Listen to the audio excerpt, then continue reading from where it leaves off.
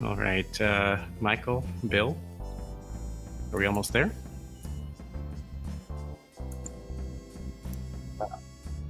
Yep. Good.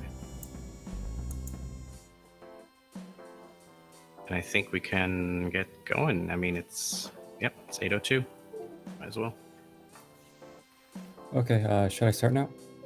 Yep. Okay.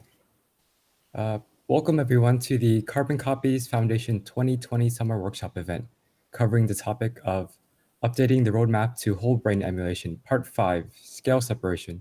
What is the necessary level of emulation detail? This workshop event is produced entirely online with the help of our generous patrons and donors, as well as our team of talented volunteers. I'm Bill Nguyen and I'll be your moderator for today. This event is the fifth installment of our series for updating the 2008 Oxford University Roadmap. For this event, we will be exploring the subject of scale separability in whole brain emulation. For whole brain emulation to be possible, there must be a point of resolution detail of the brain that is less than absolute that can be emulated while satisfying the success criteria for whole brain emulation. Our agenda for today will be as follows. To start off, we will have a short video introduction to scale separability in whole brain emulation. At approximately 8:15 a.m. Pacific time, we will stream our first interview recording. Each interview begins with an introduction to the guest interviewee, so I will avoid lengthy introductions in this listing of our agenda. The first interview is with Professor Steve Potter, Professor Emeritus of Biomedical and Neuroengineering at Georgia Tech and Emory University.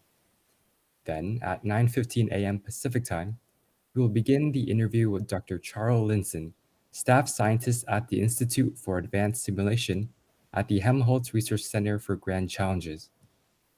Following the second interview, we will begin our live panel discussion at 10:25 a.m. Pacific time, beginning with Dr. Ken Hayworth, senior scientist at the HHMI's Genelia Farm Research Campus and president and co-founder of the Brain Preservation Foundation.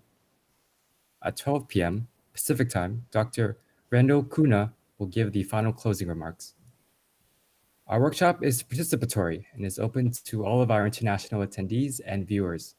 You're invited to write questions directly into the chat that is enabled for our YouTube livestream. One of our excellent staff members is monitoring the chat and will alert the panel to interesting and topical questions. More complicated or multi-part questions where it is important to establish the question is properly understood and answered are best asked by directly engaging with the panelists. We make this possible through our call-in number. The number and PIN are shown at the bottom of the screen right now. They are also written in the livestream description and the livestream carboncopies.org webpage. They are 786-540-5631 with PIN 180-618-986 #. If you're calling from outside the US, you may also use the web call-in option at call.carboncopies.org to avoid telephone charges. The process is similar to calling in to a radio show. Your call will be monitored and a respectful exchange is expected. When your question would benefit from direct interaction, I will invite you to call in if you can. If you want to add a note to your question stating that you can call in or that you cannot, that can be very helpful for our moderator. Our many thanks go out to our patrons and donors, to our team members, and to the many experts who make time in their busy schedules to participate in our workshops. We are a 501c3 nonprofit operating with the sole mission of advancing research in whole brain emulation. We appreciate the many contributions that have allowed us to organize events such as these. If you would like to become a monthly donor or to make a one-time donation, you can visit carboncopies.org/donate and donate by PayPal, credit card, bank transfer, or cryptocurrency. Now, before we get started with the first interview, here are a few technical comments that are important for our panelists and as well as others who have joined us directly through our online meeting tool. First, please mute your microphone when you're not speaking. Second, if you have the YouTube live stream open on your computer, please mute the YouTube player to avoid echo effects. Also, unlike previous workshops, we will be presenting our recorded interviews through the online meeting tool. There is no need to switch from the meeting tool to YouTube to watch the interview recordings. Please let us know if any of this is unclear or if you experience any technical difficulties. With that said, we have prepared a short video introducing the topic of scale separability in whole brain emulation. I will present that now.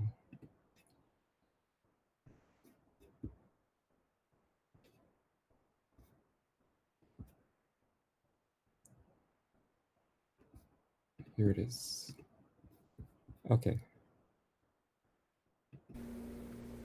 The most significant question to whether or not whole brain emulation is possible is, can a human brain be emulated successfully without emulating every detail of the organ itself? It might be impossible, and is almost certainly practically unfeasible, to emulate every dynamic detail of every atomic element of a human brain altogether. That isn't even the purpose or goal of whole brain emulation. The purpose is to produce a person's characteristic and personal, cognitive, and conscious experience of being. It's really a focus on the mind, even if that mind is typically the consequence of the biological machinery of the brain. What are the essential aspects of a mind? They are the properties of memory, consciousness, and personality. What is it about the physical components of living brain tissue and their dynamic interactions that make these properties the way they are experienced? The answers to these questions are the success criteria for whole brain emulation. Our world is full of behavior that is described as analog and nonlinear, like the voltage behavior of every transistor in each one of our computers. Certainly, brains are also full of elements with analog nonlinear behavior. Systems like that are called complex and sometimes exhibit chaotic behavior that is mathematically describable but deeply intricate, such as the shape of a fractal. We have to wonder if that means that every minute change at the smallest level might lead to significantly different outcomes at the macro level, where cognitive experience takes place, like a so-called butterfly effect. And would that mean that attempting a separation of scales is even possible to emulate everything above a certain resolution while replacing the hardware below that level? Might there be hope that a system that depends on the reliable interaction of its task-specific parts, a system that needs to reliably steer an animal towards survival, would aim to constrain the range of such effects? After all, even a billion transistors on a chip can reliably run a program and carry out a task when constrained by rules and protocols that impose categories, ones and zeros, and that carry out error correction. We see evidence of such protocols in brains. We see synchronized rhythmic oscillations. We see inhibition of activity following patterns of activity. We see populations of neurons working together in ways that are surprisingly robust in the presence of noise or even damage. Many more examples like that. What then are the protocol constraints that determine the scale of the task for whole brain emulation? Must we reconstruct every neuron, or merely every 10th neuron? Must we reconstruct the geometries of neural dendrites and axons? How much must we scrutinize the behavior of specific synaptic receptors? How should we take into account modulatory effects of diffuse transmitters or electric fields? For which aspects of the embodiment of the brain must we include specific data? Perceiving ourselves in the world is important and provides rich context that our brain is evolved to handle, but the neural control systems that regulate body temperature and heart rate may not contribute more than the relatively simple equations that describe those modulations. It is still very difficult for neuroscientists to trace the path of neural processes that generate a thought.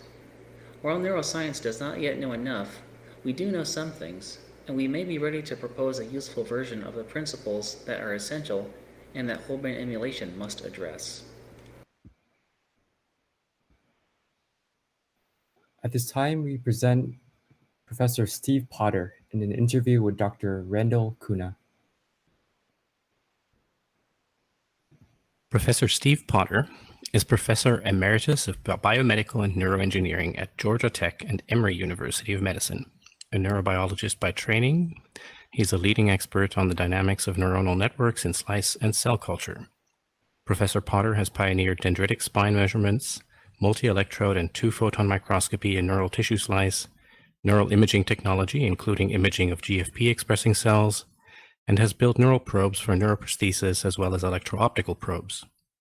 Recent publications include studies of bursts in neural coding, methods of optogenetic feedback control, and hybrid wetware hardware systems, such as the Hybrot, a robot controlled by a computer consisting of both electronic circuits and thousands of rat neurons on a silicon chip. Professor Steve Potter will be speaking on scale separability. Okay, so thanks, Randall. I very much appreciate you inviting me to talk about these things. These are the subjects that I spend a lot of time thinking about, wondering about, pondering, and which to a large extent helped direct the course of my lab's research since about 1996, I would say. 96, 95 is when I started my postdoc at Caltech. I was there for 8 years building systems for probing neural tissue, and mostly that was in vitro, growing cultures of cortical cells from rats in petri dishes that were instrumented with arrays of electrodes. And we developed the first two-way multi-electrode interfaces with those cultures. So we used them to control robots and to study learning. And the great thing about this kind of embodied cultured network approach that we developed at Caltech and then moved to Georgia Tech to study even further is that you can study learning in an animal, some sort of a hybrid animal that's half living, half technological, and look at its brain while it's behaving. So there are some people who are putting microscopes on the heads of mice and also imaging animals like zebrafish while they're behaving, but that's very difficult, and because of the complexity of the brain, is very difficult, and I would say at this stage impossible to see activity in all of the cells that you're looking, of the circuits you're studying. So we were studying cultures of maybe 10,000 to 50,000 neurons. And in doing that, we were able to actually monitor hundreds and hundreds of them at the same time. And if we did that optically, which we started to do near the end, we were able to see activity in thousands and thousands of cells at the same time, including not just neurons, but also glial cells. So, so it's interesting to note that there's a lot of information processing going on in glia, and to see calcium signaling in the glial network was very humbling, I must say. So, so there's that's just kind of a background of the experimental expertise that I have. In terms of my armchair philosophy, I've spent a lot of time thinking about futurism and brain-machine interfacing, reading lots and lots of books about mind uploading and transhumanism and all that sort of thing.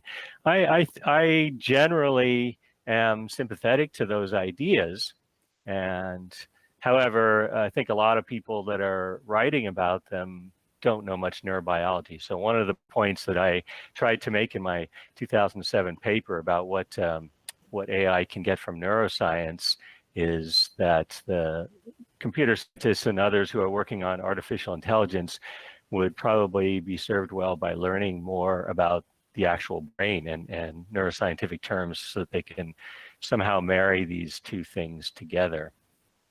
Mm-hmm. So I have been reading a lot and studying a lot about artificial intelligence. I was hoping that my lab would get to the point where the kinds of electrophysiology that we were doing and optogenetics would be able to inform the AI researchers how to make better and faster computers, but I wouldn't say we got that far. You know, the kind of computation and learning that we were able to achieve in living networks growing in petri dishes was fairly limited. You know, it was a start, but it wasn't anything that would be better than what you get out of a von Neumann machine these days. I think it's mostly serving as inspiration for being able to study neural networks very much at the networks level rather than the single cell or the whole systems level. You know, it's just another tool in the toolbox out there. Yeah. So you've been using biological in vitro cell culture neurons and networks as computational devices rather than, say, for example, simulating or emulating, making models of networks of neurons that you might find in. Yeah, I think it's really interesting that we did both. We one of my graduate students, Zanis Chow, made a 100 neuron integrate and fire model, which was fairly simple. It had about, had the right proportions of inhibitory neurons and excitatory neurons, and it had maybe about 1,000 connections per neuron to the other neurons nearby. And there wasn't much to the model, there wasn't much biological complexity to it. And yet, despite that, we saw amazing similarity in the kinds of bursting dynamics in these model networks that we saw in our living culture dishes. So much so that they allowed us to design our experiments that we carried out on the biological networks. So we first tried a certain kind of learning algorithm, you could call it an evolutionary approach to training these networks in our model networks in simulation. And when it worked in the simulation, we said, okay, let's try it out in the living networks, and it worked, and it is a testament to one of the points that I think you guys will be happy to hear, is that you don't need to know everything to do some kind of brain emulation. You can pick and choose what level of detail you want to include in your simulations to get some sort of behavior that you're interested in emulating. And for that reason, I think it's a very good idea to have your goals well defined at the outset. I think when I hear a lot of these folks talking about brain emulation, I think about the folks that made Deep Think and Hitchhiker's Guide to the Galaxy. Did you read that one? Of course, yes, yeah. So they it's a classic, and they failed to define their question clearly. They said, okay, give us the answer to the question of life, the universe, and everything, and it came up with 42. And if you fail to define your question carefully, that's what you end up with, a fairly worthless answer, and then you have to go and build another bigger, better computer to try to figure out what the actual question was in the first place. Yeah, that's actually the principal problem, I think, with a lot of the conversation that's going on right now, where whole brain emulation or brain emulation or any of those things are concerned. And in fact, the reason we're doing this bit right now, this part that's going to be a part of our next workshop on scale separation and on basically on the resolution at which you want to do an emulation, is because we're still working on clearly defining that part of the updated roadmap that is supposed to be all about success criteria for whole brain emulation, right? Which is not exactly the same thing as success criteria for mind uploading, but it's closely related, because if you want to have successful mind uploading, then you want to do whole brain emulation in a specific direction, which is a different direction than, say, for example, the type of emulation that you would do if you're trying to explore the causes of Parkinson's disease or something like that. And I think it's important to have an initial chapter, basically, that just talks about what are the success criteria. Even if you cannot pin them down perfectly, if you can't say these are the criteria because, then at least you can either talk about a consensus where most people would agree, or you could talk about some minimum requirements, and so forth. So that's really where this comes in. Yeah. Now, I'm kind of curious, because you mentioned that it's great to see that you can emulate even when you can emulate to some degree with some goal in mind, even if you don't know everything. You also mentioned glial cells before, and I'm wondering, of the things that you have encountered, before we even dive into all of this, what would be, say, something that you think was particularly surprising, something that you didn't expect? Yeah, well, the thing that blew me away the very first time I watched a time-lapse movie of neurons growing, so I've made a lot of time lapses of neurons growing, and when you watch a neuron under the microscope with your bare eyes, what you see is something that's moving about as fast as the minute hand on a clock, so it's not, you don't see a lot of obvious activity there. And then if you take a time-lapse movie over a matter of hours or even days, in some cases we did weeks, you see a lot of activity. And what blew me away, what was so surprising, was how each neuron in the dish seemed to have its own personality and its own little agenda. And I felt as if I was looking down on a party from above, and they were reaching out and making connections with each other and pulling back their connections in some cases. And I sort of lost my individuality at that moment. I suddenly realized that I was a collective of many, many cells interacting, who were just somehow operating these vocal cords, you know, and producing speech that sounds like it's coming from one entity of some sort. But really, it's a group of things that have this amazing ability to get their activities coordinated. So I suppose that was the first most surprising thing that I came across doing these types of studies, was just the sheer complexity of it. You know, I think unless you have spent hours looking through a microscope at actual living cells, like I have, you just really can't quite appreciate how complex brain tissue is. You know, and even this was fairly simple tissue that was growing in a monolayer in a dish. When you start to look at specimens that are more intact, or actual intact brains under the microscope, just mind-blowing how complex it is. And then you can start to look at when you have these things on an array of electrodes, or you've got them hooked up with voltage sensitive dyes, the amount of diverse dynamics that you see is just doubly mind-blowing. So I think that's the kind of thing that computer scientists don't really appreciate. You know, when they say, okay, we're going to emulate the brain by just pulling out the layers that are important here and modeling them, they don't really realize how immensely complicated this thing is between your ears. Even in the tiniest of brains, you know, the little fly brain that can steer a fly and allow it to mate and avoid predators and find food and all the things that a fly does. We just have nowhere near the ability to understand, and certainly not to model that level of complexity. Yeah, and I mean, oftentimes when you see images of you know, what you might see under a microscope, then it's something that's fluorescent or stained, and there's only 10% of the neurons that are actually stained, so the entire area looks kind of empty with just a few cells in there.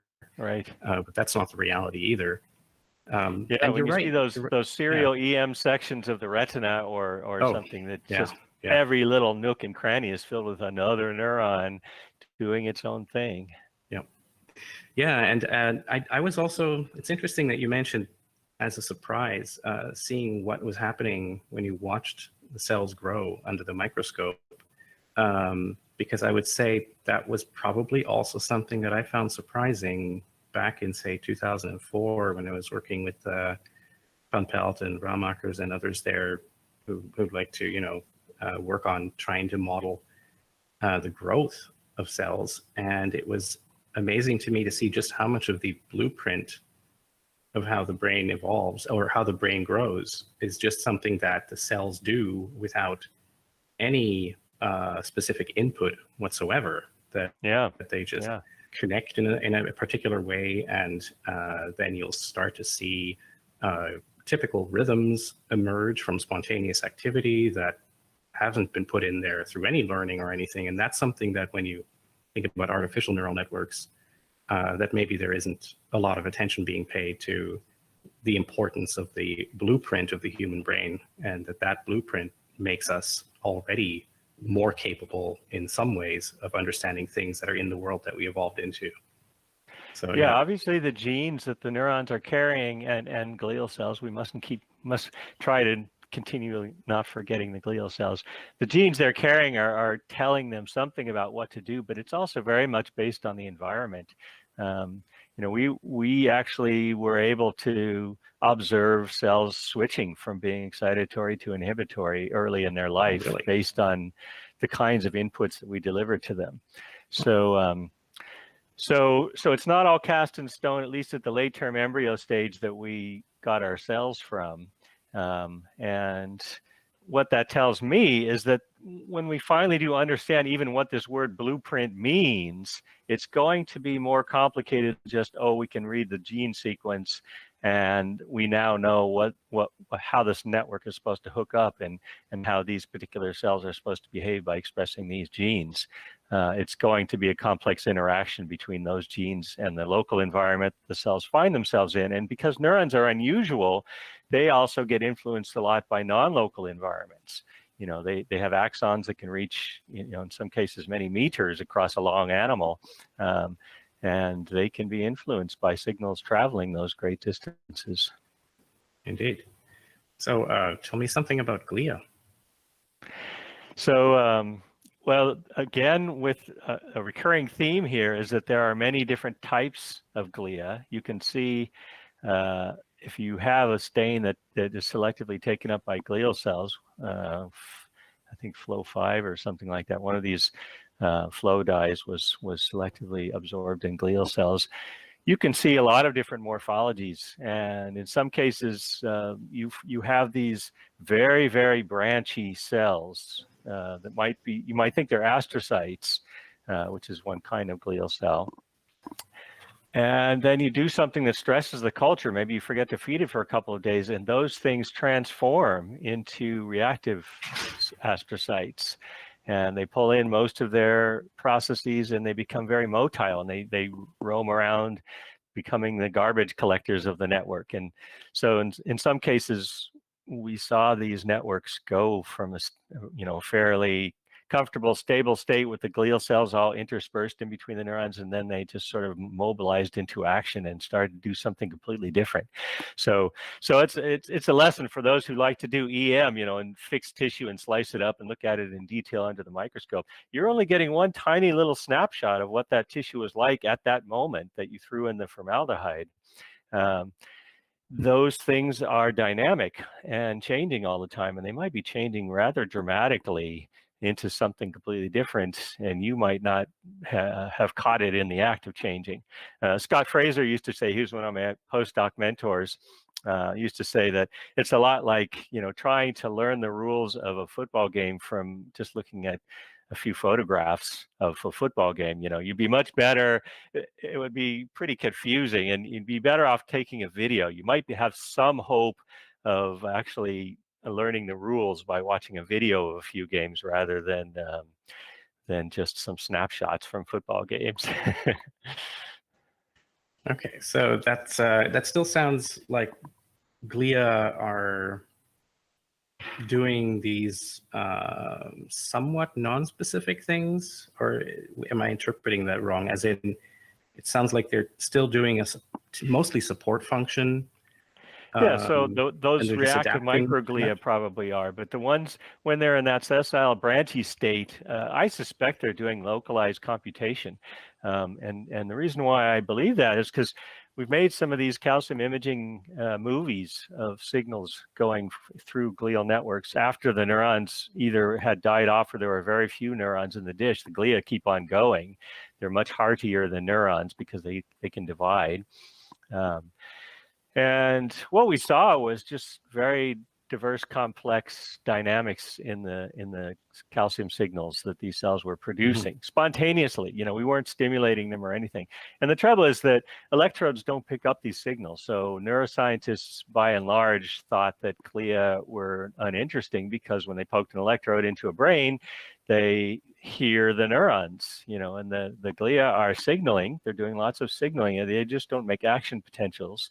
And that kind of signaling that they're doing is just mostly chemical. And we need to have much better sensors than we have now for picking up chemical signaling to be able to really understand and decipher what the glia are doing. So I think... So to just poke at that a little bit. Okay. Okay, let's say that we have a neural network or neural circuit. The neurons are communicating with one another through mostly the spiking, and then you've got your glial cells that are producing chemical signals. And let's say the chemical signal is changing dynamically. So, you know, someone who's poking an electrode in there might say something like, well, I don't need to care explicitly about the glial cells because I'm picking up the effect of their chemical signaling as it impacts the membrane potentials and eventually the spiking in the network. So if I don't model them explicitly, I'm not losing something. Is that wrong? Is there also a separate signaling pathway through just the chemical signals that never becomes part of the neural network? Is it not the neural network that ultimately is really governing the output of the system? Yeah, I think that's the key question to ask, Randall, that are there glia that are effectors, And I think so far anyway, the answer seems to be no, that the things that cause muscles to move and glands to secrete are neurons. The glia are there at some earlier stage in the sequence of events. So I think you're right that you might be able to ignore them safely if what you care about is the processing of the system. Okay, now you may want to be, go back again to trying to define your question more clearly. What exactly are you trying to emulate?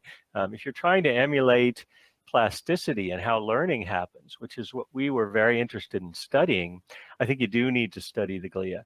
So for example, we saw some really interesting dynamics in the changes in the propagation speed of signals, of action potentials in our culture dishes. And I don't think that these neurons were myelinated. I suspect, we were taking cortical cells at a stage where there certainly wasn't myelin already. It hadn't formed yet in these animals. But it's possible that there certainly were oligodendrocytes and other glial cells that would form myelin in our culture dishes, but we didn't observe, for example, tracts of white matter forming. That said, I think the glia are there somehow modulating the propagation speed of action potentials along various unmyelinated axons. How they do that is something that needs to be studied, but we had ways of studying propagation very precisely down to the tens of microseconds time scale by basically stimulating on one part of an axon and recording on another part without there's no synapses involved here. These are just what we would call direct action potential recordings. And these values would change with plasticity, with the kinds of plasticity that people think are all synaptic, that are learning related, that are necessary for learning to happen. The propagation speeds would be changing. So, maybe it's the glia, maybe it's not. Maybe it has nothing to do with the glia. It could just be the distribution of ion channels in the membranes of the neurons. It could be how the time course of opening and closing of ion channels. There are a lot of other possible explanations, but I suspect that the glia are involved in fine-tuning these delays, because I think that they are something that the brain uses to do a lot of its calculation, fine-tuning its delays. How much did the propagation change? What range of differences did you see? Yeah, well, in the case of these are not very large distances we're talking about. They're propagating only on the order of maybe 3 millimeters or so. And we saw 10% changes. That was probably the biggest change that we saw, that the speeds would change on the order of 10%. And in both directions, slowing down and speeding up. And these would they were causing changes that neurons would be sensitive to. So the time scale at which neurons seem to care about, at least in our culture dishes, was on the, say, 1 to 10 millisecond time scale. In other words, we found that networks, when we observe some kind of plasticity, when we were able to induce a change in the network's function by producing some kind of pattern stimulation, and then observing how the network responds to it and noticing that it changes, the kinds of stimuli that the network could be changed by were those that had structure on the scale of 10 milliseconds or so. And so the changes that we are observing in the network's own propagation speeds would have been noticed by network effects. 10 milliseconds is definitely significant. I mean, it's the kind of thing where if you have two different regions that are communicating with one another, it can be the difference between an offset where they manage to do that or not. So that's quite something. If you don't mind, I'm going to squish together two of the questions that I have prepared because I think that they may go together well right now. Well, actually, really one of them you just mentioned, which is to try to define better what the goal is of emulation. So I'll try to define it at least in the very in a sort of broad way that that I've mentioned it in introductions to this workshop that's coming up, and that is that the emulation that we're aiming for is an emulation that preserves what we might call the cognitive experience. So it's not about studying disease. It's not about knowing which synapse in your brain has just activated, because we typically don't experience that as part of our cognitive experience, but cognitive experience in the sense of being able to process what is going on around us and still having goals and retrieving memories and consciousness, those things. That, I would say, is the goal environment, I guess, that we want to be in when we're talking about brain emulation of that kind. And sort of looping in one of the questions that I sent you, since we're talking now about milliseconds differences in propagation speeds and how the glial cells can affect that and so forth, that borders on the territory where select people, I'll just say, will say, for instance, well, we can't. Yeah, so I think I'm delighted that you're asking these questions about what level you want to emulate and trying to refine your goals there, because I think that's the key to making real progress on this. The more well-defined you are in terms of what you're trying to accomplish, the more you will be able to winnow away some details that may or may not matter, and I think we proved that that's possible with our 1,000 neuron simulation, that we were interested in bursting dynamics and whether or not bursts could induce long-lasting plasticity, and if so, how do you express that and how do you measure it?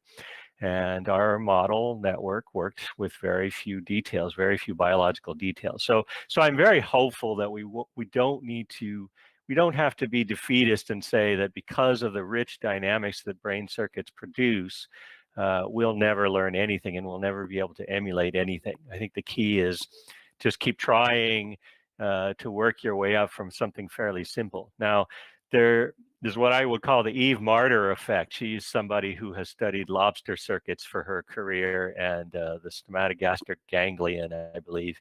And she has convinced me that it's kind of futile. The way she said it is you can know every connection in the circuit. They basically studied this so well. They know where every synapse is in the circuit, and they still can't figure out why it behaves the way it does.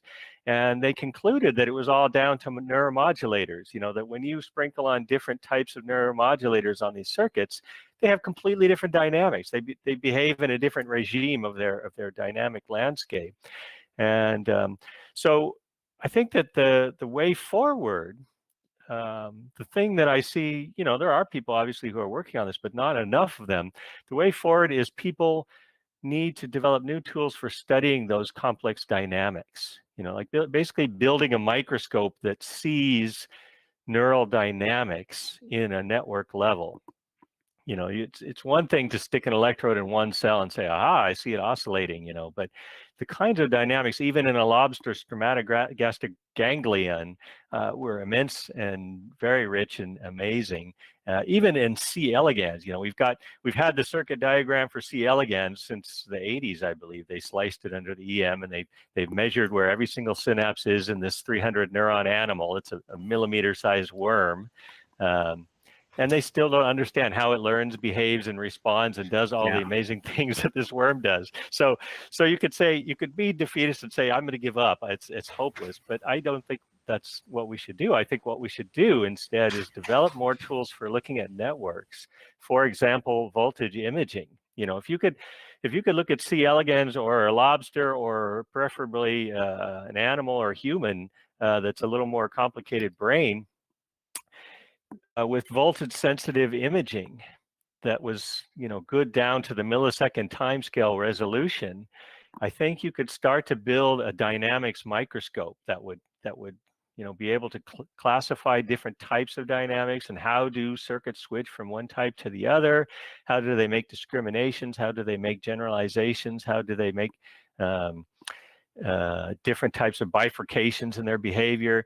There's lots of dynamical systems that people have been studying that are physical systems, and there's a lot of physicists out there that have developed tools for studying them.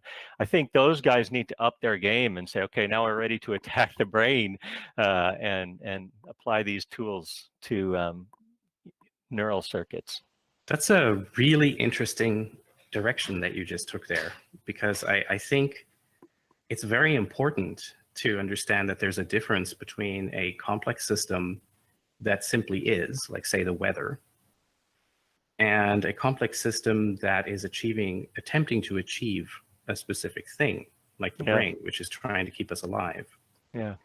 And that's, I mean, for example, this is where I think that sometimes looking at C. elegans or looking at the lobster ganglia, that can be deceiving, because you're looking at the nuances of that little analog circuit that is not much like our brain, in the sense that it doesn't have these gigantic areas with populations of neurons trying to communicate with one another.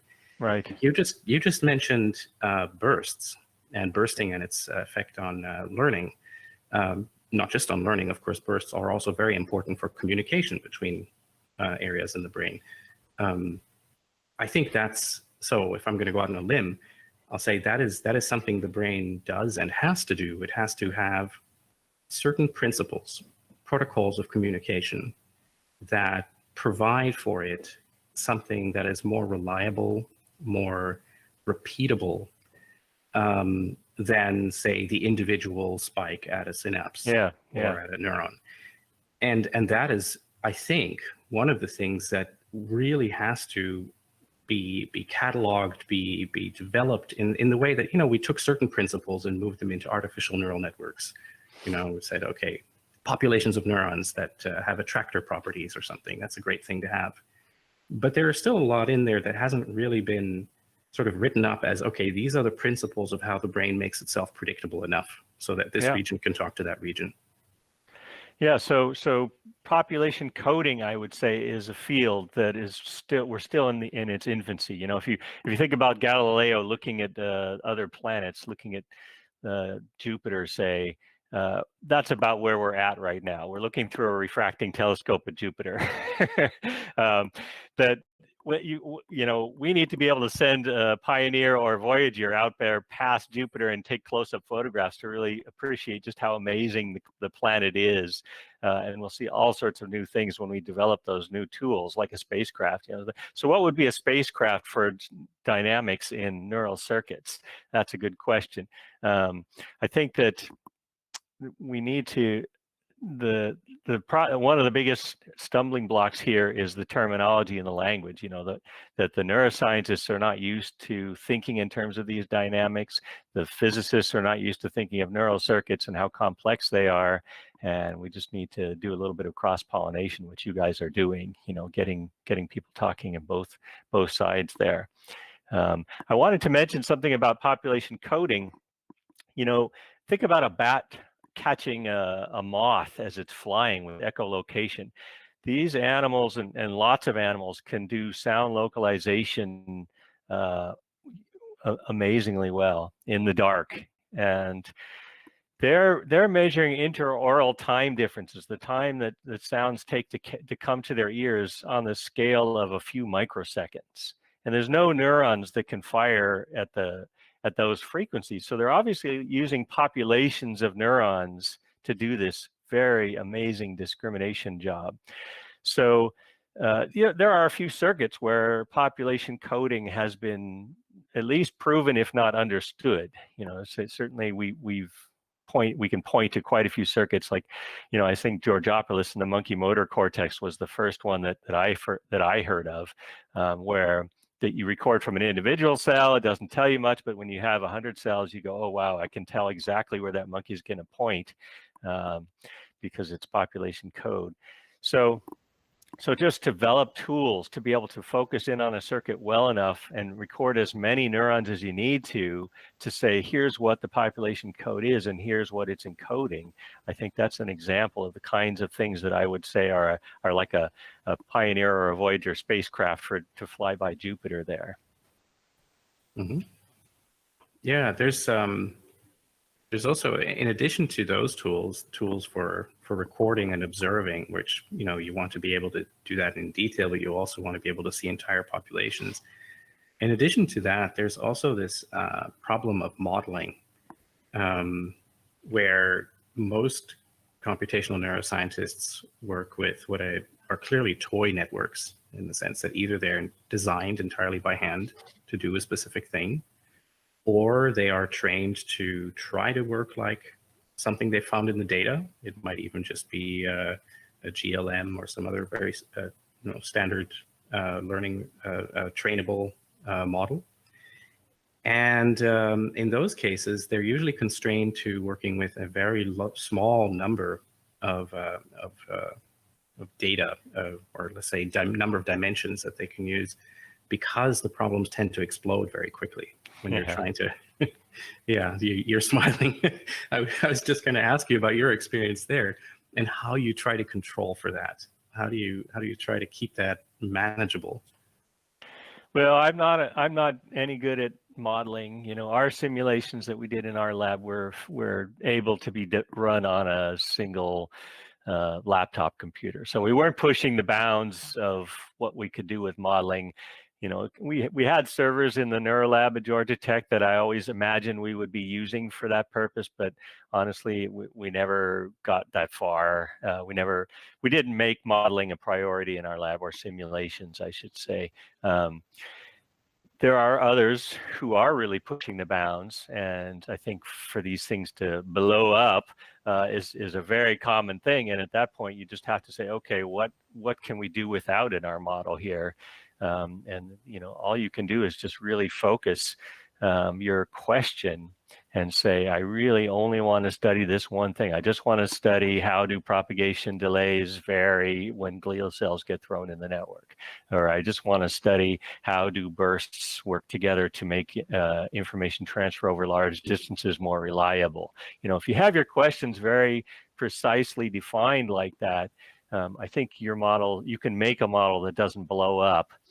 You can put as much detail that you need specifically just to answer that question. If you want to say, I want to emulate a brain, and I want it to have some sort of high level conscious experience that's unique to humans, we're in trouble there because we just know so little about where that comes from. I think the cognitive scientists still have the best approaches with their completely non-biological approaches to understanding these things, just to say, okay, let's make a blackboard model. That's as good as anything that neurobiologists are coming up with in terms of studying the dynamics that lead to the feeling of me and where self comes from. So some people would take issue with me on that, but I think I don't want to give up on those things. I think they're really interesting questions, but I'm most inspired by Douglas Hofstadter, who I think really has done a fantastic job of saying, okay, creativity, there's a really hard problem. It's something humans are really good at. Where does it come from? Let's try to make a model of a creative system. And he did it. His grad students and him made these amazing models where they did, for example, taking a font style and showing just a few letters in that style and saying, now make me the whole alphabet in that style. And the computer program could do that. And he learned a lot about what is creativity and analogy making from doing that. So without using a whole lot of biology, there's not a whole lot of neurobiology involved in that process. And eventually, I have confidence they'll come together. They will meet in the middle. The only thing we need to do to discover how consciousness really emerges is to play around and make an artificial consciousness, come up with something. So I think we've already done that. I think one of my pet peeves is people who are very binary about consciousness, and think that it either have it or you don't have it, or it turns on when you wake up and it turns off when you go to sleep, or that humans have it and cows don't, or that cows have it and snakes don't. That I believe there's a whole spectrum of consciousness, and if you believe that, like I do, there is very simple systems that are conscious that we've already made on computers. You could argue that your computer is conscious. It's conscious of me tapping away on the keys. It's conscious of me talking into its microphone or sitting in front of its camera.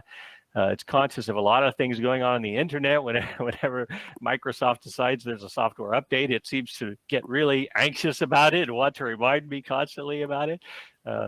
So that kind of consciousness is not what most people are thinking of when they say, where does consciousness come from? But I would argue that it is. It's that human consciousness is just a huge pile of little hacks that all do various little jobs, and when you pile them on top of each other and when you pile them on in great numbers, you end up with something that's amazing, like what we have in us. I think a lot of it was all just as a learning mechanism. There's plenty of animals out there that don't seem to be terribly conscious, certainly not of themselves, not self-conscious. I'm looking out on the cows and fields out there right now, and they're walking around naked. They mate in front of each other. They pee and they poop in front of each other. They have obviously no sense of embarrassment the way humans have. Where did we get embarrassment from, and why do we have this, and what purpose did it serve? That's a big part of our self-conscious experience, is embarrassment. It obviously serves some evolutionary purposes, and if we focus on those and we want to study consciousness, I think to divide it up and to break it down into little tasks like that, saying, what does it serve? Then we'll understand it a lot better. That's what Christoph Koch really did. He said, well, let's just look at visual awareness.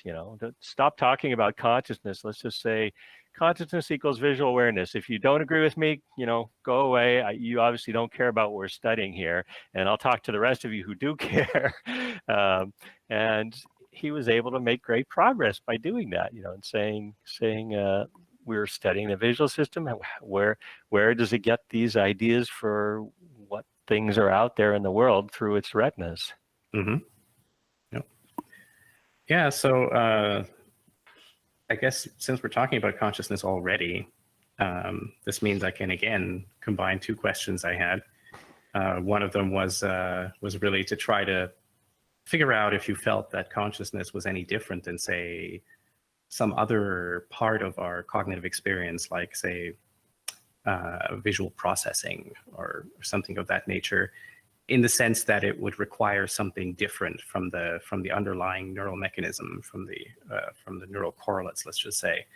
Would it require something else? So that's part of the question. And since we're going there anyway, my overarching question is, if you had to place your bets, how deep would you have to go? What needs to be modeled? What resolution are we talking about to capture cognitive functions and experiences? Yeah.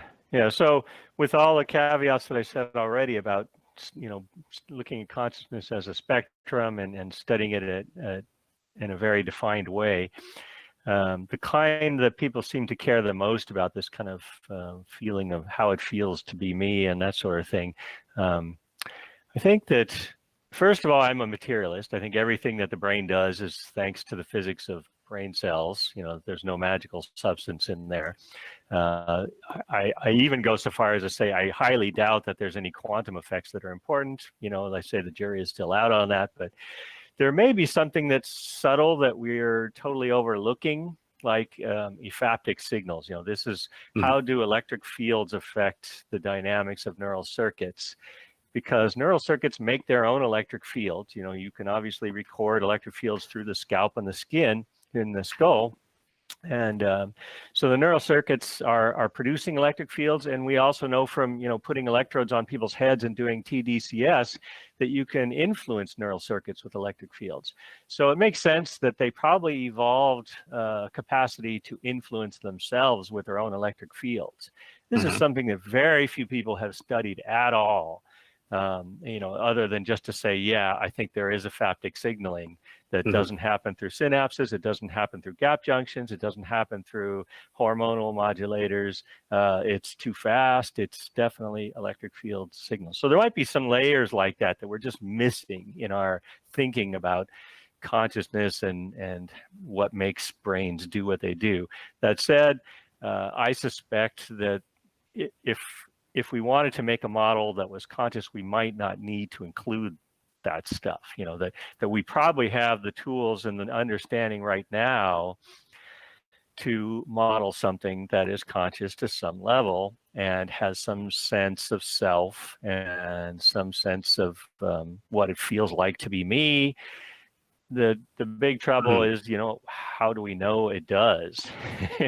It's a first person perspective problem that's slowly being solved with fMRI, but fMRI has a very big chunky spatial resolution. Its time resolution is even worse. So if we develop some kind of imaging system that was down to the single cell level, or preferably even smaller, that could look at activity in every cell in a brain or a whole neural circuit, I think we could start to get at these questions much, much better than what we're doing right now with fMRI and in vivo recordings from animals with lots of electrodes poked in their brains. Yeah, so I guess another way of looking at or taking another angle on this question of what resolution is to ask, is there anything besides that which affects processing in the neural circuit that would be really essential for cognitive function? And the reason I'm asking it this way now is because, we talked about chemical signaling by glia. Yeah. And we said, well, they probably only have an effect in the sense that they affect the neurons, which are calculating stuff and producing effects. How about these ephaptic couplings? We could say they also only matter in the sense that, well, the neurons are generating them and other neurons are picking them up. So again, it's the neural circuit that is talking to itself. Yeah. In this case, right? It's not really something entirely different that we have to include there. It's just part of that the signature of how are the responses being affected by the other responses. Yeah, you can make great headway just by looking at the input-output function of a system.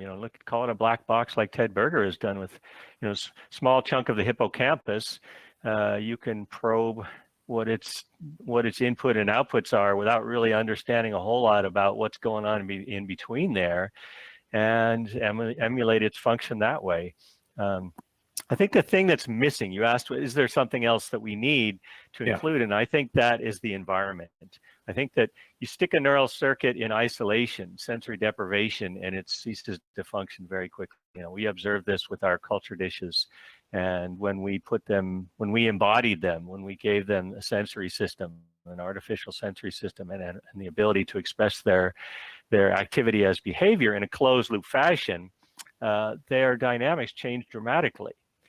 So I think if you really want to study a neural system, you have to embody it, and you have to, give it an environment in which to behave, preferably one that it evolved to behave in.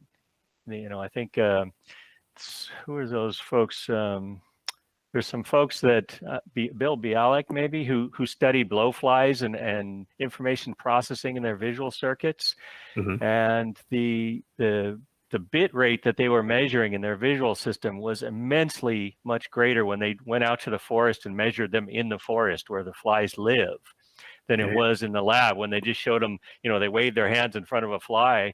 Here's a fly glued to a pedestal in the lab. It's not able to move. It's not flying around. And then they went out in the forest and they built this amazing fly spinning device that could spin the flies with angular speeds similar to a fly flying. And suddenly their visual system was encoding much more information than it was otherwise. So I think this really brought home to me the point that the environment matters, and the kinds of sensory inputs that you get in a real environment that you evolve to process are what really matter if you want to understand how a system works. So if you want to understand consciousness and the feeling of what happens to be me, what does that mean? Your simulation has to be in a virtual reality that's kind of real. Don't study it while you're under anesthesia. Yeah. No, this is a good point you're making. In fact, whenever we talk about Ted Berger's hippocampal model, it's really the same caveat that comes up. You want to build a model of that piece of circuitry from CA3 to CA1, and you certainly know a lot about the underlying blueprint of typical circuits there, and we've got some recordings, maybe 60 to 100 on one end and 60 to 100 on the other, which is, of course, extremely tiny. And then the circumstances in which the model is meant to work is extremely constrained. It's an experiment where the patients are seeing some images, and then they have to remember which location of the screen they saw them on or which image they happen to have seen before. That is not a natural environment. That is not your daily context. And the model hasn't seen, learned, or tried to work with the types of signals that you would encounter in those circumstances. Yeah, that's that richness that's really missing right now. Yeah. So if I were to make one argument for all of the modelers out there, is really think about embodiment and the environment in which the model is living. Mm-hmm. Yeah, I think that's actually something that maybe you can say more about that when you say embodiment, because people often think embodiment just means, oh, so somehow it's important if we stick this in a robot or something like that. But maybe they're not really thinking through what embodiment means, because just now we were talking about embodiment more in terms of signals and the richness of the signals that you come across, right? Yeah, well, there's a lot of computation that's not done by neural circuitry, but by the physics of the embodiment. The dynamics of running and flying in flies and stuff like that are computed. You could argue they're computed by the masses of the wings and these halteres that are little weights that are swinging next to the wings. These things have resonance frequencies that allow them to fly and to react to certain muscular inputs in certain ways that allow them to be aerobatic. So there's a lot of nature will take computation wherever it can find it, and I think we have this kind of neurocentric point of view that neurons are the things that are doing all the computation, but I don't think that's the case. I think embodiment is really important. And, I think a lot of these kind of transhumanist thought experiments involved, slowly replacing one part of the brain with an artificial thing and saying, look, you wouldn't notice this change and you wouldn't know this change.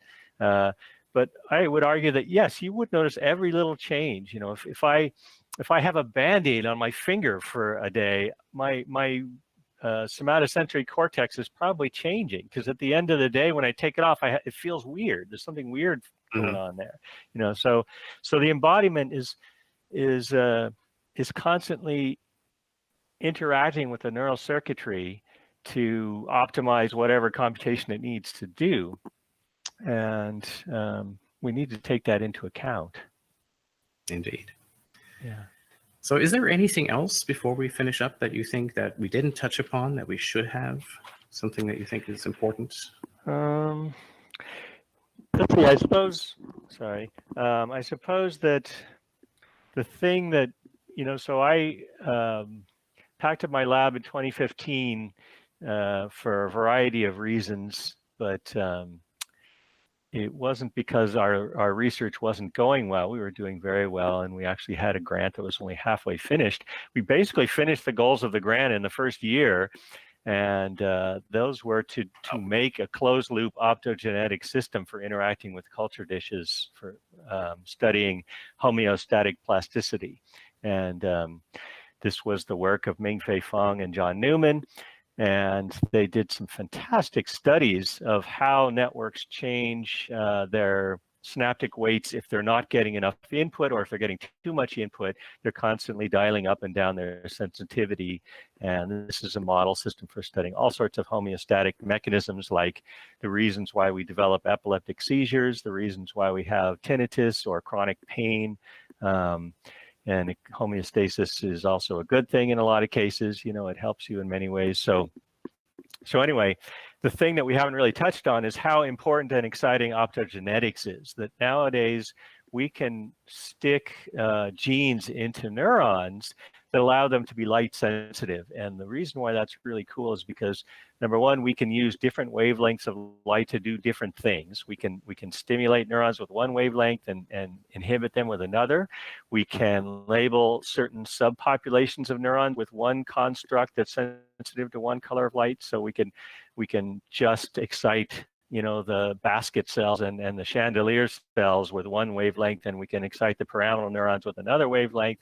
So there are, it's compared to stimulating with an electrode, it's just amazingly more exquisite and detailed input on the input side. So that's on the input side. We need to have similar advances on the output side. Right now, there are genetically encoded voltage indicators for neurons, but they're not very good. They require a lot of light, which tends to kill the cells. So you get only a few seconds of good recordings before you've blasted the crap out of the neurons. And or the signals are too, you know, have such a poor signal to noise ratio that you can't really see individual action potentials. You can only really look at bursts or other very large signals. So you kind of got to take your pick, or you can go with calcium signals, which have a much better signal to noise ratio, because guess what? Calcium signals are about 10 times slower than neural action potential signals. So you can integrate the photons over a longer period of time, and you can get a much better signal, but you're missing out on a lot of the details of the computation. So anyway, my soapbox here is that we're going to get much better tools for studying the brain when we really develop these optogenetic tools in both directions, on the input side and the output side. There's another really good reason to do this, which is that electrodes are not very biocompatible. You know, if you stick an electrode into a brain, it's very quickly engulfed by glial cells that are trying to dissolve it. And in most cases, they succeed in ruining the electrodes. And if they don't, they at least succeed in muffling the sounds that you can pick up from the electrodes and your ability to stimulate as well. Whereas optical fibers are pretty biocompatible. You know, glass is an extremely inert substance, and brain tissue does not seem to mind having optical fiber optics implanted in it. And even if it does get encapsulated by glia are quite transparent, and the light shines right through them. So I think the long-term goal for neural interfaces and in most studies of the brain is with optics, and especially if we want to look at large-scale dynamics of entire networks where we see the activity of every neuron in the network. Yeah, that's a very good extra comment there. So that almost felt like you might have some commentary on the tip of your tongue about the recent Neuralink demo and where they're heading with things, but you don't have to go there. It's okay. Unless you want to. Electrodes aren't going to go away tomorrow, and in fact, our lab used them along with the optogenetics very effectively. You know, we made a sort of hybrid system that was both electrical and optical. And so they're not going to go away. They'll still be very useful for a long time to come, and maybe forever. However, you know, our understanding of how to make genetic constructs, and especially how to get them into mammalian neurons and humans especially, is limited. You know, people aren't willing to take the kind of viral constructs that we used in our culture dishes to put these genes in there.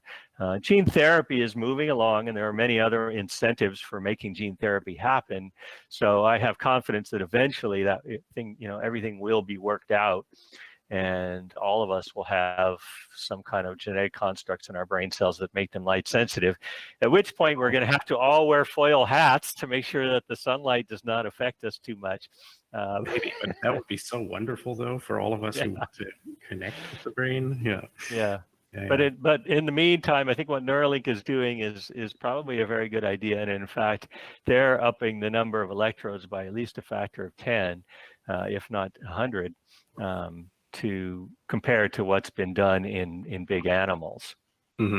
So I'm very impressed by them. Indeed. So thank you. I think I've run out of any questions for the moment, even though clearly the topic isn't nearly done, because we still have to, you know, work our way towards a better definition of exactly what the goal is of brain emulation and Yeah. still have to work our way towards examining more carefully statements about, say, does everything that we care about happen within the neural circuit, embodiment notwithstanding? Yeah. And can all these other effects that we see there, all these other modulators, can they just kind of be wrapped into that by looking at it as a black box? All these questions still need more detailing, so we're definitely not done. But Yeah, I am well, done with my questions for today. I'm looking forward to the panel discussion in which we'll get live questions from the listeners. Correct? Yeah. So they'll help us, hopefully help us refine our questions. The kinds of questions that they're interested in can help researchers decide what to focus on next. Indeed. Many thanks to Professor Steve Potter for that great interview. Next up, our second expert, Dr. Charles Linson, in an interview with Anita Fowler and Michael Ulrich.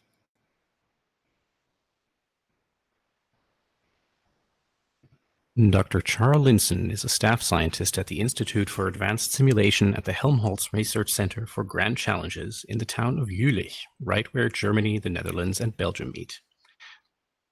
Dr. Linson's expertise is in computational and systems neuroscience, with a specific focus on large-scale simulation and neuromorphic systems. In that domain, Dr. Linson is a co-developer of the NEST simulator and the NEST-ML domain-specific language and toolchain that aims to make the specification of dynamical neuronal models simple but expressive. Dr. Linson also curates a gallery of astonishing neuroscience images by artists and photographers worldwide. Dr. Charles Linson will be speaking on scale separability. Yeah.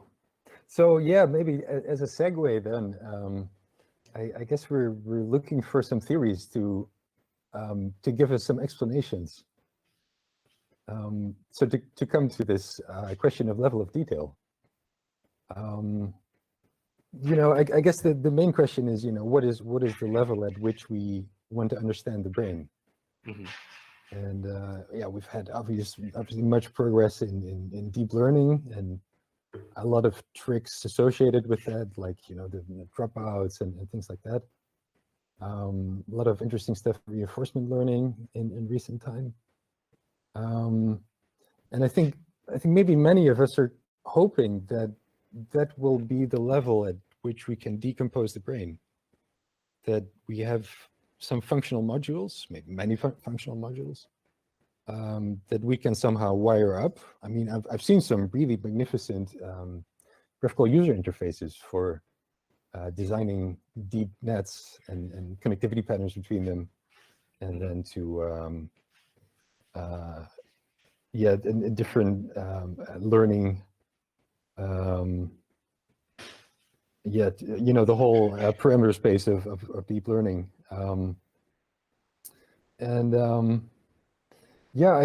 guess maybe this is a kind of idealized view that then we could kind of use this kind of designed approach, maybe to some degree, or maybe largely data driven, data constrained.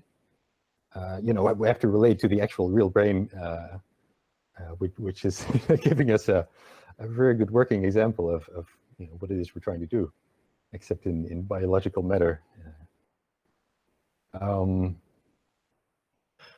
But yeah, so I mean, this level of abstraction, we have some modules that we connect together according to maybe then some tractography data. I'm thinking of these original hierarchical views of the cortex, for example, where you have these beautiful boxes and a sort of a cobweb of connections between them, but it's a structured cobweb, and we can place cortical modules in a hierarchy, and it all seems perfectly decomposable at this level of abstraction. And personally, I really question that. So for me, kind of my personal view right now is that we're gonna have to look at some detail at the biophysics. So the brain has what 10 to the 11th neurons. So we're at least going to need 10 to the 11th state variables, dimensions in our dynamical system. And then we have the synapses. We have 10 to the 14th or 10 to the 15th synapses. So that's a real bottleneck. And especially accounting for dynamical synapses, where learning is continually occurring. That will be very costly in terms of the size of the system that you're trying to simulate. And so I fear that this is a level of detail that we will have to go into, to the point of structural plasticity, active dendrites, really, and then I'm scratching myself behind the ear, like, oh dear, this is really an exascale problem, or maybe even beyond. So I think we're all good natured that we will get there.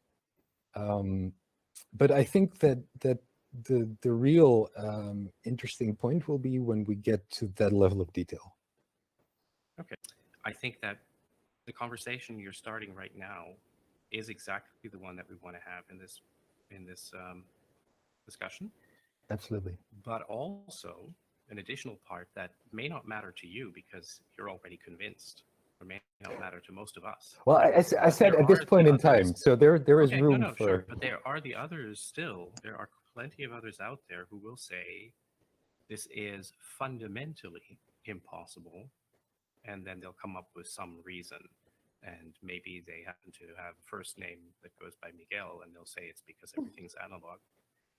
Or there'll be someone else with a first name by the name of Stuart or something, and they'll say it's because of microtubules.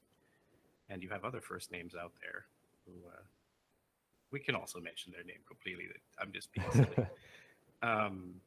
You know what I mean. There are others who will say this is fundamentally impossible, and so that's why the fundamental discussion about scale separability, that you can even make a cutoff somewhere, that's also an important part of it.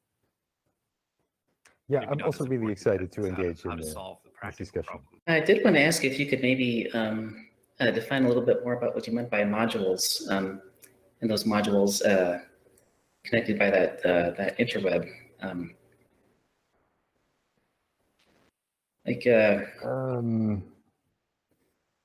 Yeah, I guess this is just a kind of boxes and arrows view of the brain. I guess you could go as far as to call it a paradigm.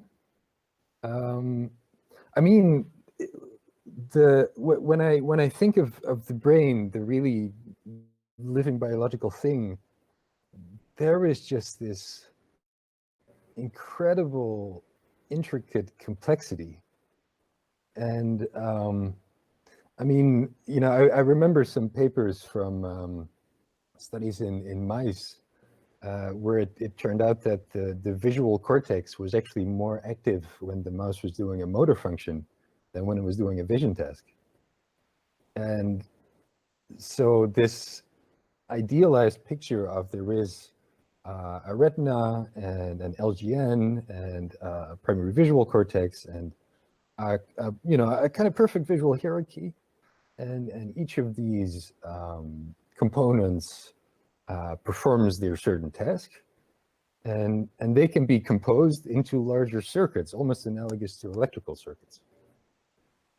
And this is also how I first was introduced to the cortex. How does the cortex work? Well, I mean, we're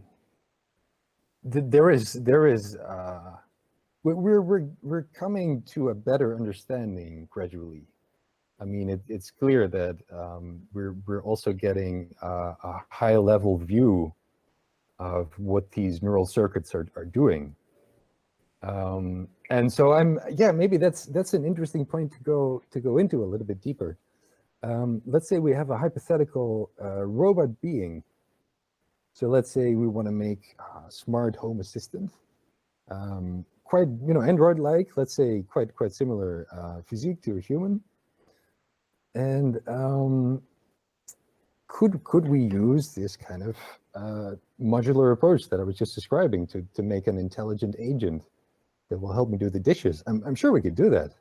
I mean, deep nets are already demonstrating that, well, maybe not quite that, but some great promises in that direction, and I don't think that would be a leap that we wouldn't see happen within our lifetimes or within the next decade. But I guess we at Carbon Copies are fundamentally interested in making an upload of a biological brain. If you don't mind me using the term upload.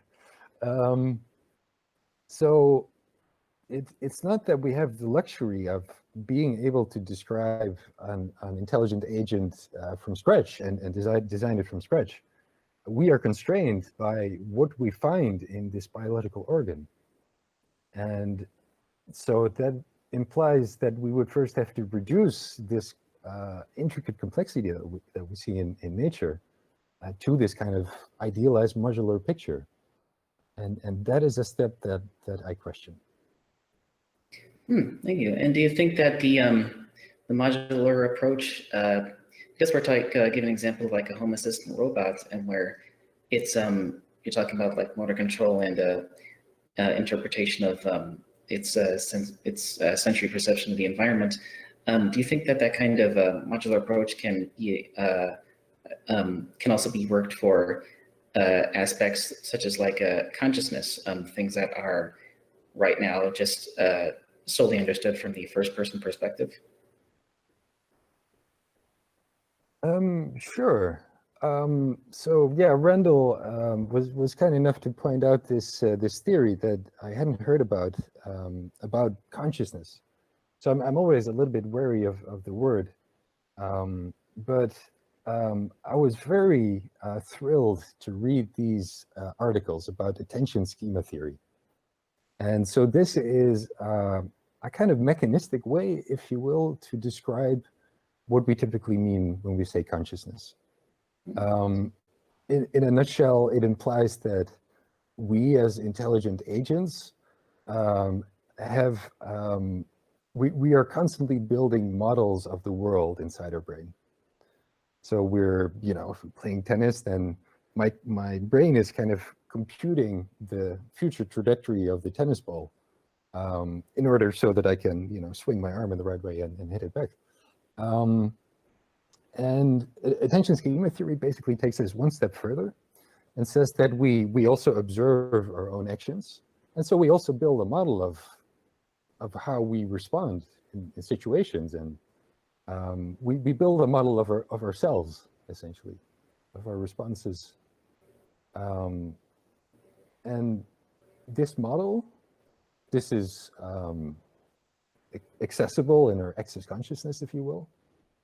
So we can think about how we work in the same way as we can think about how the dynamics of the tennis ball works. Interesting.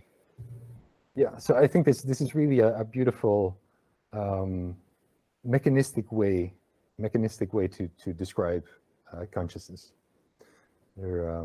Yeah, I'm not sure into what detail we should go. I mean, we recently had great workshops on alternative views. Yeah, integrated information theory and so on. Right. Yeah, and yeah, it seems like it's portraying consciousness as something that there really isn't anything like superficial about it. That it's like there's a mechanical process to it, and that can all be explained, and also like you could also attribute it to like exactly the same way that like a sensory perception works then, and so. Well, it's the same neural circuit that is ultimately underlying it. We don't have special consciousness neurons or something like that. Interesting. Okay. Well,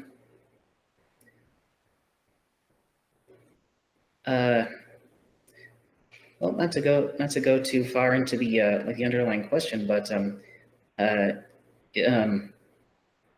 is there any point for in the detail of that, like maybe going back to the modular approach, is there any level of resolution that would that is like obviously like redundant in the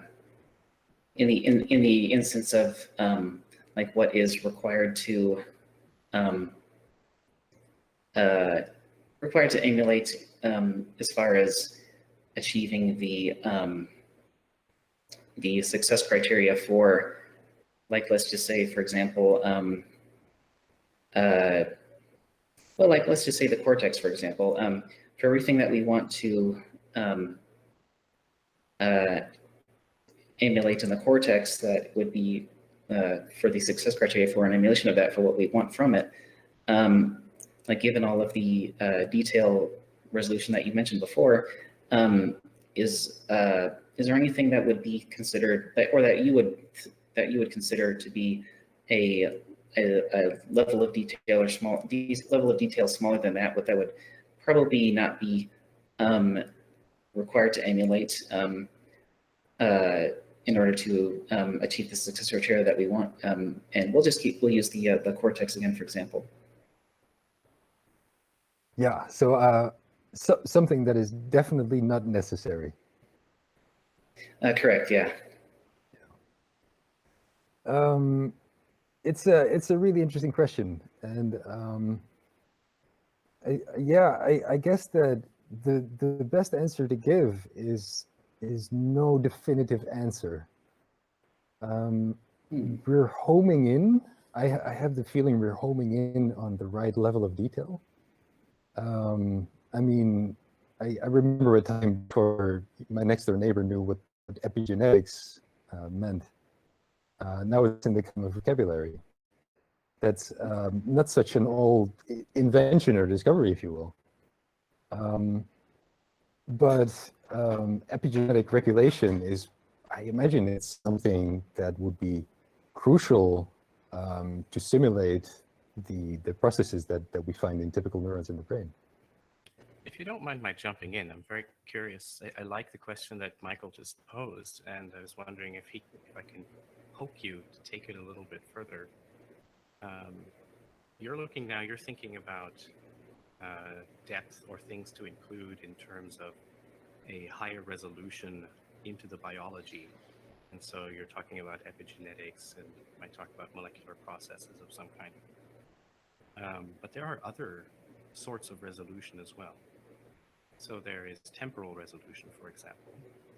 At which temporal resolution do you have to examine and understand what's going on in these brain components? And there is overall scope. So I know we took the cortex as the example, but you might decide, for example, that there are some parts of the brain that don't need to be simulated or emulated in as much detail as others. So it's interesting to know which ones those are. Plus, then there's the whole, do we need to include things that are outside of the brain? Do we need to care about our peripheral nervous system, our second brain in the gut? Do we need to care about the external environment that is handling a lot of the way that we receive signals? And as Steve Potter in his interview said, computing a lot of things for us in that way.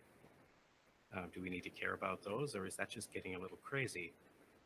And so those are the real questions that I love to hear people's ideas about and their personal views.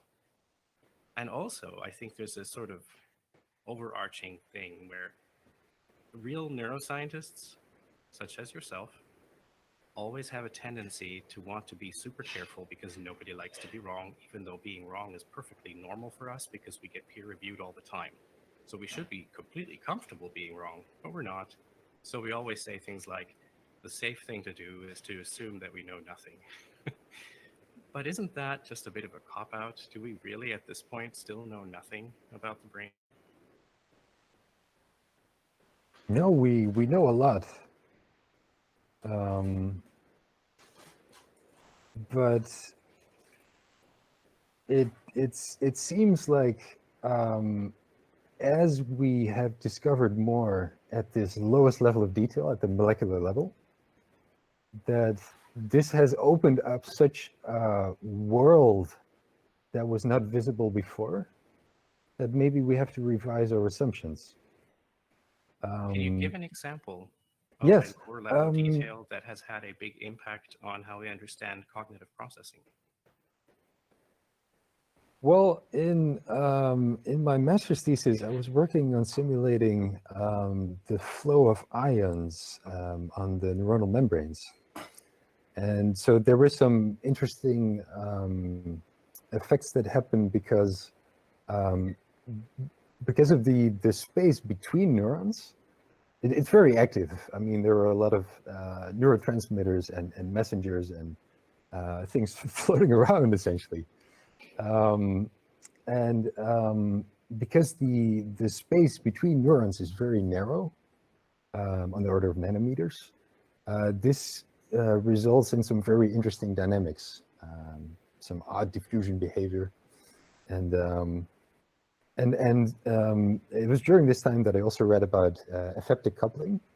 So this is the idea that the concerted activity of large groups of neurons generates an electric field, a macroscopic electric field. And the electric field then kind of bites back on its own tail and results, it's kind of sensed and picked up by the neurons again, and it influences their memory potential. So the collective behavior of a large neuronal population has a modulatory effect, and this can be quite significant at the order of a few millivolts, where, you know, to bring the neuron to threshold, you might need 30, 40 millivolts. So this is, and I mean, this is one of these things that is exceptionally hard to simulate. I mean, well, It's it hard can to be simulate done, in great detail, right? But we're talking about large Sure. populations of neurons.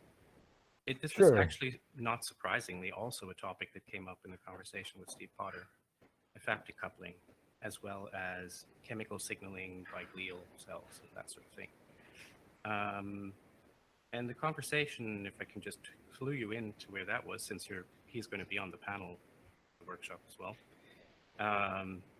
It went in the direction where we started talking about, so, okay, what has an ultimate effect when we talk about what are the effectors in the brain? What has the effect on, say, the cognitive output? So, for instance, you react to something and you move. And ultimately, because it's the neurons that drive the muscles, it is the effect on the neural circuit that matters. Hence, the affective coupling has an effect on the neural circuit. The chemical transmission by glial cells has an effect on the neural circuit.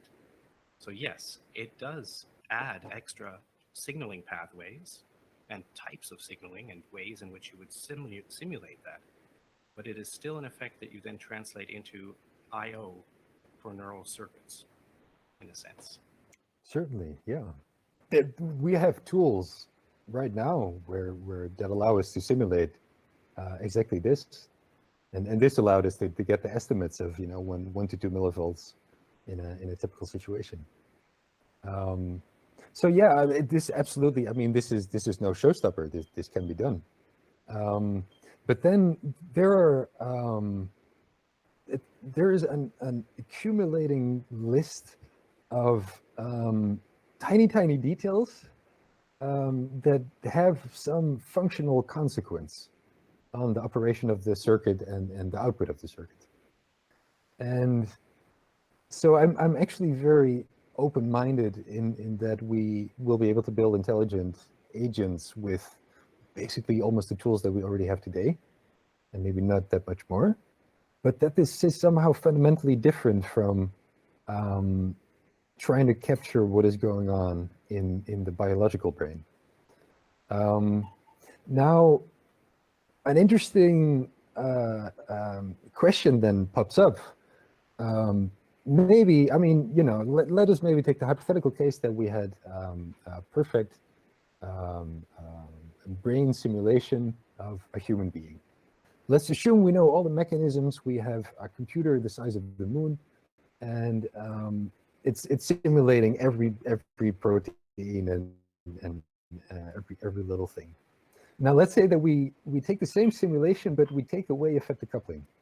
We somehow compute the field and add the reverse of the field, negating its impact. It would be a very interesting question. Well, what would happen to the simulation of that individual?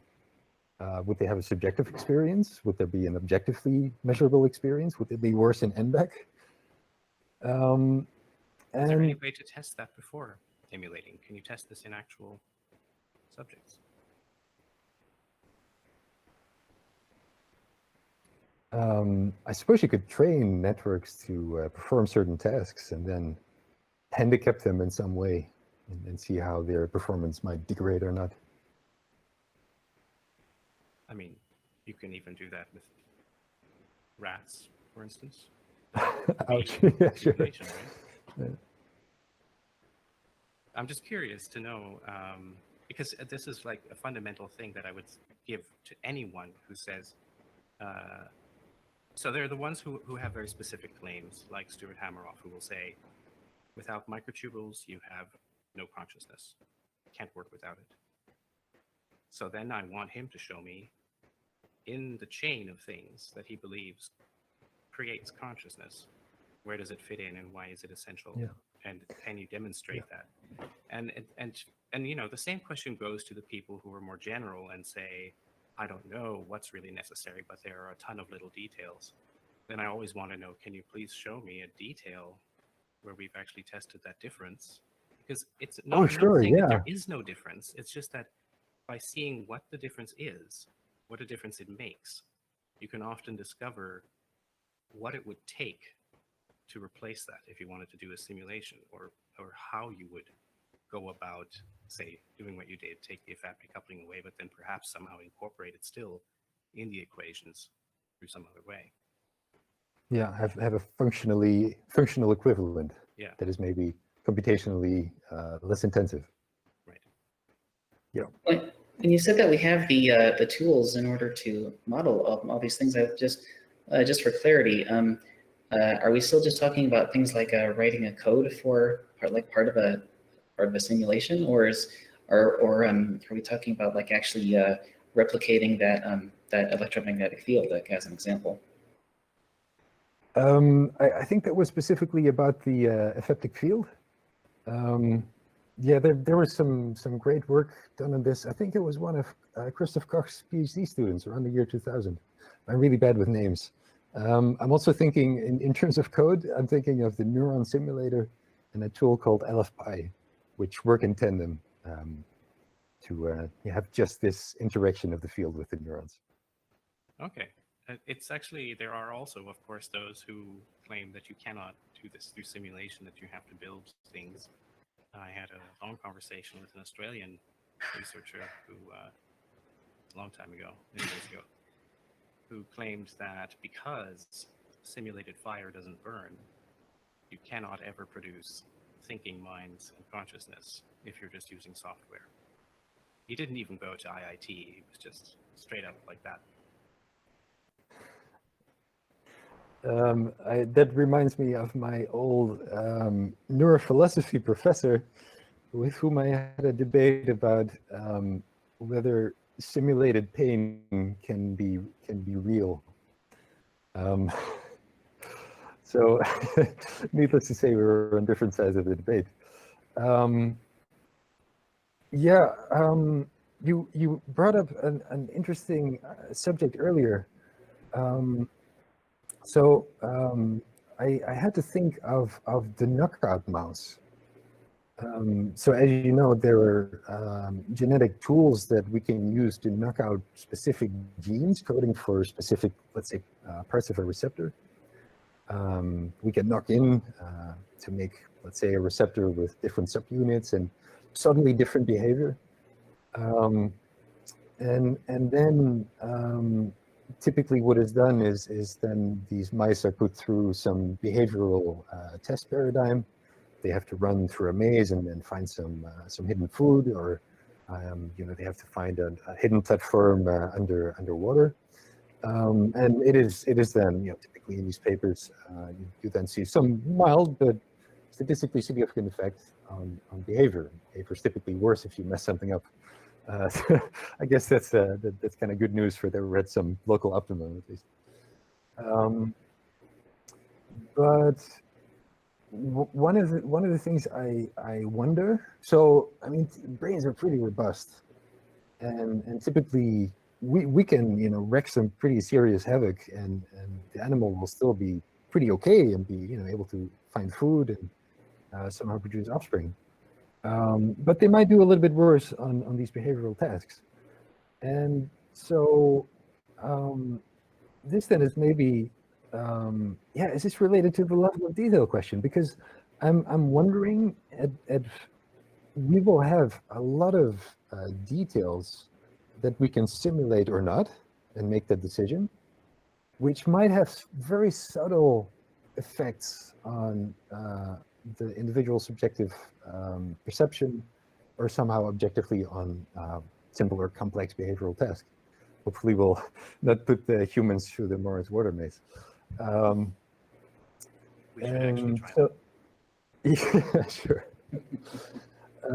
So I'm very interested in how we're going to make those trade-offs, and maybe I might even, and here again, like you mentioned, I'm a typical academic, not willing to make any commitments.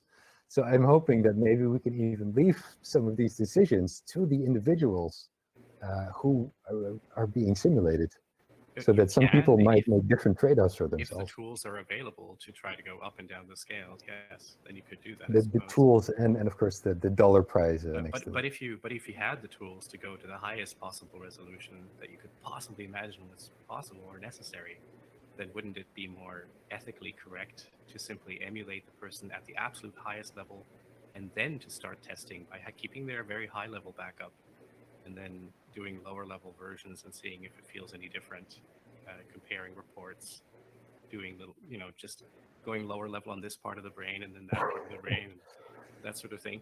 I meant by lower level, I mean lower resolution. But the question that you are now going towards is the question of success criteria for whole brain emulation. And that, of course, is the underlying most important thing, because whenever you say, can we leave this out? The question is always based on what is your goal? What are you trying to achieve? And you're right about robustness. The other thing about scale separation and scale and resolution is also how many neurons do you need to sample, for instance? How many do you need to reconstruct? Is it okay if you grab every 10th? You know, that sort of thing. In some brain regions, that may be fine, whereas in others, that may be catastrophic. But that matters, because sometimes people will find it totally acceptable if their memory of exactly what the weather was like 3 weeks ago isn't so great, sure. But if you took away all of their NMDA transmitters, well, that might be a problem. Or if you just suddenly they couldn't remember any names at all, that would be a problem too. So there are different kinds of loss that are more or less acceptable, and that's definitely a discussion to be had. Anyway, I'm going to sit back again for a bit. Yeah, no, absolutely. I was thinking maybe the hypothetical case of starting with the perfect emulation, and then gradually decreasing the resolution to see how coarse we could make it. I guess that would be the least ethical thing to do. At least when we're constructing it, we have the excuse that, you know, we're treading in unknown territory. Is it not ethical if it's a volunteer and they say, I'm fine with this as long as you can always revert me back to my high resolution version? I mean, people undergo TMS experiments, right? Where like some part of their brain is temporarily disabled by a huge magnetic shock. So I guess if that passes the ethical bar, then so could the other thing. As far as the challenge is concerned, to like making a precise simulation compared to just an imprecise or like a partial. As far as like the time and the effort, and I guess even the funding involved to do that, it could be like a worthwhile project to first, though, go with an imprecise emulation, especially if we are just not even talking about humans yet. If we're just even maybe even just like a Drosophila, for example. I guess what I'm asking is there would it make sense then in that case if we wanted to have an imprecise emulation first, or well, and also if that would be the case, is there like a kind of a logical path to go about that? Like maybe an emulation where there was no memory. I don't know if that's a good example, but like I guess another way of asking is there maybe a aspect of success criteria that we know is probably going to take the most time to figure out? Well, if we maybe skip that for the moment, if we just had everything else, then that would be an accomplishment in and of itself, and then we can build off of that. Is that like a practical way to go about it, or does that even make sense? Yeah, thanks for asking that. So I'm really impressed with the OpenWorm project. So this is a community of people who are trying to simulate tiny little worm with 302 neurons exact. And not only the worm itself, but also simulate the environment. So they have a complete fluid dynamic simulation such that the worm can wiggle around and actually push off against the fluid. So it's typically in water. Push off and explore the environment and forage for food and so on. So it's really cutting out a little part of real life and putting that into a simulation. So this worm, C. elegans, has 302 neurons. The human brain has something to the power 10 to the power 12.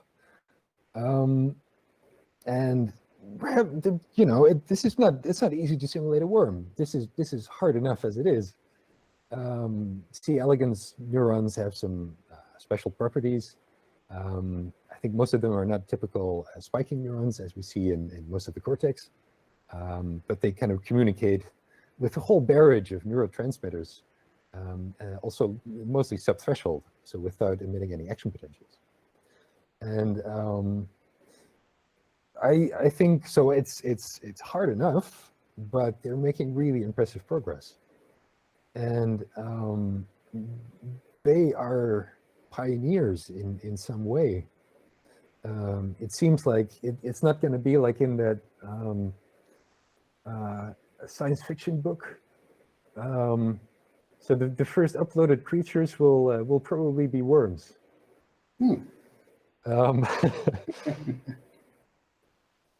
And yeah, so we're not going to jump straight into emulating the human brain. We are, of course, in parallel. There are many efforts dedicated to doing just that. There are many problems that you have in emulating the human brain that do not even occur in the case of the worm. So some really impressive setups, for example, have been built in order to automate the process of slicing the brain and doing an automated electron microscopy and three-dimensional reconstruction on that. And this is really impressive because this was kind of feasible, I guess, at the level of the worm, because you would maybe, you would put some PhD students to work on that, and one of them would man the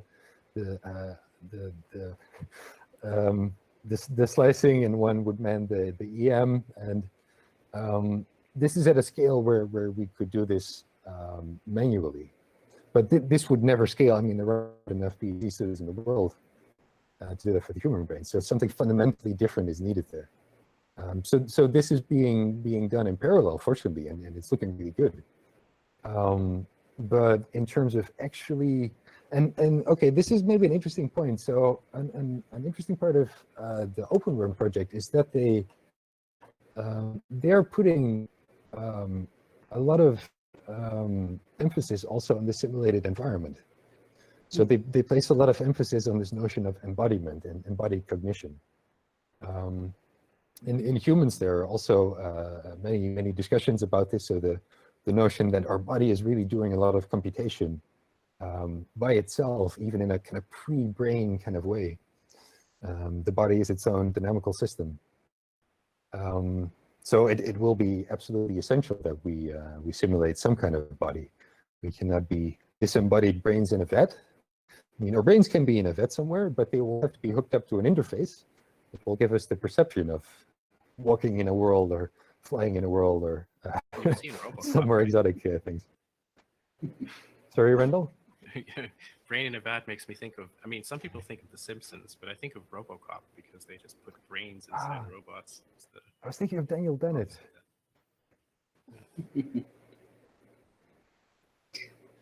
Yeah, and I did want to ask a question about the images. This is kind of going off a little bit of a tangent, but because we're also talking about like testing, especially when we're like simulating environment. Is there anything that you would say about just the images, like as far as the images from a slice and scan? What from those can we not? What information from those can we not gain that require like what information can we not gain just from the images that we will need to be able to incorporate into our modeling, perhaps things that have to do with like the temp, like how the brain grows over time. Would we have to know like the way that the brain grew in the image that we were looking at,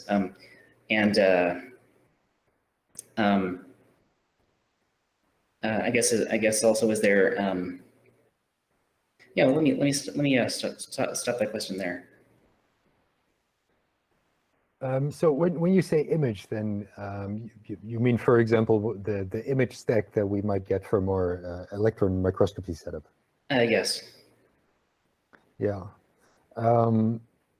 Yeah, this is definitely defining some minimum. I mean, it gets to the point, I guess, where we can decipher the strength of a synapse based looking purely at the images by inspecting the number of vesicles and the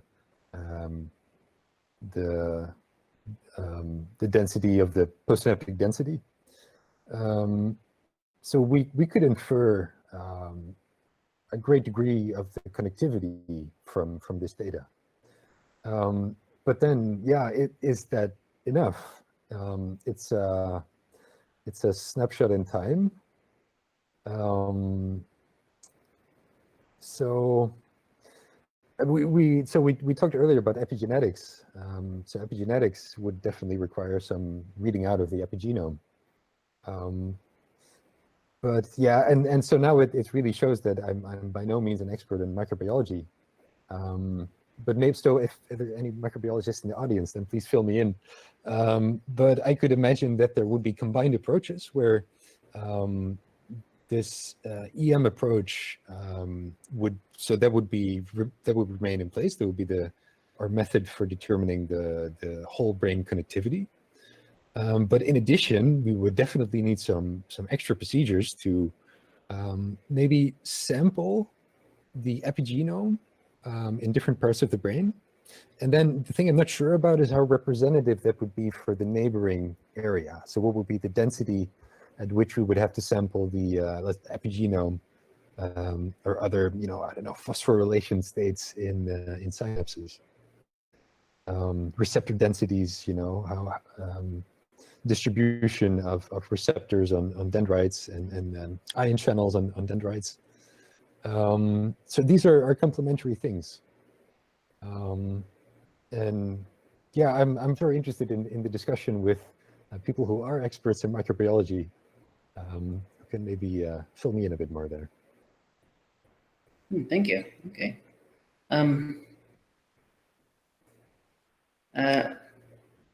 Well, I do have one question about when your input on about is the about the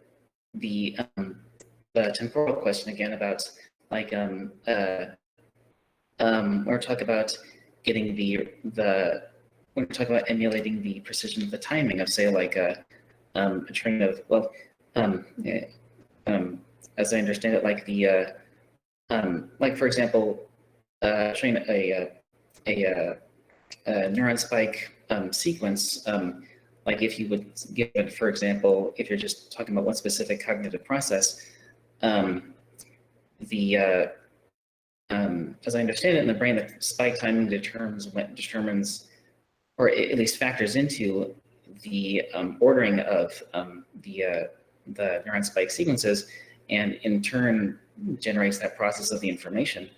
But when you're talking about emulating, when you're talking about emulating those spike patterns, in a computer, like those can be much faster, and so we're able to control like the timing if that happens.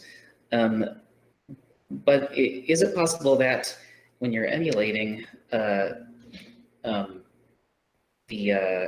spiking of neurons, meaning like the sequence of how things happen, or how long those spikings going on for, like, and still using the example of one specific cognitive function, could it be sufficient to just emulate the sequence of when that spiking happens, rather than trying to get the exact timing right?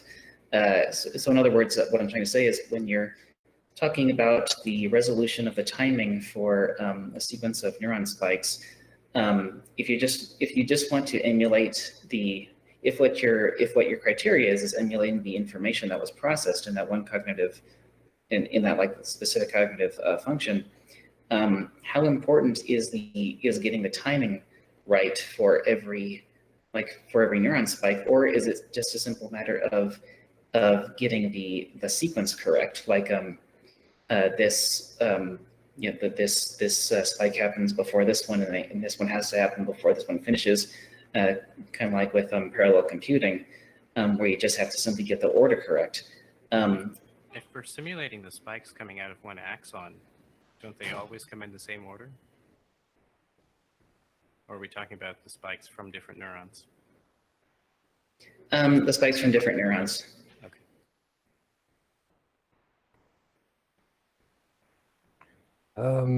Timing is really important. So yeah, in terms of the resolution question, ideally we would not have to simulate the precise shape of the action potential. It would be much more economical, computationally speaking, if we could summarize, if you will, an action potential by just a discrete event in time that has one time step, one floating point value, and that's all we need to describe that spike.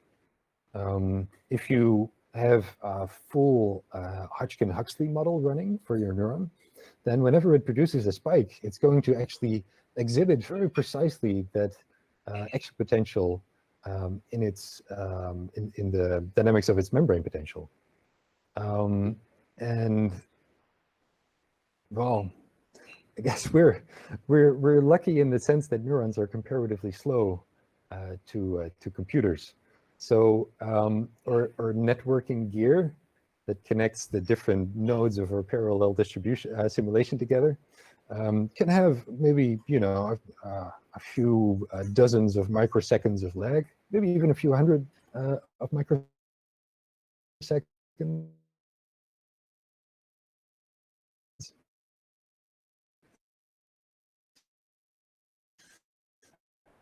And this at my left, where they evaluated in comparatively simple network what the impact was of choosing a time step and aliasing spikes to that time step. So the thing is that, let's say, you know, you have your model, your brain model. It's formulated in the form of a dynamical system. So in terms of dynamical equations, you simulate these equations on a computer.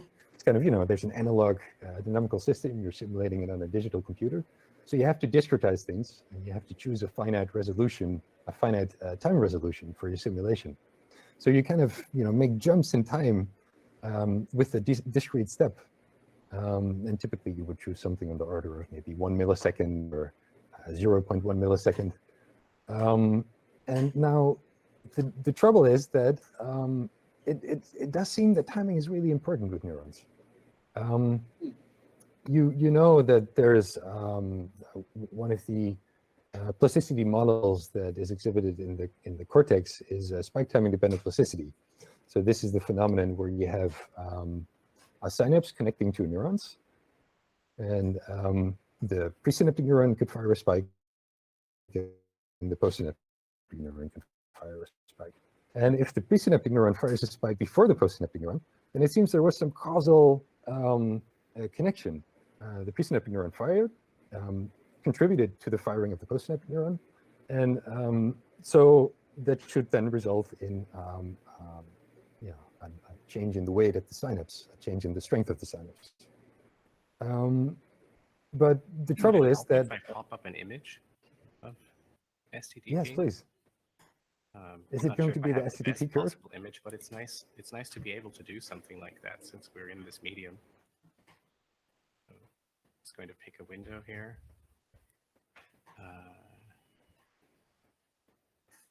think it would be this one. Hopefully this is the right one. I'm not sure if I'm sharing the right window.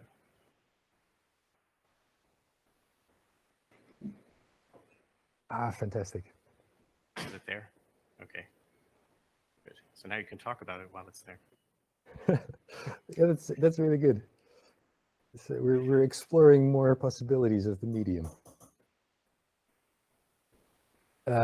Yeah, so I mean, what it comes down to is that the STDP. So STDP is what we're looking at essentially is a model of what we find in the real brain.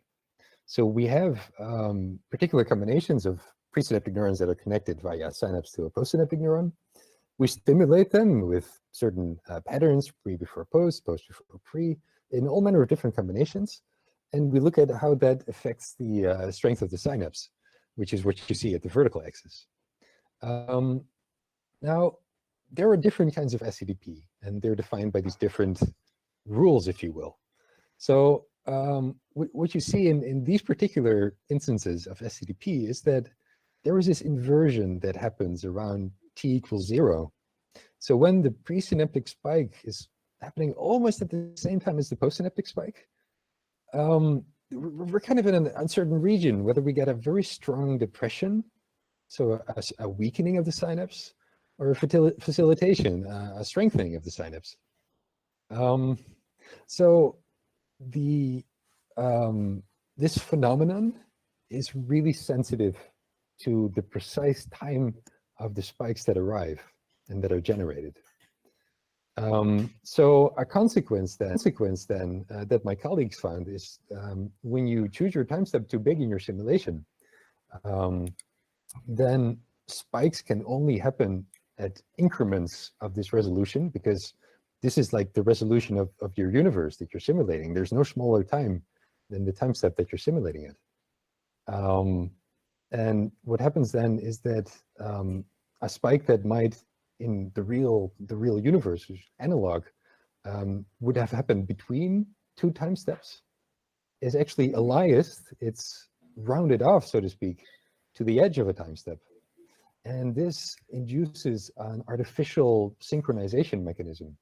So actually, informally speaking, this makes epileptic brains, because you get additional synchronization. And sometimes this can mean that your whole network becomes completely synchronized and it all fires at once.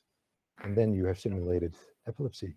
Of course, this is especially a problem when you're talking about an unconstrained, highly nonlinear analog system. Like a neural network. Like a neural network that is unconstrained. The brain is not an unconstrained neural network.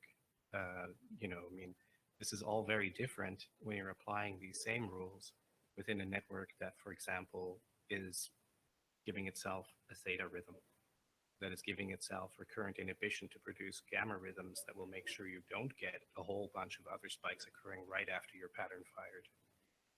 So these things do matter. The constraints really matter. Without the constraints, I think that someone like our friend Miguel, who believes that the analog system could never be modeled because you've got this chaotic connection all the way from the lowest level at the smallest time scales up to the large macro scale because of these aliasing problems, would have a point and could say, you're just never going to get right.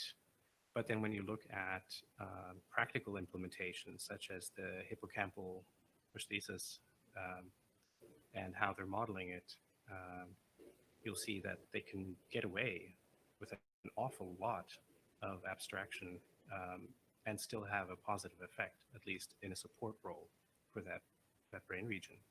Because it doesn't even matter that you get the spikes to happen at exactly the right time, as long as you're modeling the membrane potential, and you then put some stochasticity on top of it so that your spikes are happening around the time that you would expect them to happen, since they're not perfectly predictable in real neurons either.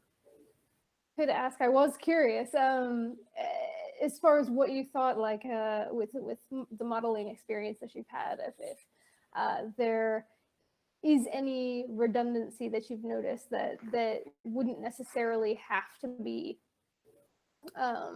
modeled for every individual in particular, but could be generalized across individuals, making the process a little bit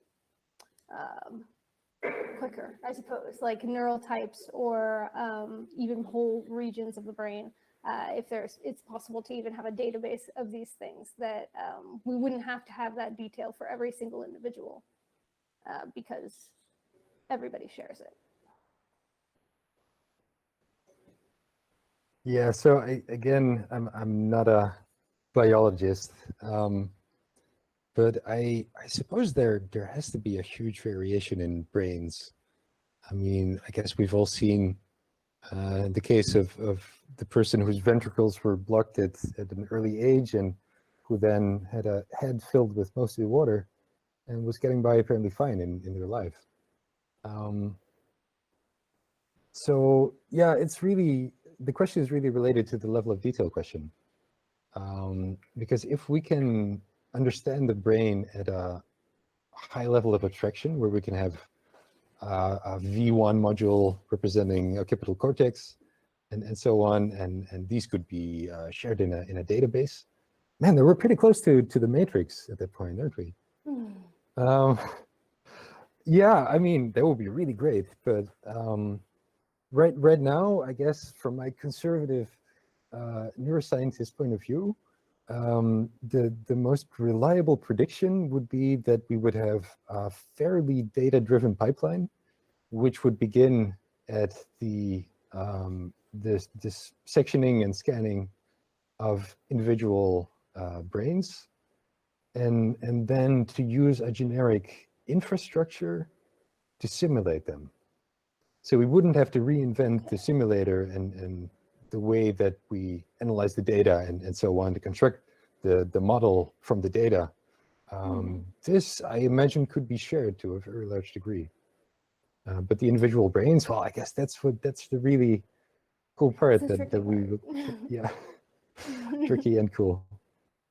Well, I guess what goes along with that question though is so we've talked about a little bit about electron microscopy, but that gets us to like the connectomics level, and if there are identifiable neural types or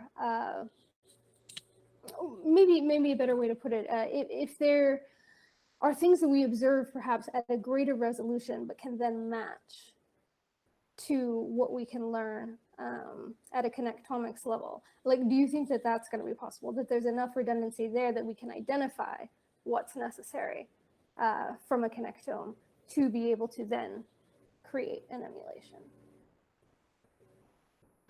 So you mean if we were to analyze a lot of connectomes and then analyze what would be the commonalities between them? Not just that, but even if we had data, like we had research at a higher level of resolution or at a greater resolution, to be able to identify patterns, I suppose you could say. So if we would be able to identify, oh, okay, we can recognize this in this neural type in a connectome. And we know based on what we see here, because of other research, what to expect at a lower resolution. So what I'm saying is, do you think that this is going to be done in two parts? Like for emulation of an individual themselves, we may need at one resolution, but in order to emulate that person correctly, we'll need to understand a different resolution, or at least have data from a different resolution. Oh, so I'm not sure. The only thing that came to mind was that the components of the brain, if you will, the neurons themselves, the channels, the neurotransmitters, on this level, we share a great deal. This is quite conserved across individuals. Heck, we're pretty close to mice in that respect. So yeah, then I mean, I'm myself working with a database of individual neuron models, single cell models. So I would be very much in favor if we could compose simulations of brains using those models as a template. So yeah, maybe that's getting quite interesting. So let's say that from our EM scan, we are able to identify that a certain neuron is of a certain class. And don't get me started about classifying neurons, because I'm not a strong believer in that either. But let's say, for the sake of argument, that we could say, okay, here's a pyramidal L5 neuron from this and this region of the cortex, from your primary motor cortex. We look in our database, and we find a highly detailed neuron model, a dynamical model that we can simulate of exactly that class of neuron. So now we suddenly don't have to do the full, let's say, scanning of where are all the channels in the active dendrite, because we already did that in a separate experiment, and this has been entered into the database, so we can use that neuron as a template. That would be really cool. Do you have any expectations along that train of thought based on what you've seen so far? I'm not going to say it can be done. I mean, it probably will be done. I suppose that, this is science. We have a lot of international teams who are working on this problem. Actually, I don't really have a good overview of what, for example, is happening in China. I'm sure there's a lot of research being carried out that would serve towards getting us closer to whole brain emulation, although maybe not under that name. But yeah, I mean, I'm sure there will be a great diversity of approaches. There's some really esoteric stuff, like one of the proposals that I came across was to have tagging of individual cells. So you would have some, genetic trick out of the magic head of the microbiologist, and they would allow kind of a complete chimera state of the brain. So every cell could be individually tagged with a unique code, a unique DNA code, which we could then later somehow read off, or we could have the cellular factors. So for example, the state at a synapse, determining then incorporations into the DNA and reading cells out like that. I don't know, maybe there's a lot that we can learn from that. So yeah, just a lot of different approaches, and I guess somehow through all the chaos, some really cool things will emerge.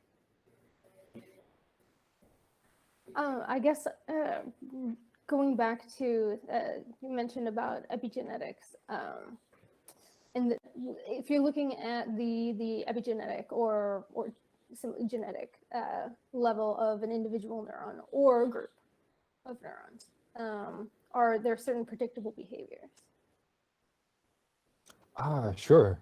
I mean, yeah, at the very base distinction between excitatory and inhibitory cells. I mean,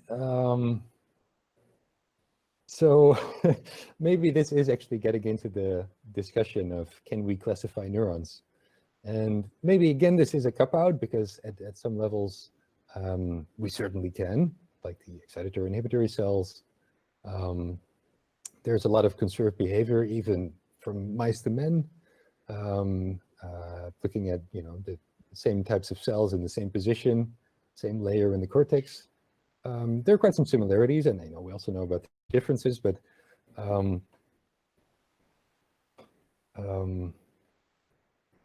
so there's certainly classification that can be made, but the classification, again, works at a certain level of description.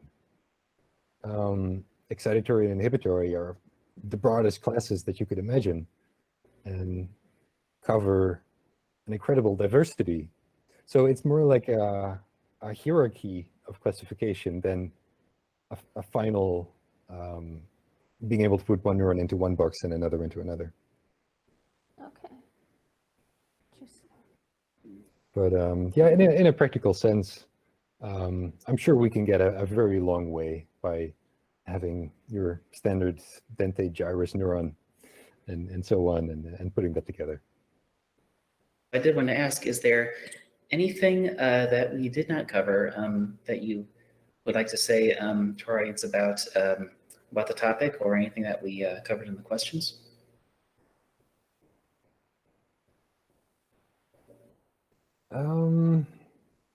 Yeah, I was thinking, so there was this somewhat older paper from 2011 that is about how to write a simulator, essentially, and in a way that scales very well to very big brains. It's written by James Kozlowski and Joe Wagner when working at IBM, and they called it the Neural Tissue Simulator. And this kind of ties in with the question of level of detail. So one of the questions that come up in simulating brains is, you have a certain model, a dynamical system, which could be really big. I mean, you might be simulating 10 to the 12 neurons. How do you spread the load over multiprocessing system, over a parallel computing system? So there have been various proposals. This could also be something that's very data-driven, so we could inform that decision by the connectivity of the brain that we're trying to simulate, or connectivity of the network that we're trying to simulate.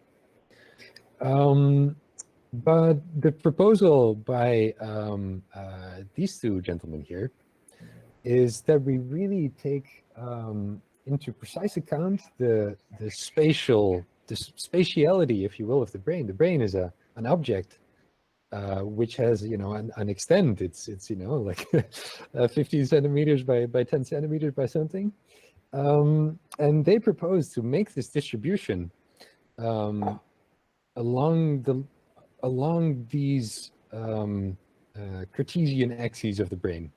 So we divide the brain up into volume blocks, and these would be equal size volumes of tissue that would be adjacent in space, in simulated space and in real space.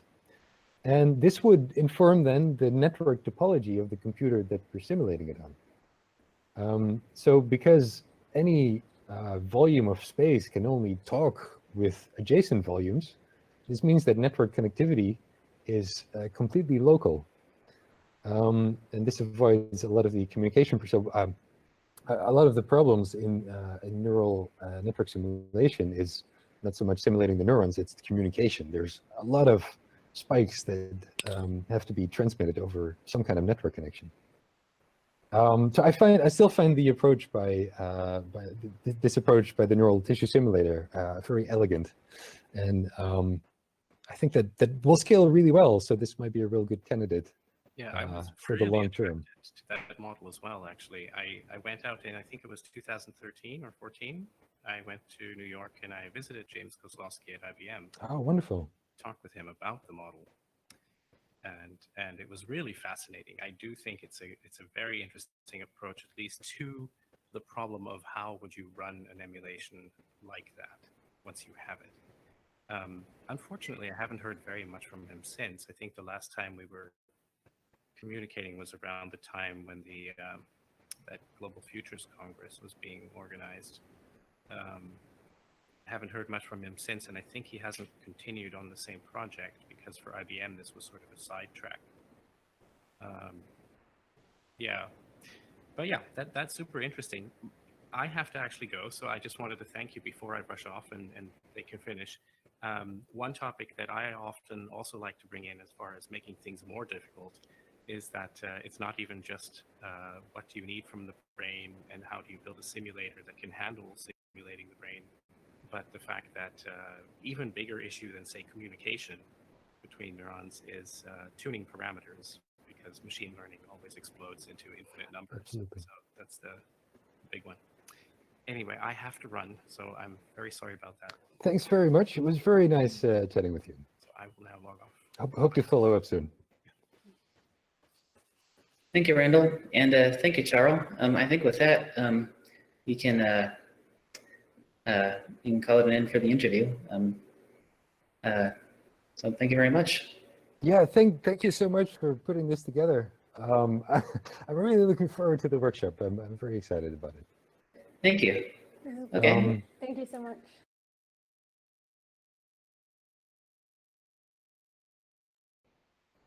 Many thanks to Dr. Charles Linson for that great interview.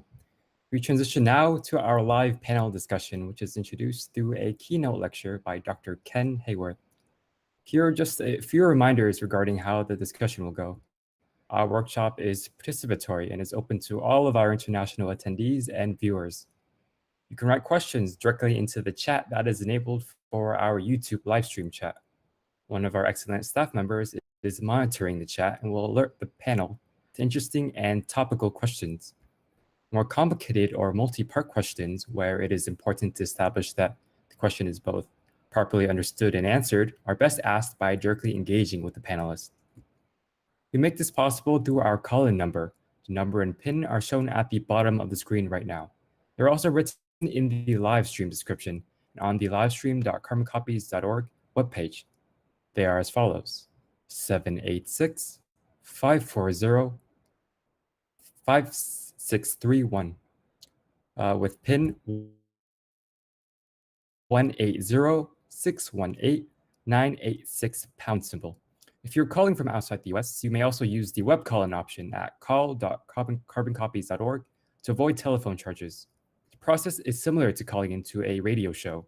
Your call will be monitored and a respectful exchange is expected. When your question would benefit from a direct interaction, I will invite you to call in if you can. If you want to add a note to your question stating that you can call in or that you cannot, that can also be very helpful for our moderator.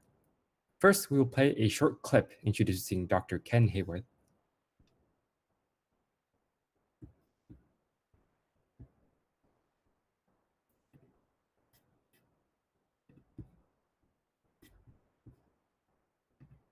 Dr. Kenneth Hayworth is a senior scientist at the HHMI's Genelia Farm Research Campus and is president and co-founder of the Brain Preservation Foundation. Dr. Hayworth is exploring ways to extend focused ion beam scanning electron microscopy imaging of brain tissue to the volumes of mammalian and human brains.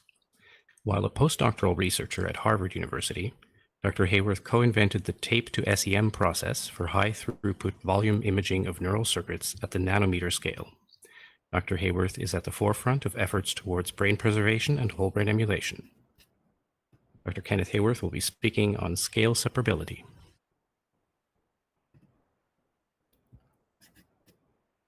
We'll now begin the panel discussion with some prepared questions for Dr. Ken Hayworth.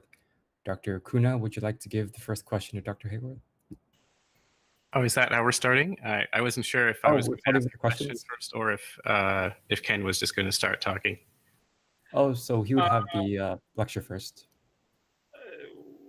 Well, I was told this was an interview, so don't Yeah, expect a it lecture. kind of is. So I just assumed that you'd have something because you typically have like a bunch of slides, even if we say, oh, we're just going to do an interview.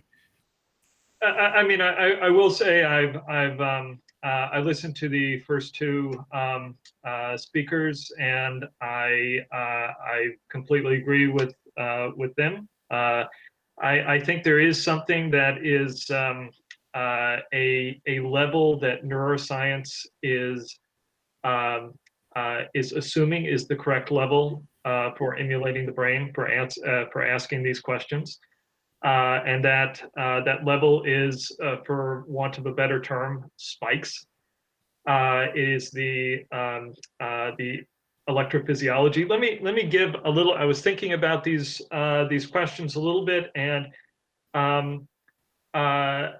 let me give a little bit of a different take on it from my computer science background. Because I've as a bachelor's degree, I was going through computer engineering, really understand how to put together a von Neumann architecture computer, and so if you think about computation of the brain, what you're going to want to think about is you're going to want to think about representations, and you're going to want to think about um, processing computation on top of those representations. And so the representations in the brain have to be able to be transmitted across the entire brain very quickly and efficiently. Otherwise, you won't be able to get the entire brain involved in certain computations. And so that really limits us to the types of things that can transmit information efficiently across the entire brain. And obviously, as neuroscientists, we recognize that that is action potentials. And so it should be clear that the representations that are at the heart of our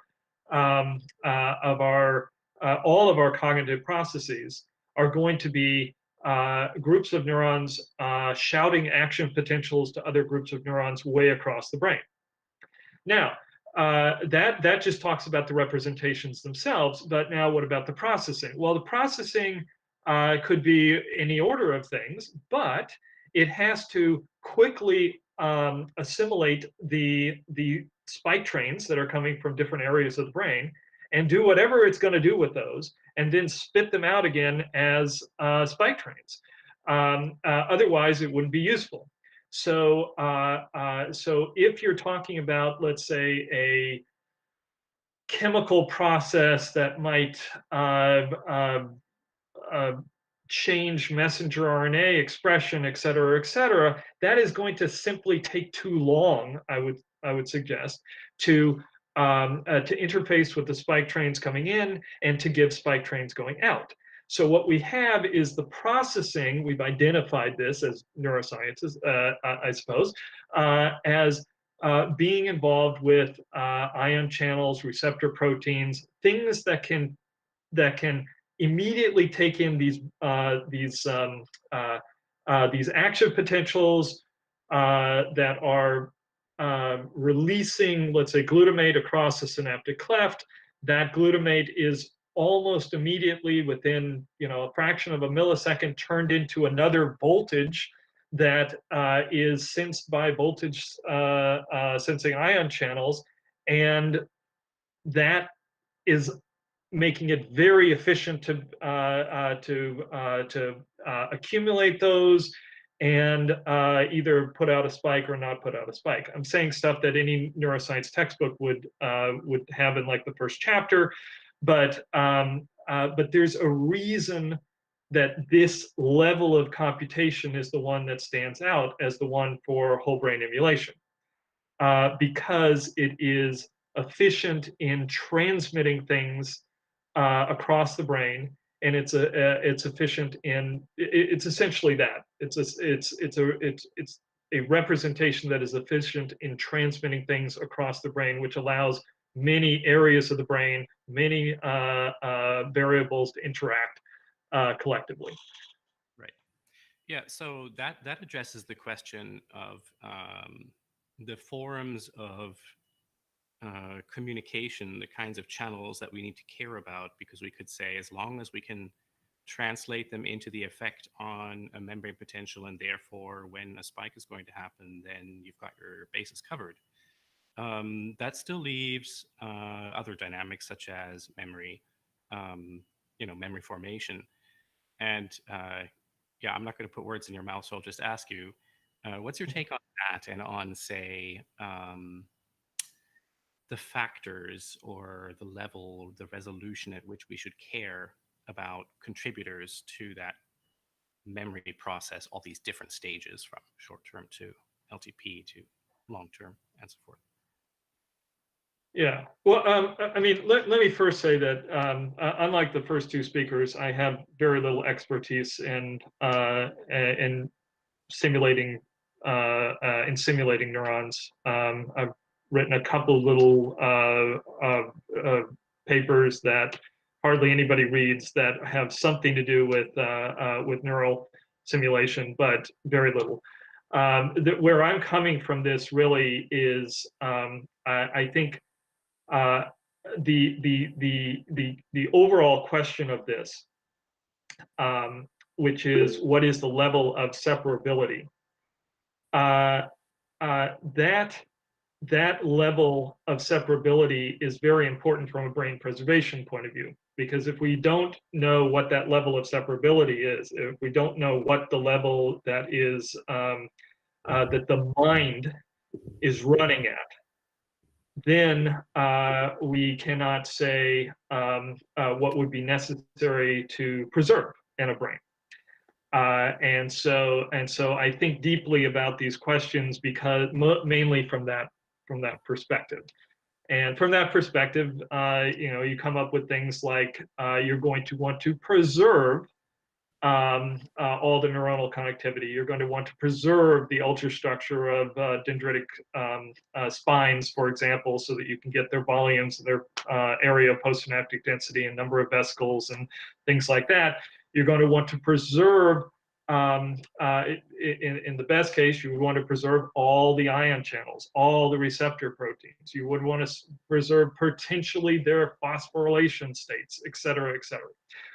Messenger RNA expressions, local messenger RNA, all of these things. And the good news is that we can preserve all of those things now. But the question of separability is really important because people tend to agree what level that is until you start to talk about the question of mind uploading. And then you get to wow, maybe there's even something lower than that and lower than that. And to really address those questions, I think you have to go into our deeper theories, our cognitive theories of what consciousness is, what intelligence is, what memory is. So with that, I think I've definitely lost the question here. So if you Don't worry about that. repeat the question.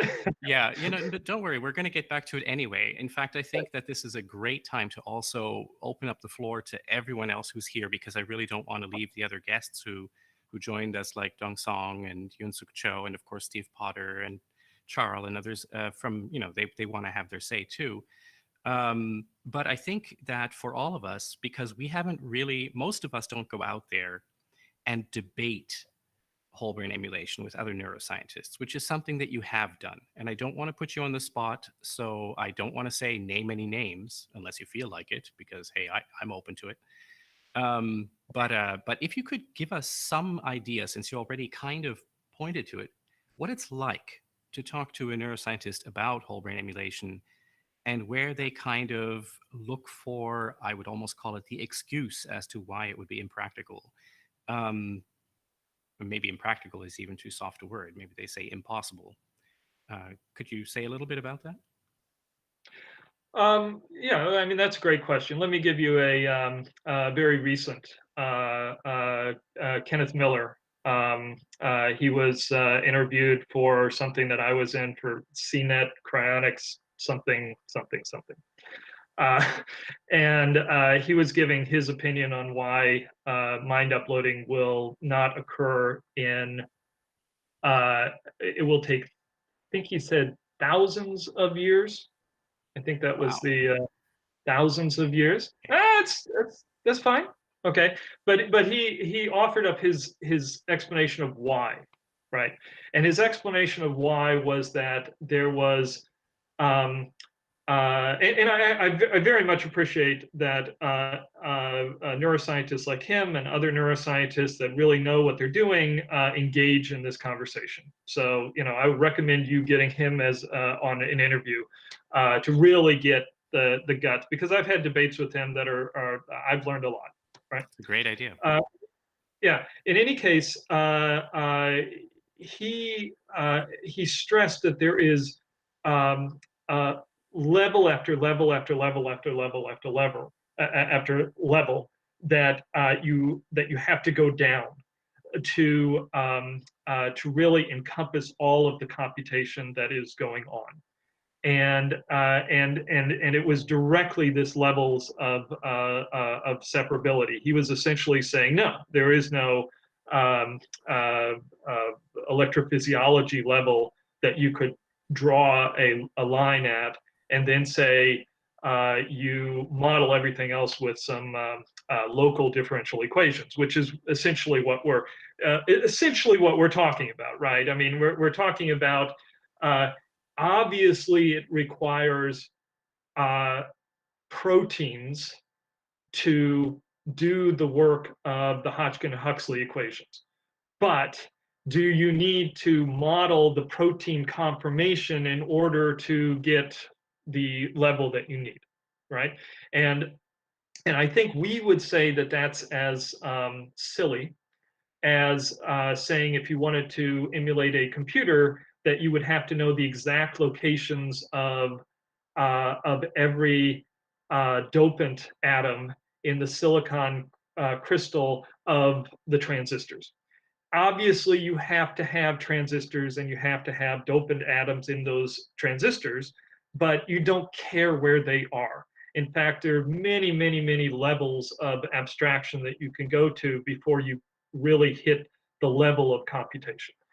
And so there, this whole question of level of separability really is the thing that people hit me with.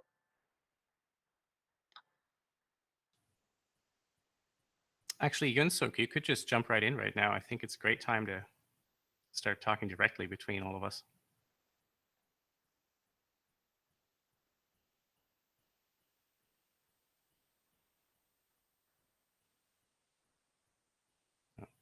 Oh, his mic is not working. In that case, I'll present his question. Yeah, when one is considering the separation of the levels or scales, doesn't one also need to consider how those separate levels will interface or interact?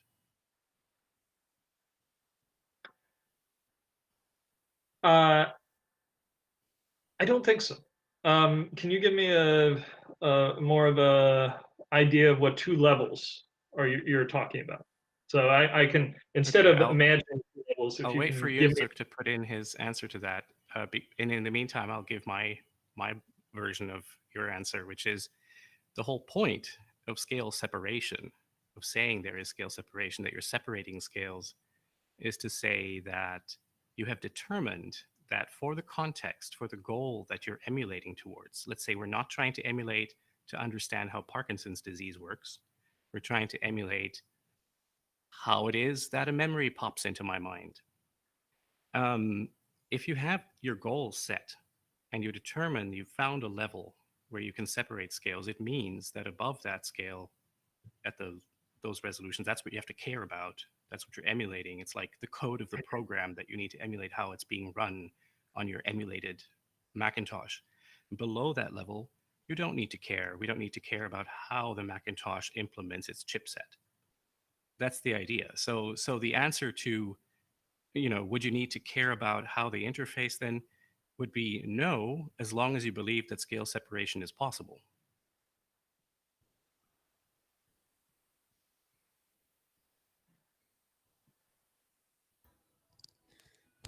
So maybe also something that connects to that is that one of the problems, if we were to do our simulation at a high level of abstraction, at this kind of boxes and arrows level that deep neural networks are currently operating at, then we would need to have a complete understanding of how the brain works at that level before we could replicate that in a simulation. So we'd have to know, the age-old question about how do what is neural coding? How do neural codes work? How is information encoded into a spike train? The rate coding versus precise timing of spikes.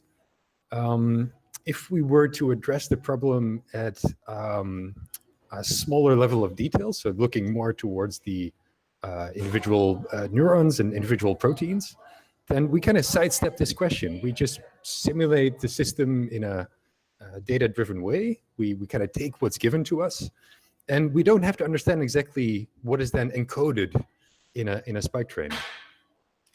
I would love to jump in on that one, Charles. Because, okay, so this is kind of getting to the fundamentals of whole brain emulation. When we first got to talking about this, maybe back in 1994 or something like that, our optimistic young selves would say things like, well, whole brain emulation is a fantastic idea because we don't need to know everything about the brain to make it work. Because as long as we understand how neurons and synapses work and we can scan them all in, then we can make something that works. Of course, ourselves at that time were not yet very familiar with things like machine learning and model fitting. So we didn't yet appreciate that, first of all, if you're going to do that, you would need to have the data for all of those parts. Now, if you can just do this by scanning, by reconstructing from scans from EM, that gives you one side of the problem. The other side of it is what Dongsong probably encounters when building hippocampal models, is that once you are building your model, the more dimensions you have, the more channels, the bigger your model fitting problem gets, to the point where very quickly it says something on your computer like, okay, I predict that this is only going to take 10 to the power 1,000 seconds to compute. But 10 to the 1,000 seconds is, more time than there is in the universe. So that's a problem. And that's kind of what the naive version of looking at whole brain emulation bumps into. Leaving that there. So would you say that this is not sufficiently constrained by the data? So we have data at the electrophysiological level. We can measure spiking activity going on in networks, but we cannot directly infer what the neural code is from that.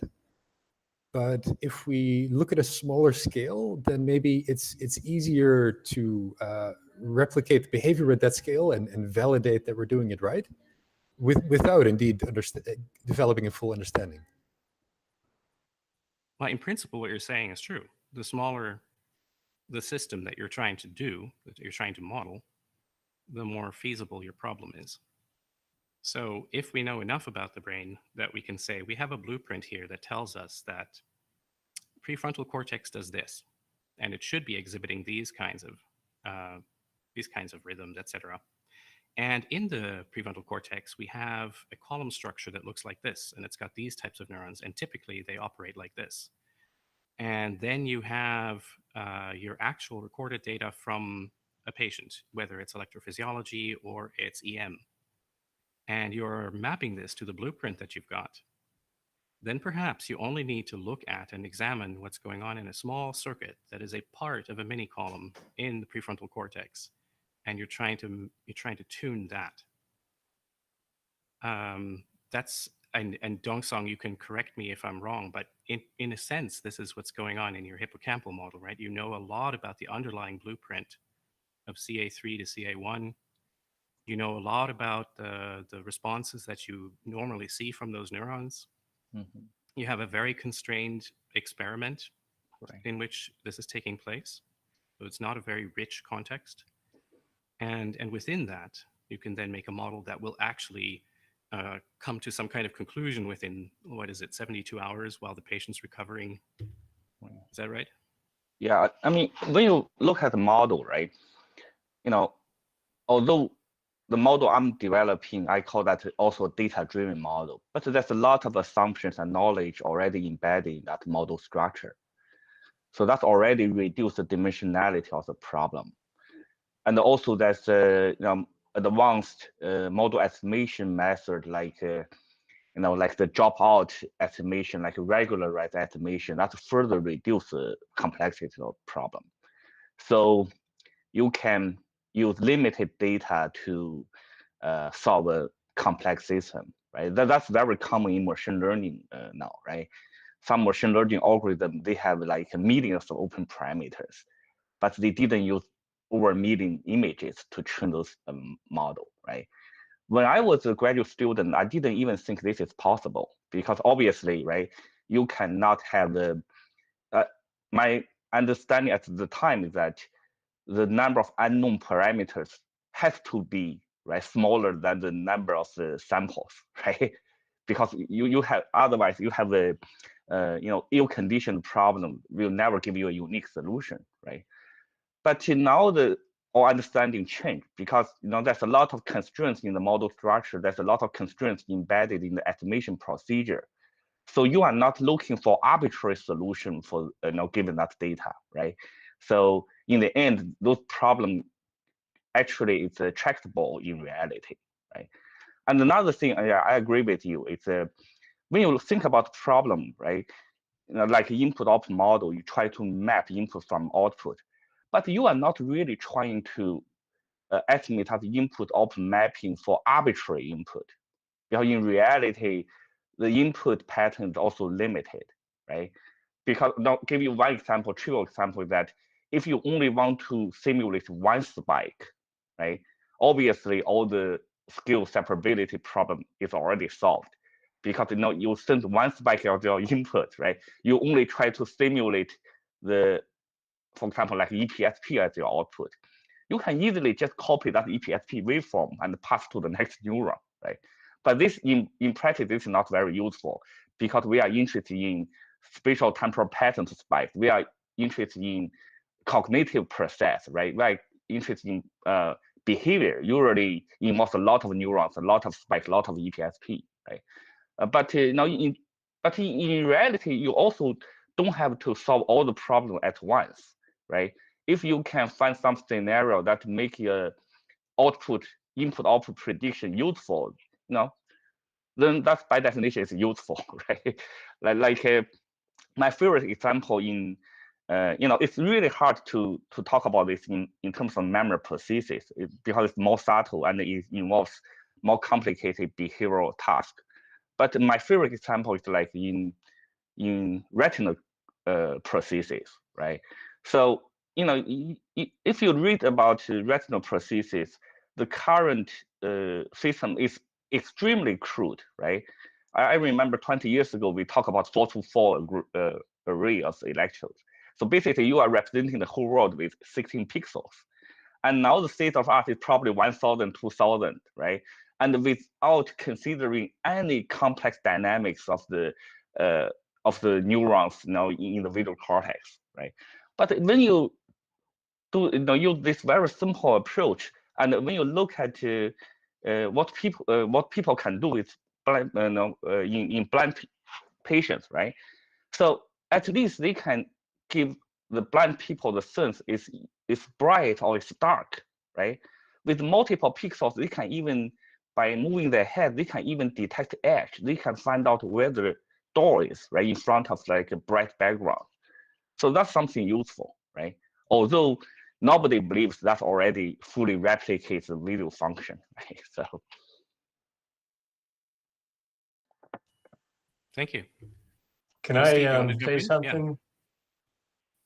Is my mic working okay? Yep. Great.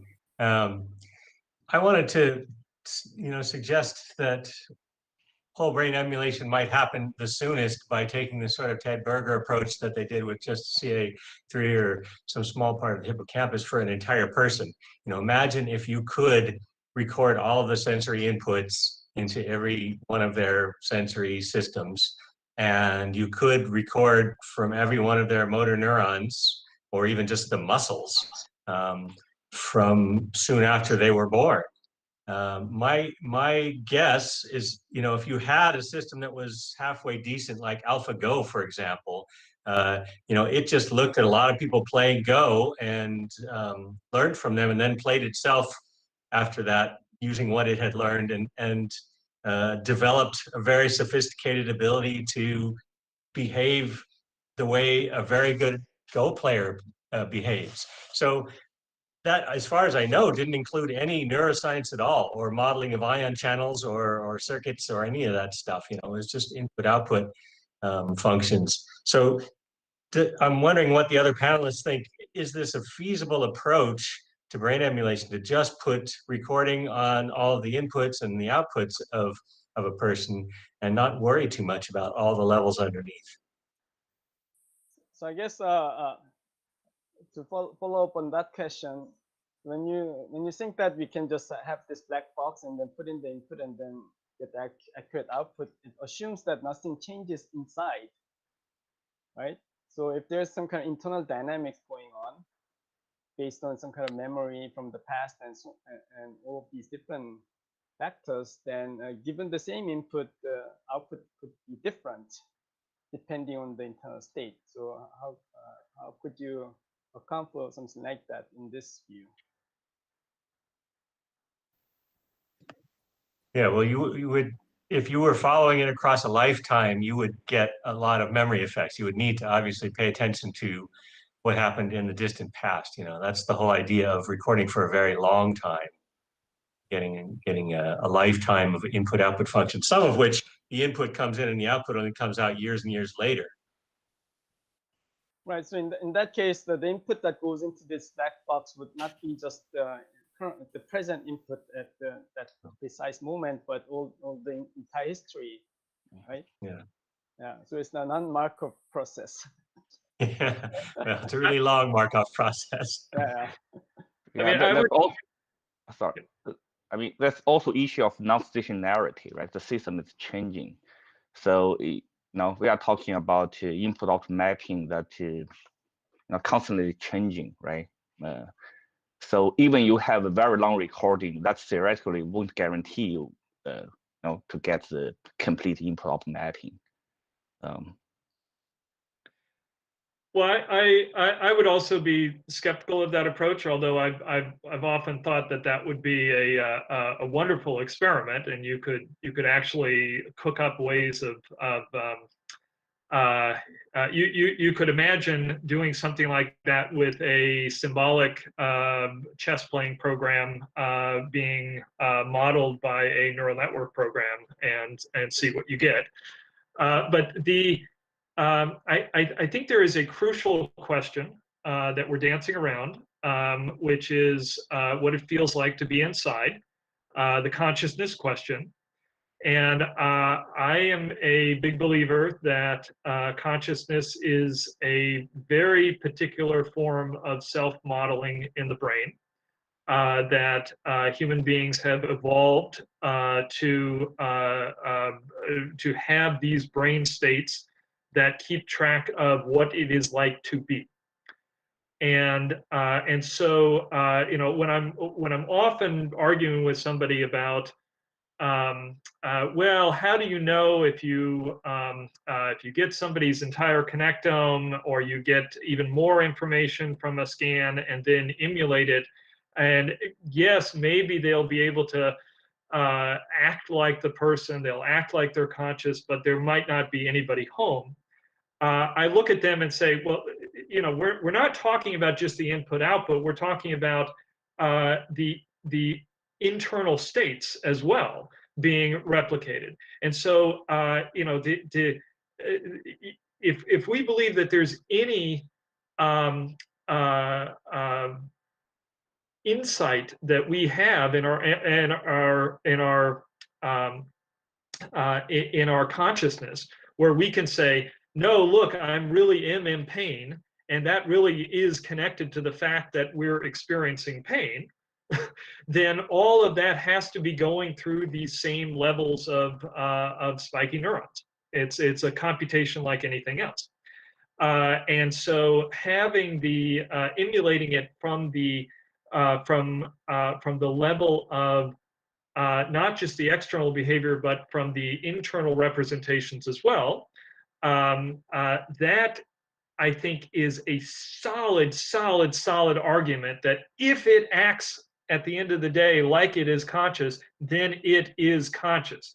Because it would be really hard to believe otherwise. That, and you, Randall, you were talking about tests, and of course the obvious tests are asking the thing, does it feel right? Does it feel right from the inside? And if they give truthful answers, then you should believe them. Now, if we look at that same thing, but it's the suggestion that Steve just gave, where you've got a massive deep neural network that has essentially learned how to mimic all of the input-output behavior, then even I would be skeptical that maybe what we have here is a philosophical zombie. Because I could believe that there is a point in computation space that acts like a philosophical zombie, but if you look at the internal workings of it, there's nobody home. But I can't believe that that would occur if you actually start from the connectome up, if you will. Yeah, this is really a goals question again, because I think that the example of the Go player, it makes total sense from the point of view of artificial intelligence, because you're just trying to capture that, right? You don't want the artificial intelligence to necessarily experience it like a Go player. And it also even makes sense for artificial retinas, and it makes sense for artificial hippocampi. Because even if you are replacing the hippocampus with an artificial one, and perhaps it does not capture the entire complexity of the rich experience of having a perfect hippocampus, you still get the same thing that you're getting with the blind patient who's getting an artificial retina. Suddenly, at least they can do something with it, and the rest of their brain is still there. So from that point of view, these tools, they all work building them that way. But I agree with Ken that if your goal is specifically that you want to be able to capture the internal cognitive experience, then you have to care about things that you may not capture from the data that's going in and out, because it's actually encoded in the blueprint of how the brain was developed. So I think I have some perspective on this consciousness issue. Obviously, it's a subjective phenomenon, so it's very difficult to investigate this scientifically. But I guess there is at least some way of investigating in a scientific manner with n equals 1 or at most n equals 2. So that is, if you can experiment with your own brain. Let's say if you can use neural links surgery device and implant some wires into your brain, then you have some kind of switchboard where you can say, I want to activate this part of my brain, or I want to activate that part of the brain, and just feel what is the change in the subjective experience. Like qualia, when I press this button, suddenly red feels like green, right? And also, this will help you solve all of these issues in validating whether you have successful emulation or not. So you hook up your brain with an emulation device. Let's say you replace your entire left hemisphere with an emulation device, and you still keep it on, right? And you have a switch, and when you flip the switch, then your right hemisphere, the biological right hemisphere, will be interacting with your emulation. And then when you flip the switch again, your right biological hemisphere will be interacting with your left biological hemisphere, and you see whether you feel anything different as you switch between these two modes, right? So something like that can be done at an individual level. So I guess this is very important, because when you think about consciousness in science of consciousness, you're always assuming that it's from a third person perspective. So you're trying to, let's say, look at someone else's connectome, right? And trying to understand and emulate it and simulate it and see whether this is conscious or not. But again, you won't get to any satisfactory conclusion because of the subjective nature. And so I propose that the only way you can go about doing this is experiment with your own brain in some safe manner, right? Yeah. I'm actually really interested in the, I guess, smaller version of this and the results. Not of the entire hemisphere being temporarily replaced, but just say, for instance, in the experiments that Dong Song has been involved with, to know how patients reported their experience when they were experiencing either the actual hippocampal prosthesis being active or not being activated, or a sham, because of course all of those different options were used in the experimental protocol. Oh yeah. So I wonder, Dong Song, how did people report that it felt?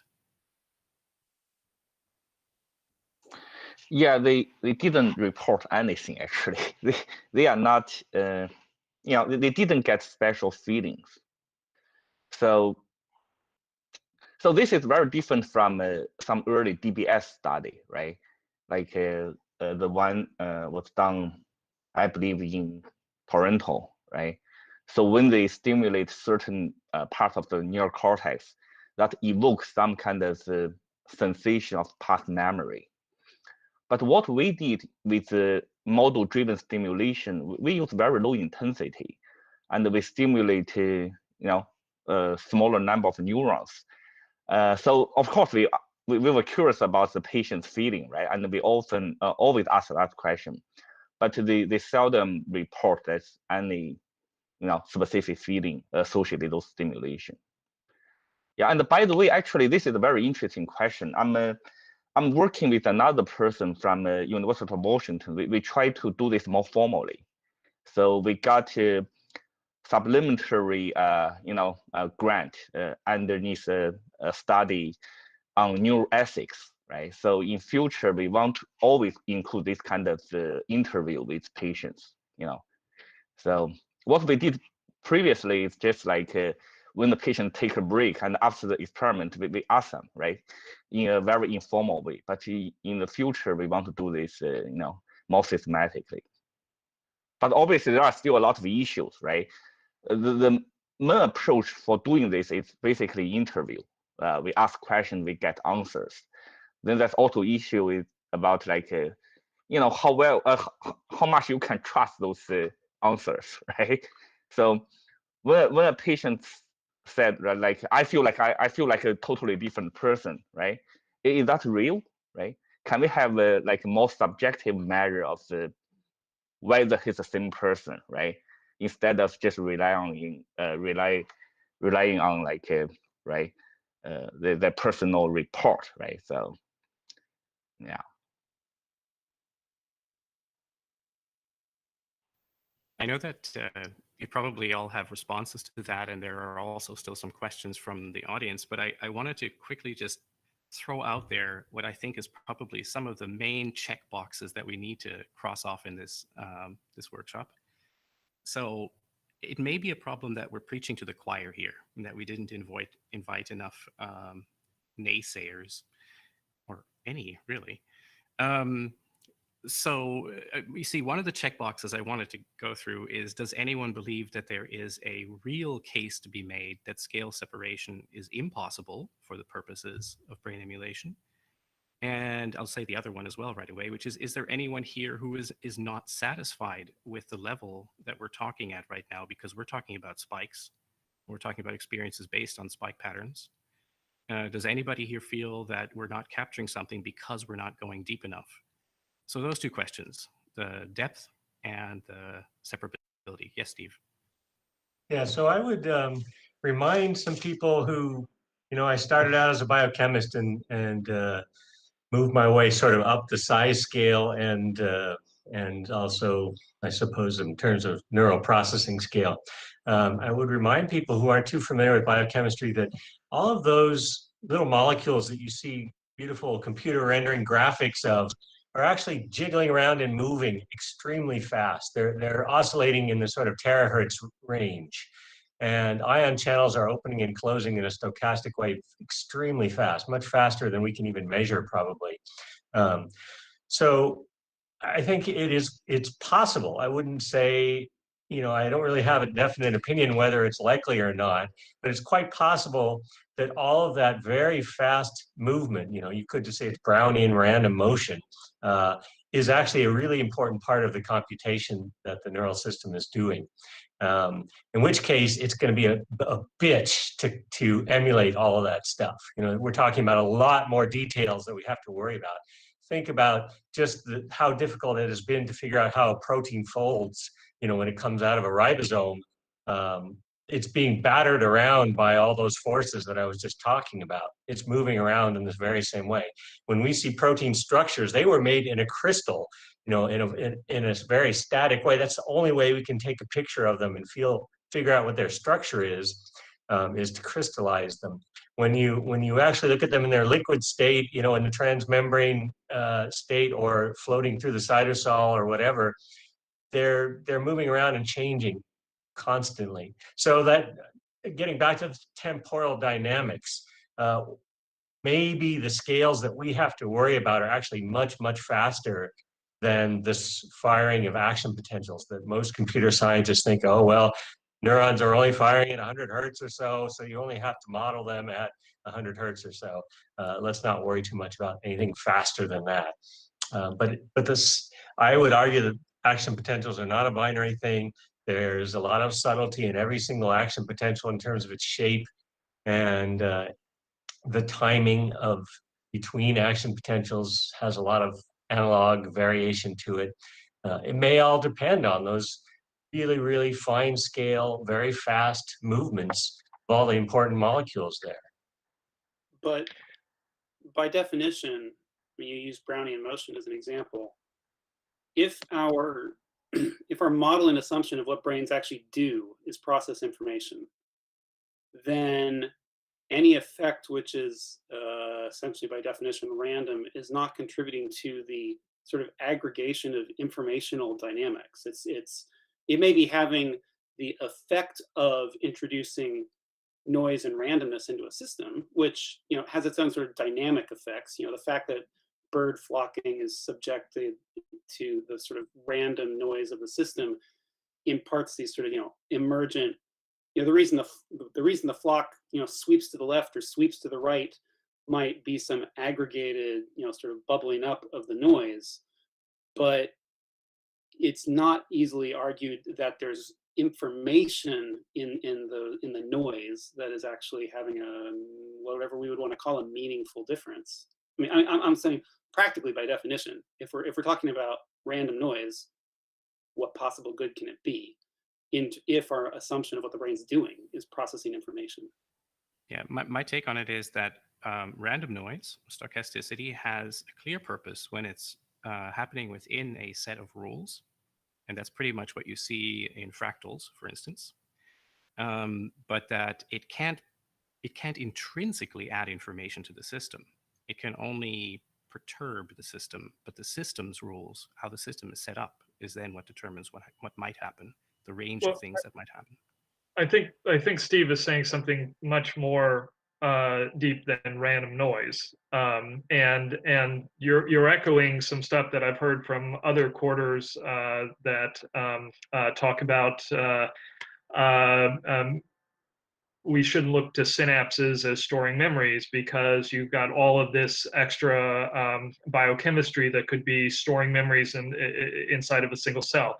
And let me throw this out as a counter. I think that the problem is the fan in and the fan out. That a neural system like we see in the brain has the ability to integrate information from tens of thousands of neurons and have that propagate within just a few hundred milliseconds across the entire brain.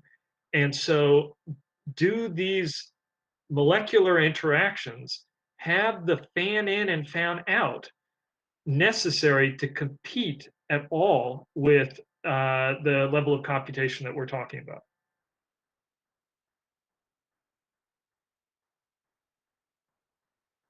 As a question to you, Steve, I think.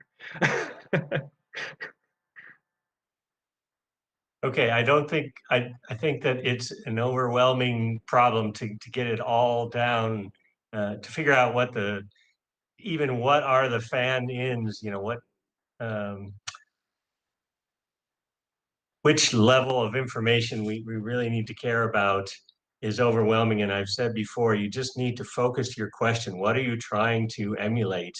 If you want to focus on consciousness or something, your job's going to be much harder than if you just want to focus on how does the retina send in information that something's moving in the periphery. So Is that my, is it? I mean, you're making a hard statement that consciousness exists at a different level than information flow in the retina, and yeah, I think us here are making the implicit assumption that consciousness is exactly at that same level. It's a different it's different information that's being processed, but it is exactly the same level of information. yeah, I think level may be not the right word. I would say it's just something that we know much less about. Where does it come from? The stuff that's closer to the periphery, whether it's on the motor side or the sensory side, are things that we just know a lot more about the physiology of. Let me try to argue. I'm trying. I'm not going to do good.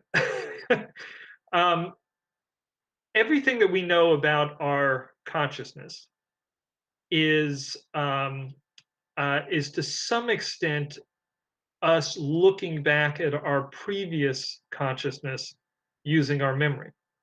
So to the extent that we know uh, how we have the ability to compare what I'm seeing right now to what was previously stored, that constrains, I think, the computations that are going on in consciousness, and in the sense that if I look back in memory and I saw something completely different than what I'm seeing right now, it's like, oh, this green that I'm seeing right now has nothing to do with the previous green that I remember.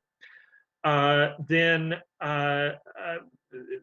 maybe we would have evidence that consciousness is at a different um, style of computation, the microtubules or something, rather than the way that we know memory is encoded, which again is structural changes in neurons that can be accessed with spikes. So is that a way of teasing apart this question of really we don't know anything about consciousness? Because Yeah, I think you know something. I hope I didn't imply that. Obviously, there are a lot of people that have been working hard on this, and when you narrowly define the type of consciousness that you're talking about, we know specific things about it. If you're talking about visual awareness, that's one kind. If you're talking about attention mechanisms, that's another kind. If you're talking about remembering, recall, I feel like consciousness is really a big giant umbrella that has so many different little adaptations underneath it, that you shouldn't really talk about it as a unified thing. It may feel like a unified thing to us, but I don't think it really is. I think that's an illusion.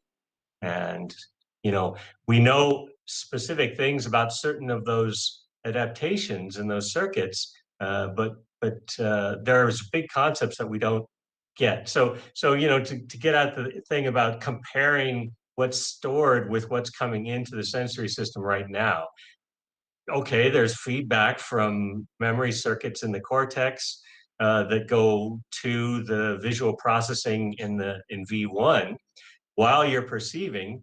But what do they do there? What if there's feedback coming from my temporal lobes from when I was a child, some memories that were to do with my childhood experience that are influencing the way I perceive things right now? How does that work? I think we really have no idea how that works. So that's just an example of I feel that our ignorance gets much worse when you talk about things that are further away from the periphery, the motor systems and the sensory systems. It doesn't mean that we don't know anything. It just means that modeling those things, it's an open question right now how much detail we're going to need to make headway on that. So do you suggest that we might need a different level of detail for peripheral circuits as we might need for these more higher level, if you will, circuits? Yeah. So for example, I think I have this intuition that these kind of higher level things that we like to talk about, to do with consciousness, not necessarily just consciousness, but the stuff that's far away from the periphery. We will need, as I mentioned in my interview part, some sort of a whole new vocabulary of dynamical systems to talk about those. That there is a lot to do with attractors that are dynamic, that our mental circuits are traveling along these high dimensional landscapes, and they're going into basins of attraction, and they're going over various different ridges to get to another place that's to do with coming up with an idea or perceiving somebody and recognizing who they are. Whereas if you're talking about just processing is something moving left or right on my retina, I don't think we're going to need that many high-level dynamical systems vocabulary to describe those things. I think it'll be a lot. It is already. We've made a lot of progress without using that kind of terminology. The people who I'm most inspired by who seem to really understand this were Gerald Edelman and Walter Freeman. So, they see, unfortunately, they're not very good writers. And so to take what their understanding was out of what they've written has been very difficult for me, at least anyway. But I get this intuition when I talked to both of them when I think Walter Freeman is still alive. I'm not sure, but anyway, I've talked to both of them, and I get this real feeling that they have an intuitive grasp about those dynamical systems way of thinking and what the brain's doing at these very high levels, far from the periphery of the motor systems and the sensory systems.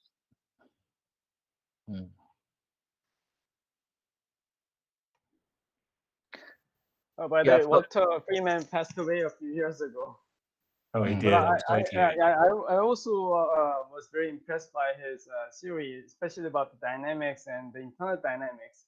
So his view was very different from the input-output view, and he put a lot of emphasis on what is the internal dynamics and how that actually causes the action, and then that goes back into the sensory system.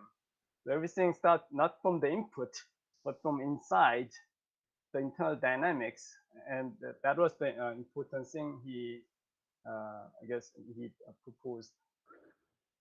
Yeah, but that's one possibility, that the more complex dynamics of behavior in the higher level brain region, right?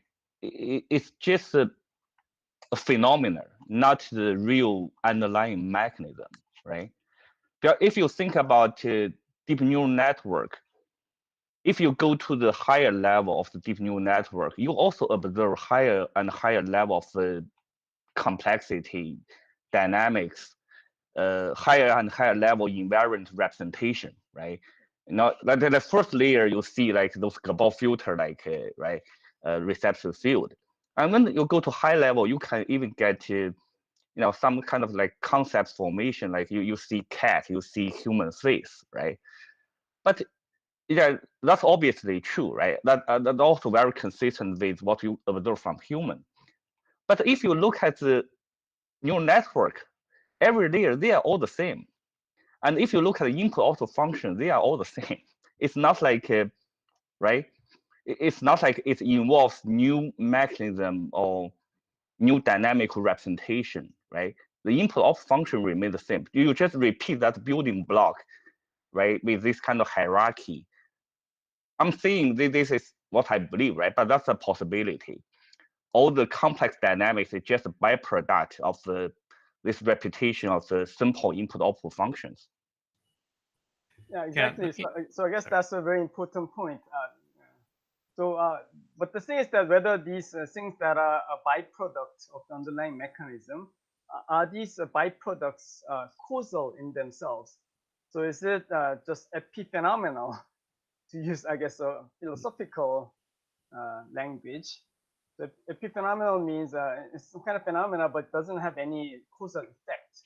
It's just like the smoke from a steam engine, right? The smoke does not drive the steam engine. It's not causal, but it's that indicator that this steam engine is moving. So I guess there's a lot of these issues when you talk about different levels, right? Now, when you have a certain level, and then there are certain emergent properties. So whether emergence is real or not, or causal, is again a huge debate. But we have to think about these things, whether these emergent phenomena are causal in themselves. In that case, how are these different from the level of description that we are modeling? Yeah, I think one of the things that I noticed when I heard Steve just mention his description of what makes, say, the internal, more the deeper systems and how they compute different from, say, movement on the retina and how that's being processed. And then I compare that with what you're saying, Yunsuk, and also what you're saying, Dongsong, is of course they are the same types of circuits. There's the same cells. But there, in my opinion, there is definitely something different going on between, say, the retrieval of a memory from long-term memory, like say it's just the sets of synapses that are they're reactivating a certain pattern, or say the activation of cells as there is light moving across my retina, and then that's automatically processing something, versus what I would call the internal experience of consciousness in the moment. And to me, it feels like a heck of a lot of that has to do with something simple like working memory, which isn't necessarily dependent on special circuitry. It can be how these circuits are operating in nested oscillations or something like that all across the brain. So it's a feature of how neurons work, and that allows you to have that in the moment experience of consciousness. So that's my takeaway typically, but it's just one way of thinking about it. I mean, I definitely want to second that. I mean, I think that people get off track when they're looking for a correlation between, let's say, a neural firing pattern and an experience. I think that is impossible.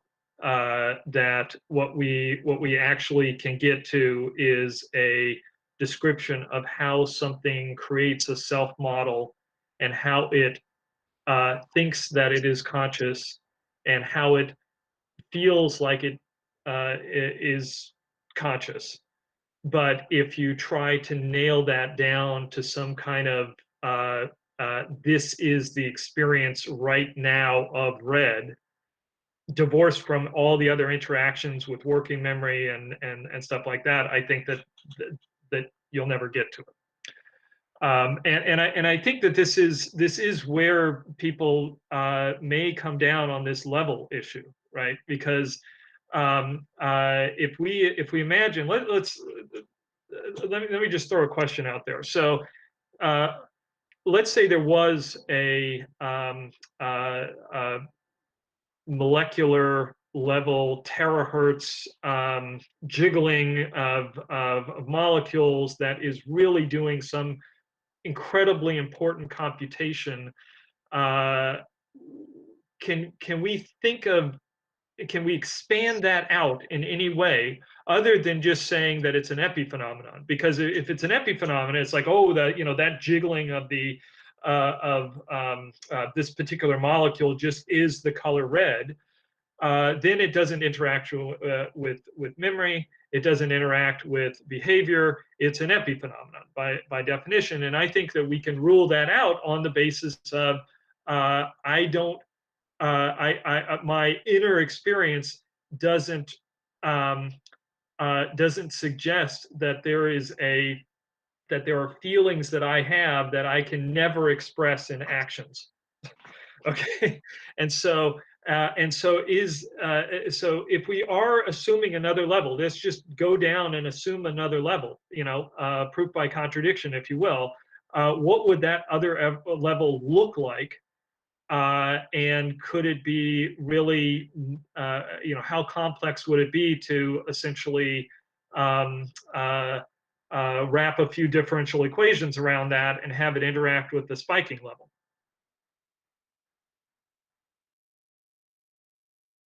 So can I make a stab at an analogy to think about that might help answer that question? I was in the park yesterday, and there's these plants called fireweeds here in Ireland that are growing now at this late time in the summer, about as tall as I am. And at the very top is their seeds that blow in the wind, and the seed is about half a millimeter across, a tiniest little thing. Somewhere in that tiny half a millimeter, with a little piece of fluff connected to it to carry it in the wind, is the design of this amazing, beautiful plant that has these beautiful purple flowers in the summertime. And so perhaps that terahertz oscillation in neural circuits is like that little seed there. It's something with potential to express itself in a much bigger and more beautiful and amazing way, but it's actually extremely compact little piece of something that we're not seeing why that thing is important, but later on it blooms somehow. Well, would that, if we assume that, sorry.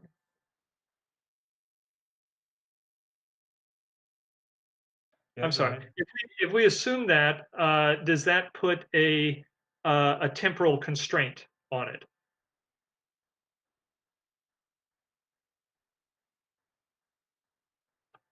I'm sorry, I may have screwed up the audio here.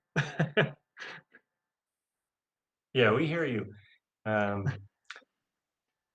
So I'm suggesting that if there is some little thing that that is occurring, does that mean that whatever computation, let's say, is happening there is only going to be felt by the rest of the system 30 minutes later, for example?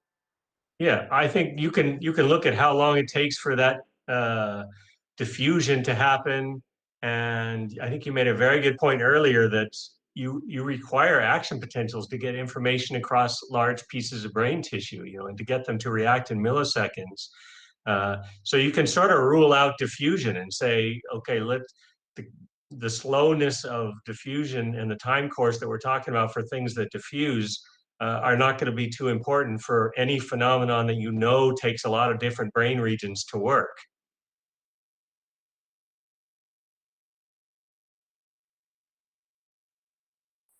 I was just thinking to link this back to the fundamental question of this workshop, scale separation and how do different scales relate to one another. In order to make a statement about whether these terahertz oscillations have any functional impact, could we define as a criterion for that what impact it has on adjacent levels? So for example, could we emulate very well the spiking behavior of a single cell, of a single neuron,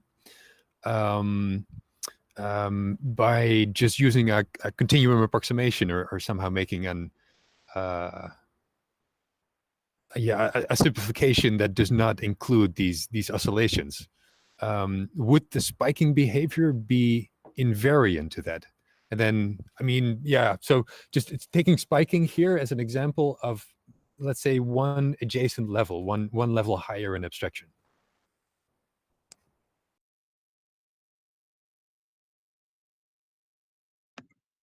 Yeah, so I think I'll go back to our success at modeling using a very non-biological simulation, when we still got some interesting behavior that emulated what we saw in our cultured networks. Probably those kind of influences at the molecular level can be ignored for most of the purposes that we care about. It just depends. The problem is that we don't really know yet. Until we have good computers that we can use to model these things in great detail, we won't be able to turn it off and on and do the proper A/B testing. So we'll just have to hope now how we are with our not very powerful modeling systems, that we can throw in as much detail as we need to answer the questions that we care about. Yeah, it's maybe related to this hypothetical case of having a very smart AI study the inputs and outputs of a network. Then one of the questions that might come up is, have you studied the network under a sufficiently complete set of input conditions? Maybe you Yeah. can replicate the spiking behavior of the neuron very precisely, but only for your particular chosen set of input stimuli. Yeah.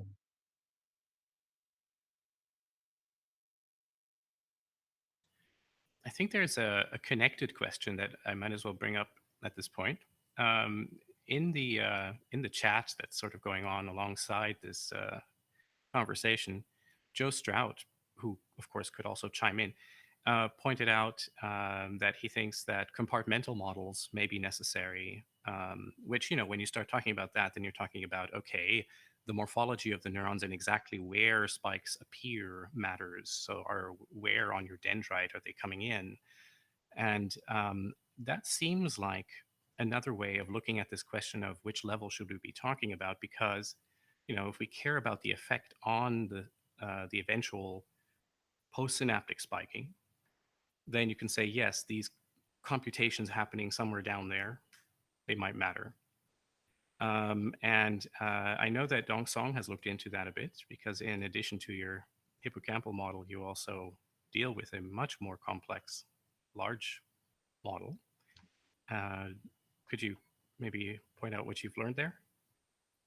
Yeah, so we have been trying to simplify compartment model with what I call nonlinear dynamical multi-input single output model, right? So we try to replicate the spiking behavior by ignoring all the detailed Hutchins-Huxley, cable theory based differential equations, right? So, but what we did is a very specific approach. We use like a polynomial, nonlinear function. We use basis function, take advantage of the continuity of the EPSP and the internal variables. So it really depends on what you want to do, right? If you want to replicate the input-output mapping for very limited, spiking behavior for small number of neurons, and also you can tolerate a certain level of jittering or stochastic behavior, then, we can call a model successful. But of course, it's not a complete replication of the input-output model, right? Of input-output behavior of the compartment model. But for a lot of simulation, it's sufficient, right? So, and also, I don't think my approach is the best approach, right? In any sense, or it's an optimal approach. But theoretically, this is definitely something possible, right? Because if you look at compartment model, no matter how complex it is, how many inputs it has, right? How many different differential equations it has, right? They are just differential equations, right? They are already a written input-output mapping, and there's so much redundancy and like degeneracy, right? In this kind of system, there are obvious ways to simplify them. So yeah, I think my answer to this question is that there's definitely ways of simplifying detailed compartment model into a much simpler mathematical form, right? And all those issues, like a lot of phenomena, like which I don't have in my model right now, is I don't have a explicit dendrite, right? And the dendritic structure obviously important, but if you already decided the location of your synaptic input in the specific dendritic tree, but when you look at spiking behavior and the contribution from that input to the overall spiking behavior, it's already fixed, right? Once you decide the location, it's not like it's always moving around, right? Then you have to explicitly model that location all the time. But once it's there, it's fixed, right? So obviously that's information. The information about the specific location can be ignored. It's just the contribution of that specific location need to be embedded in your mathematical representation.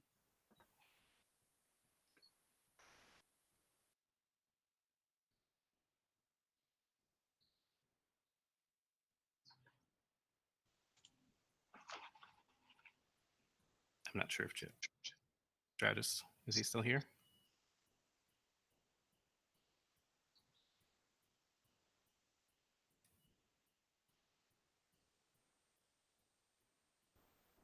Doesn't that ultimately boil down to the same thing, though? If you ignore it, but still manage to incorporate it into your equations, that's a contradiction, right? If it's in the equations, then it's somehow incorporated.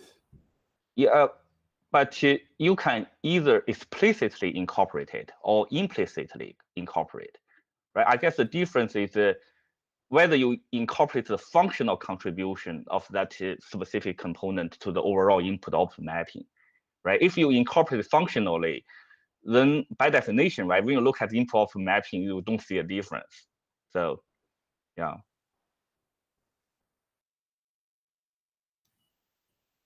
So if everyone doesn't mind, I'm going to take a moment to start peppering you with questions that came from, I guess, maybe people who haven't been as deeply involved in constantly thinking about these questions as some of us have. And so that means we can have to step out of our bubble and explain a little bit why we think the way we think. And I'll start with Adam Huzar, who just asked, I was wondering, well, actually, he could say it himself if he wants to, but otherwise, Adam, I'll just go ahead and ask your question for you. I was wondering, what do you all think about simulation of emotional levels that are affected by diverse molecules in the brain? For example, being excited or being sleepy. Do you think we'll be able to capture those effects with, for instance, compartmental models, or a more detailed level is needed, or is a more detailed level needed? I think we don't even need to get this level of detail of a compartmental model to make great progress on that, because those a lot of that modulatory circuitry is not very complicated or spatially precise. You know, they have axon branches that go all over the place and release neuromodulators like dopamine or norepinephrine over very big regions of the brain. And so they can be modeled, you know, with just a few parameters that say turn up the excitation or turn down the inhibition or whatever. Shimon Marome has done some really good electrophysiology in vitro to show that, you know, the effect of dopamine on a circuit has this kind of like raising the temperature of the system, shakes things up a bit and allows it to settle back down into a new state. So that's something that could easily be modeled without worrying too much about compartments of individual neurons.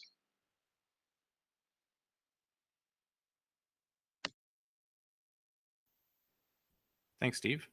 I think that probably answered the question. I'm not sure if anyone else needed to jump on that one as well. I believe we have a bunch more. I just haven't been paying attention to the sheet just recently. Let's see. Oh yeah. So Priyanka is asking about nonlinear multiplicative dendritic integration. Yeah, sort of, I mean, the original question was comparing this with artificial neural networks, where typically linear summation is used. But this ties back to the questions about compartmental models and whether you need them or not. Because certainly what Dongsong said about, you know, if you've already included in the effect that your PSP can have on the membrane potential, if you've included in that whatever the effect would be of its distance, say on the dendrite or something like that, that doesn't necessarily take into account something like multiplicative effects or other effects where, say, a spike happening somewhere closer to the soma will interrupt or impact any spikes that are trying to travel there from distal dendrites. So that could be a reason why you might want to build in some more complexity. And I'd be curious to know if, say, the simplification that you've created, Dongsong, whether that takes that into account as well. Yeah, so my specific approach is instead of using linear model, right? We have a nonlinear activation function, right? Which is very commonly used technique. So so the specific activation function we use is basically polynomial. We use Volterra series, right?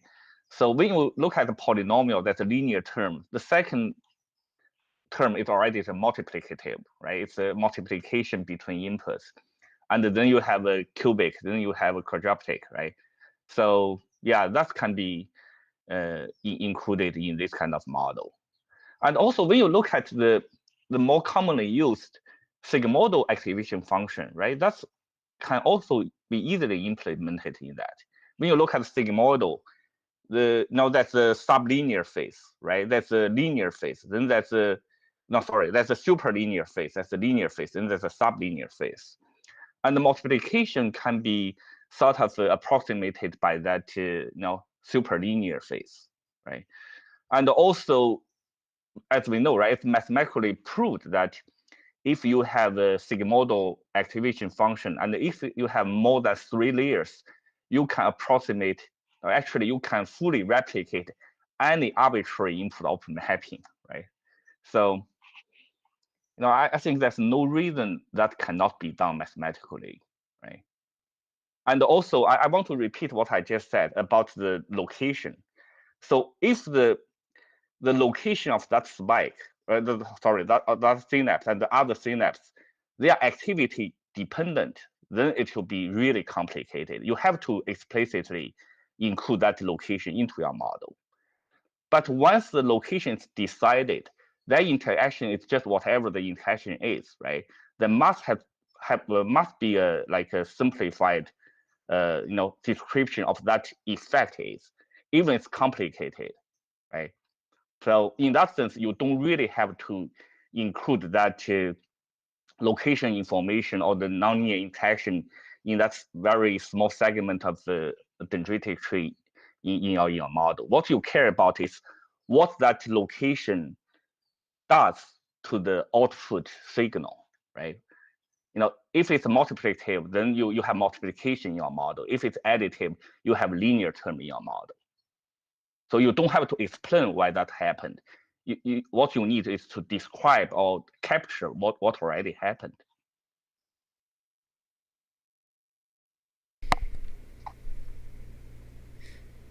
Thank you. And we do have one question from Dan Breeden and from the YouTube chat, and he asks, would the integrated information theory of Tononi allow mind uploading in principle? And I'm not sure who would be, I'm not sure who to ask to answer this one. I volunteer Keith. Oh, please, thank you. Yeah, well, I mean, any number probably able to answer that question. I think Tononi has said that he's actually basically okay with uploading so long as it's done his way, which is basically no simulations allowed. I don't think he said that he thinks that there's some sort of, prohibition in the universe against uploading. It's just got to be this ITT thing sort of going along. That's what I thought. If anyone feels like I've miscaptured him, jump in. I've heard the same thing from Christoph Koch, so I believe that is their position on it. Although you can't really get a more clear idea of what level that they would require for their analog simulation. I have a different overriding question, if I could. So there's two ways of taking this level question. There's the question of what is the level that we're going to have to make sure that we capture in our initial kind of simulation of the brain to make sure we get everything, okay? And this is kind of what Dong Song was saying. So it's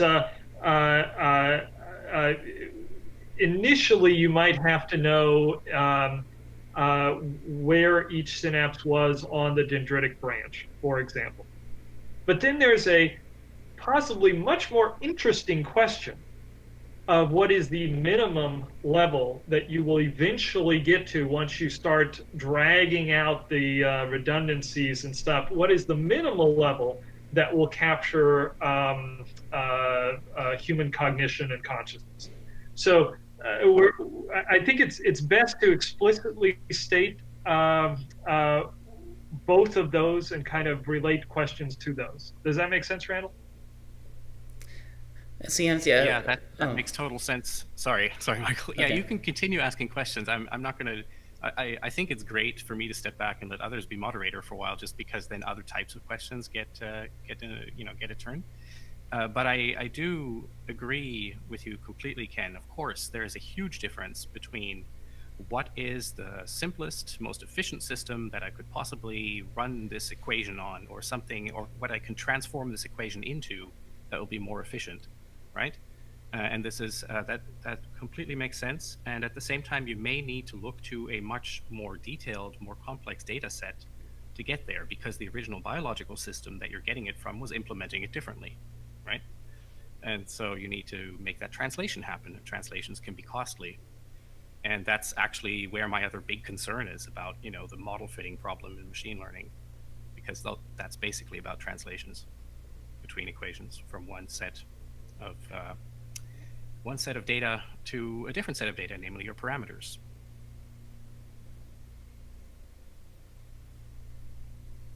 And just to pitch in on the question about the relevance of IIT on mind uploading, I guess IIT, as far as I understand it, can tell you whether something is conscious, whether it's you or your simulation. Okay, so it can tell you whether successful emulation is conscious or not, but it may not be able to tell you whether you and your consciousness and the emulated consciousness, these two are identical. So I guess that was a topic of the previous workshop about identity. So I guess I'll stop there.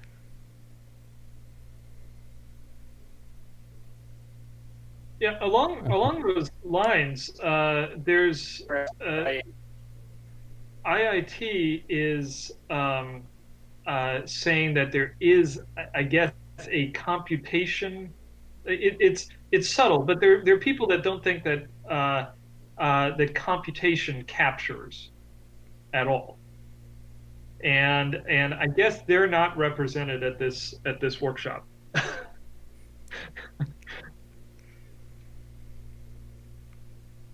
Can I? I don't think so. Oh, yeah, sorry. I just one thing about the question of compartments and localization of synapses and multiplicative versus additive interactions and so on. So maybe the level of detail of compartments is an interesting one, in the sense that it's quite a continuum.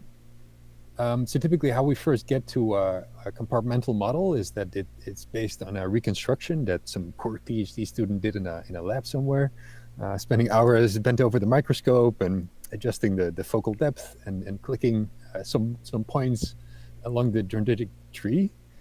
So really it already begins with a kind of discretization, and could also use EM scanning and it would have a finer resolution, but there would be some discretization to begin with. And then we could gradually make that compartmental model simpler and simpler by having two adjacent compartments, by merging them together, and then merging together larger and larger sections.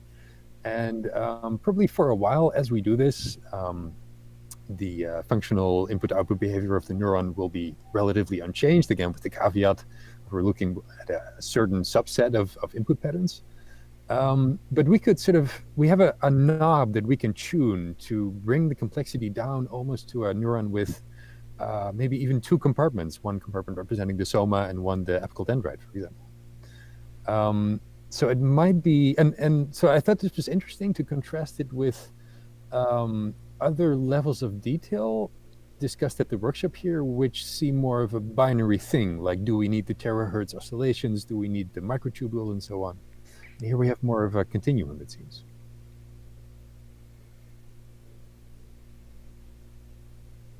Okay, so follow up on that point. As you reduce and reduce and reduce and merge, and assume it to be a continuum, do you have to worry about things like bifurcation? Let's say in the logistic equation, as you change the parameter value by minute amounts, at a certain point, suddenly you get period doubling and then chaos, and then back to some different periodic behavior. So if it is truly a continuum, and the assumption there would be that the transition between these whatever scales would be smooth, right? But what if it's not like that? If there's some kind of fractal property to it. Yeah, at some point you've simplified it too much and it, it goes out of whack. Yeah, Absolutely. Yeah. Yeah, I think that the current approach to simplify compartment model is still to use compartment model, right? Hatching based keyboard theory based equations to represent those reduced compartments. The other possibility is you change that, because mathematically, multiple compartments cannot be fully replicated by a simple compartment. Some information is losing, but you may change you may make that single compartment more powerful, so it's possible to capture multiple compartments behavior, not necessarily using Hatching-Hasty based equation anymore.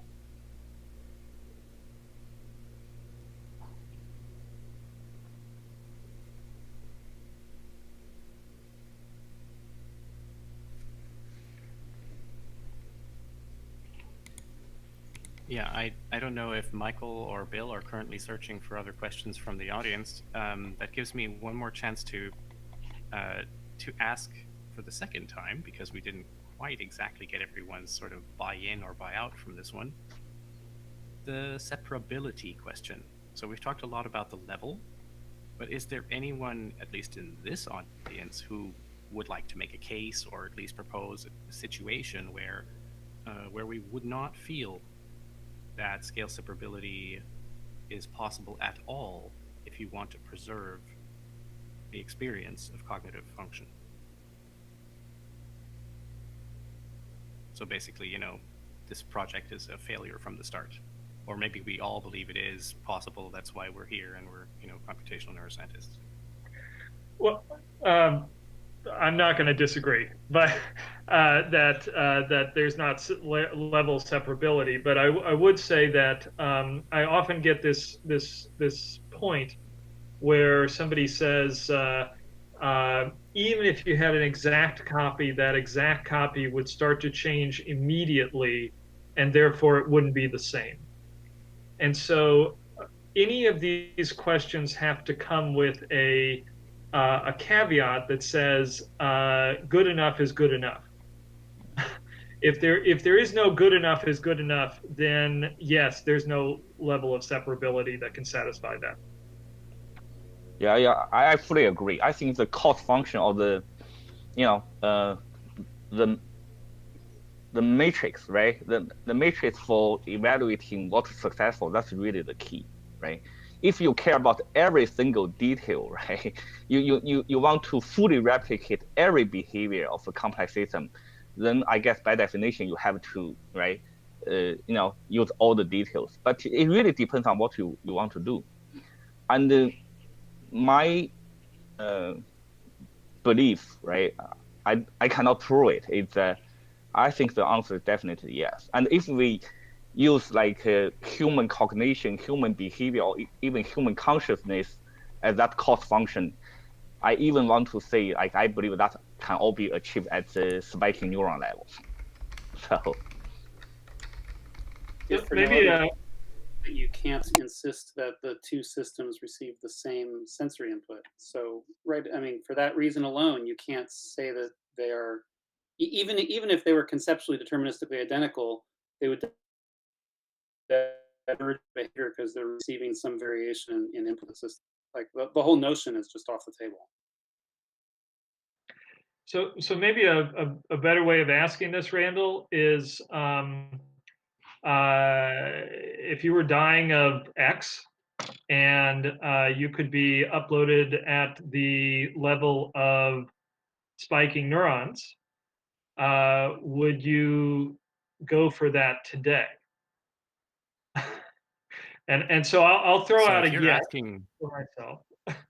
yeah, you're asking me directly, and I will of course also answer yes. It's a, you know, we don't even have to go that far to ask the question. With death, it's a, you know, that's a pretty big one. But even, you know, if somebody can't form new episodic memory, would you be happy with a somewhat functional hippocampal prosthesis as opposed to a perfect one, or none? Yeah, sure. You know, if you can't get a perfect one, then take what you can get.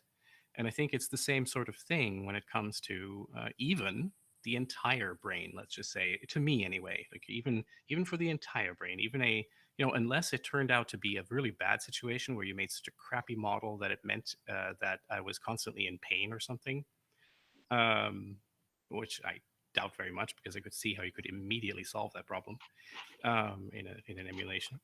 But yeah, barring those sorts of things, absolutely yes. I'll take a spiking one. And there are other levels that, you know, I would immediately dismiss as completely crazy, like, you know, 1 millimeter MRI scan of the brain, structural scan or something. I would say not a chance. Don't even waste my time with it, right? So I think that might be a different way to figure out people's commitment to to this level separability problem.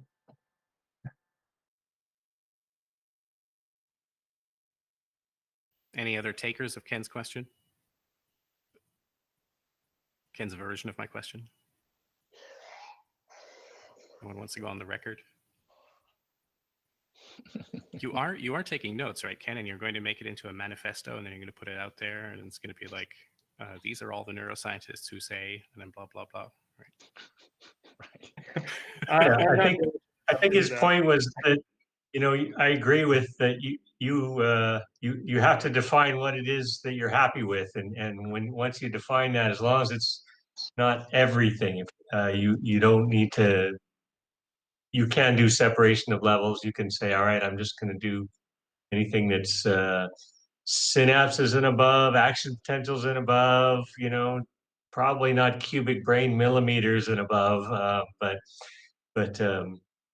you can get a lot done with action potentials. We know that, as we've, you know, there's been a lot of actual electrophysiology, not even talking about the models, just the electrophysiology and what people can predict in terms of what animals are about to do or what they're perceiving from the action potentials.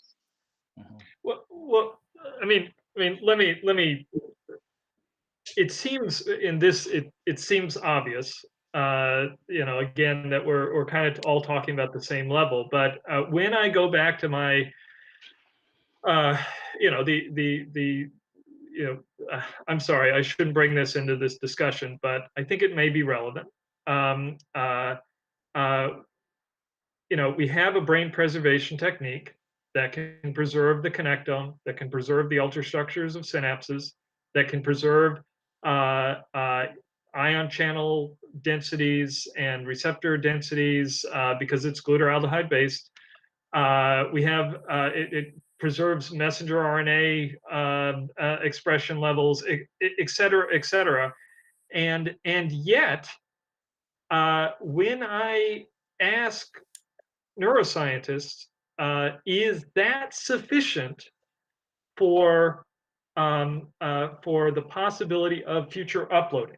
Is that sufficient for the possibility of future uploading? Which is, I submit, is the exact same question that we're addressing today. I get, we don't know enough. How can you even start to talk about stuff like this? Because we don't know enough about the brain.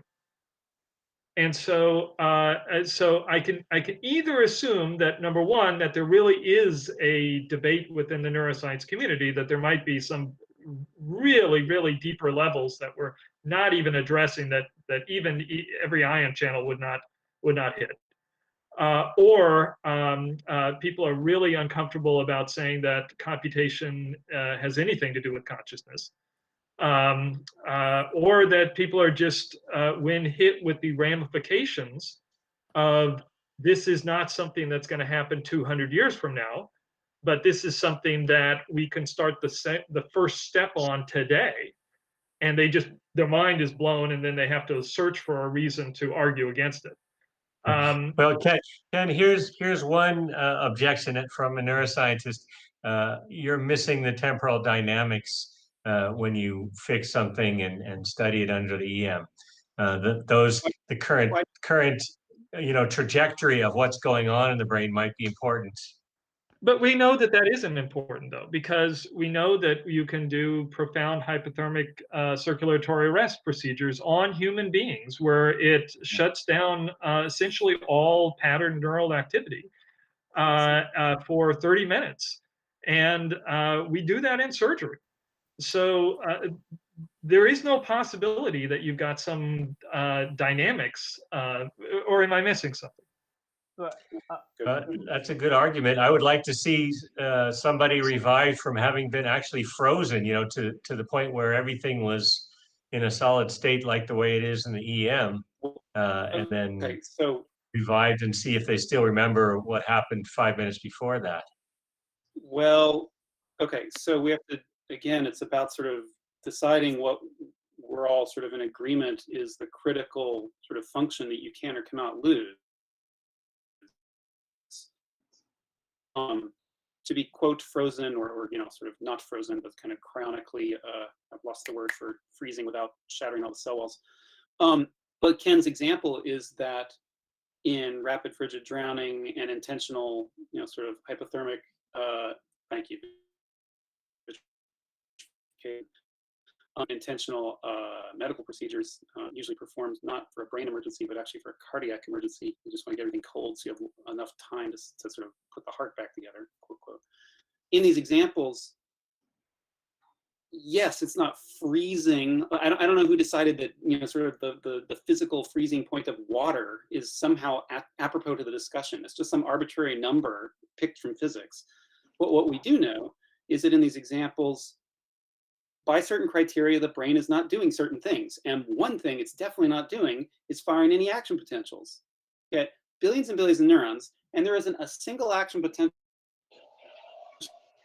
site for hours. And this is just a fact. So if we're going to say that a certain, sort of cutoff in functionality has been satisfied and then been recovered from, then you have to sort of fold that into your argument, either for or against whether or not this works. We do know medically it works. In fact, we know psychologically it works. These people have revived and they feel themselves to be a recovered patient. Their doctors and families regard them as recovered patients. No one goes around sort of rewriting the metaphysical philosophy of how our society is going to treat people and just sort of assigning them new identities. Like, video is frozen. Did I lose my internet? Shoot. Anyway, I hope my point came through still before there. my internet dropped down. Yeah, you came through. It was a little halting, but you right. came through. But yeah, no, you're right. I mean, I think obviously we've been kind of too fast to judge all of those hypothermic procedures successful, and just to be cautious, we should take away people's identities and say that they're no longer married to their spouse and remove their house and whatever after they've gone through this procedure, because then they're someone else, right? So I have a question to Ken, which is so related to Steve's question about the temporal dynamics, keeping the temporal information. My question is, from your EM data, can you reconstruct some temporal parameters, such as membrane integration time, and all of these dynamical information? I guess delay is somewhat you can estimate based on the diameter and whether the axon is, let's say, myelinated or not. But what about these intrinsic temporal parameters? Can you reconstruct that? Well, I think the question is, can we construct it today versus can it be constructed in principle? Oh, yeah, in principle, let's say. And so you would have to ask, well, what is being lost? And something that has been discussed, I think, a couple of times today, is that the extracellular space is typically lost in these in the EM preservation procedures. So to the extent that that really carries information that is crucial and cannot be is not held redundantly, then maybe there are certainly some things that could in principle not be reconstructed. But at the same time, I can point out a whole bunch of papers that that do, for example,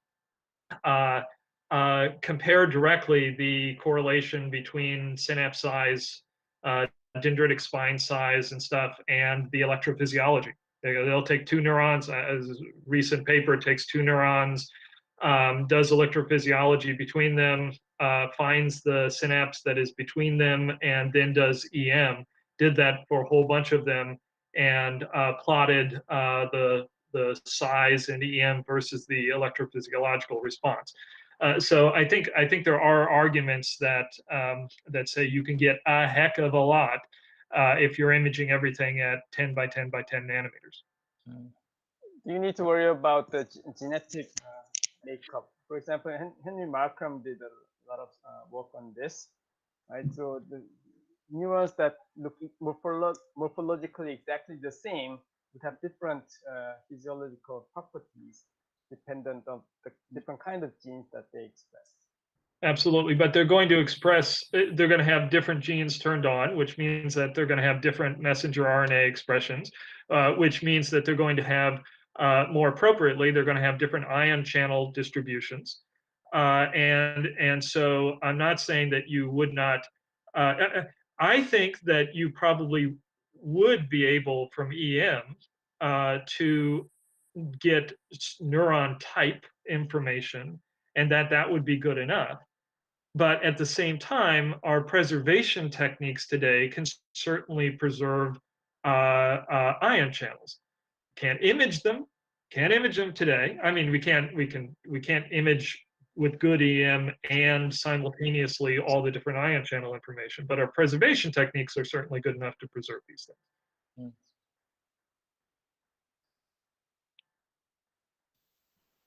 I noticed that Dong Song turned on his microphone a while ago, so I was wondering if we kept interrupting before he was able to say something, or if that was just a coincidence. No. Okay. Yeah, but yeah, actually, I wanted to say something about, so if you ask most of the neuroscientists, right, we do believe all the memory, all the internal states are stored in the structure and the synaptic weight, right? Which in principle can be reconstructed by just looking at the like EM data, right? So, but there could be, one possibility that maybe, but I'm not saying this is a reality, right? If some information, some memory, or some of the identity is stored in some kind of persistent electrical activity, then you probably can lose that information, like some little oscillation that right, that will just die away if you know. So right, you have amnesia if you get a concussion, right? Yeah. Right. So then we're right back at, we keep on losing our identity every time these sorts of things happen. Yeah. Mm-hmm. And the one related topic is that I remember Ichkovich, right? He often makes give the example showing why timing is important, right? Because if you simulate a very large scale network by changing slightly a position of a single spike, because of the chaotic behavior, eventually the activity become totally different, right? With or without that change in the whole brain, right? But my understanding to this phenomenon is that this exactly explains why this chaotic behavior is not important, right? Because right, you can easily change the position of a spike just by probably just knocking out your head, right? But you are still yourself, right? So there must be some high-level invariant property that with more resistant to this kind of eternal perturbation. Right. So yeah. Yeah, that was actually another major part of what I hope this conversation would get into, but we never really got into a strong discussion about complex systems and chaos theory and all of that. But yeah, that's I think what we're looking at here is a system that wants to be understood. My memory systems want to be able to talk to my visual system, want to be able to talk to other systems. They don't want to lose the ability to communicate just because there are some stochastic components in the way that synapses communicate. And similarly, every time I see a tiger, I want to be able to run away from it and not sometimes think it's my grandmother. So there are some real evolutionary pressures for the system, even if it's based on a long string of analog nonlinear components, to make itself not so chaotic or not unpredictable. You know, more like a chaotic system in the sense that a system may have a huge range of possible behaviors, but that that range is still a range that you will permit, one that is the one that you want the system to be able to operate in. And then you've got things like recurrent inhibition and oscillatory rhythms that make sure that patterns happen at certain times and that they are phase offset from patterns in another area at a certain way, and that you have populations of neurons instead of single neurons, so you don't have to depend on the spike time of an individual neuron, and you've got bursts instead of just spikes sometimes because you want to make more robust communication, and so forth and so forth. This is why when I did the little intro video at the beginning, I was kind of explicitly comparing, which by the way, I'm sorry for the production quality, we did it last night, explicitly comparing the very huge billions of nonlinear analog transistor systems that we use every day called computers with this other billions of nonlinear analog systems, analog component system, the brain, where the computer is making itself completely predictable, totally deterministic because of the rules imposed upon that nonlinear analog system, and that the brain has to do something rather similar if it should fulfill its function of keeping living organisms alive. So Randall, I just to loop back around on the big question of separability. Is it better to, if the goal is whole brain emulation, you can look at that as essentially what it would take to make a de novo brain, or what it would take to copy a brain. And if you look at it from what would it take to make a de novo brain, then you are essentially asking the question of what's the minimum set of things you would have to deal with. And that is an unstructured problem right now. It's highly unstructured, right? If you and at the end of the day, you're going to get something that is not satisfying to anybody. It's going to be like, well, some level of computation. The alternative way of looking at this, how to copy, what would it take to copy a brain, is saying what level of resolution and molecular identity would you have to do to scan a brain to make sure that you emulate it. And I think that is a well-structured question that we can address today. Yeah, I totally agree. And that latter one is indeed actually the topic today, because this is, this. Oh my God, really I'm sorry. help, I right? should have read the. I should have read the syllabus. I'm sorry. No, you're very well stated, Ken. Thanks.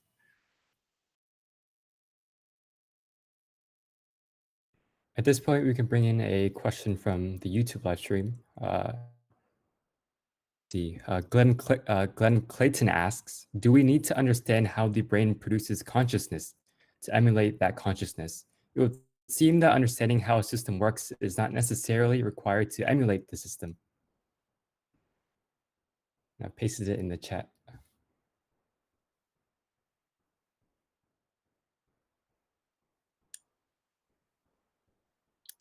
I think we have to have a theory.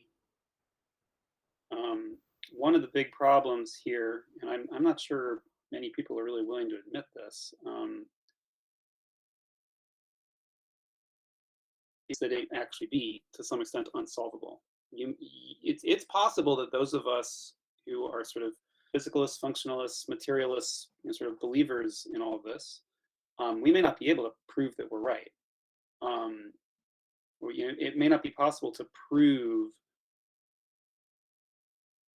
that you're creating a philosophical zombie if you satisfy all your physical and neurological requirements. And you just have to say that your personal preference for sort of, how you model the world is that, replicating certain behaviors and sort of phenomena that you can measure and determine from outside. You're just saying, well, we think that this can't be faked. So our model is that this is a conscious system. And someone else who's just planted their flag in a camp where you cannot be conscious if you're not biological, or you cannot be conscious if you're a simulation, a physical network underlying. Coke goes on about. You can't be conscious if you don't have microtubules going on, whatever. I don't know if you can just sort of prove anybody into changing their mind about any of this. We may just have to sort of separate ourselves into cults and kind of, maybe that's where the truth is. These very cults and these.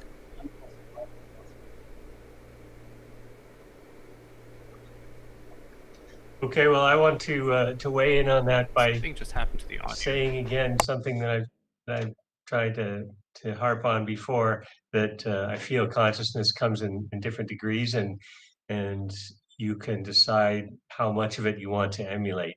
I think the greatest thing about IIT is that it allows you to quantify just how conscious anything is. So my claim that there are many different levels of it, you can prove it numerically using IIT. You can actually measure quantitatively how conscious is this person while they're sleeping, how conscious is this animal, how conscious is this computer program, by probing it using that theorem. So I think if you want to talk about can we even emulate it, you have to first say, how much consciousness do you want? And I don't think, because I believe that the brain operates under physical principles, I don't think there's any level that we couldn't eventually emulate. And I suspect, based on the experiment that Ken describes of freezing people's brains and reawakening them and finding that they're pretty much the way they were before, that the temporal dynamics isn't something that we need to worry too much about when we're recording all the details that we need to put into our emulation. So given that, I think we may have all the tools we need to emulate. Say it again. It's not freezing, certainly. It's lowering temperature down to 30 degrees Celsius during a profound hypothermic and circulatory arrest surgery. Just want to be clear. Okay, well, some animals do vitrification. I think aren't there some that they can actually they produce their own antifreeze compounds, and they become vitrified and revive themselves after the thaw. But how do we know that's not a different frog every time? Yeah, it might well be a different frog. It's hard to ask them. And my point is that the question is baseless. It's, first of all, it's a philosophical question, not a scientific or medical question. Second of all, it's unfalsifiable. Like, it doesn't mean anything to ask the question. To conclude that it's a different frog or the same frog, if your whole understanding of science and nature is empirical measurements of physical phenomena, to conclude that metaphysical identity undergoes a transformation regardless of what you can measure experimentally is by definition an unfalsifiable question. And I think we just have to got to push that whole mess off the table. And we here in this room can choose to do so. I don't know how we convince sort of society at large to just accept that. I think that this is because the question you're asking is very popular. And And I really don't believe that we're going to make any ground on it, because it's not subject to the march of advancing science. It just doesn't work that way. I don't think we're going to get anywhere. I think our philosophy might grow. You know, in the next 100 years, society's philosophical approach to this may undergo a transformation, but we're not going to solve the problem. I honestly don't think this question works that way, is my opinion. Keith, so would then the alternative be to, in making a decision on how to use the success criteria to determine a successful whole brain emulation, if we have to accept the fact that that we might not have a complete understanding of, let's just say, consciousness, for example, as a success criteria, do we just have to then just use what we are able to experimentally sample, like for example, like just. Well, I don't believe that we're going to be overly convinced of a success by neural tracings. I think that Randall has described this well before. I think what you're going to have to do is interview the damn thing. And if you convince yourself that you're talking to, essentially, if you basically, it's a Turing test. It's the argument that you can't fake the Turing test. If the system convinces you via interview that it is the revived patient, then it's the same experience you have when you interview a revived hypothermic patient. You just have to decide that because they present a convincing symptom of the prior person, you're just buying. And that's, I don't think you can do any better than that, basically. Can I argue against that? Sorry. So I think what Yunsuk said earlier, he gave some examples of, when you get brain interfaces good enough to start switching in and out. And we're, if you look at Neuralink and you project that out 50, 100 years, I think the general person on the street is going to have the ability to switch in and out a piece of silicon and feel what it is like to have that piece of silicon either in them or not in them, and maybe even, yeah. So I would suggest that there are ways to enlighten society regarding the philosophical zombie question. I didn't speak up when you said that earlier, but I think Daniel Dennett would disagree strongly that you can subjectively feel differences in your own qualia. The whole point of the sort of dancing qualia experiments is that you can flip back and forth, and you don't know you're having a different qualitative experience. It's not that red and blue, red and green, whatever the canonical, it's not that they feel different. It's that they don't feel different, but the whole point is that there's some sort of fundamental difference in the qualia. But isn't that isn't sort there of some the same? major in that reason? I'm sorry. I thought. Sorry, but the audio cut out for a second, and I thought you were done. Yeah. I think that there are certain experiments which can change your visual qualia. Let's say it's all related to the movement. So whenever you move to the right, let's say suppose you present some blue tinted thing. Right? And if you do that consistently, whenever you move, I forgot about the details about this experiment, but there are certain cases where your motion gets related to a certain qualitative experience of color. And because you move your eye in a certain way after this kind of training period, now your qualia would slightly change and you can detect that. So I'll find the reference and share it later. But anyway, so there are certain experiments like that I'm aware of. Yeah, I think that is another example of how important embodiment is and the environment, that those things are what lead to all those qualia. Qualia are not just something that's in your head. It's to do with all your interactions with the world outside and all the experiences you've had with it. But even with the change in qualia, would that change the answer of the first person perspective? Because the point to be able, it seems like the point to be able to have that interface connection is so that the first person can say, yeah, it worked. But even if the qualia did change, like from a third person's perspective, they might be able to notice that it changed, but would that change the validity of the first person's perspective, which was the point of the interface?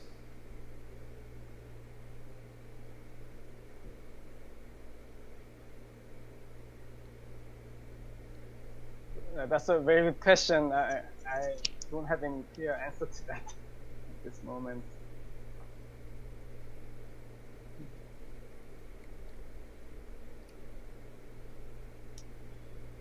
It's sort of, let me pose an interesting question in sort of speculating about radical alterations to your senses. Let's say that we had the necessary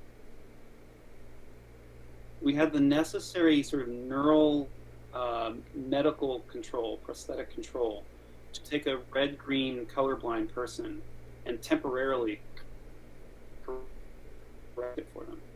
Okay, so you flip the switch, and they distinguish between red and green, and they have two different qualitative experiences looking at, you know, Christmas pictures mostly.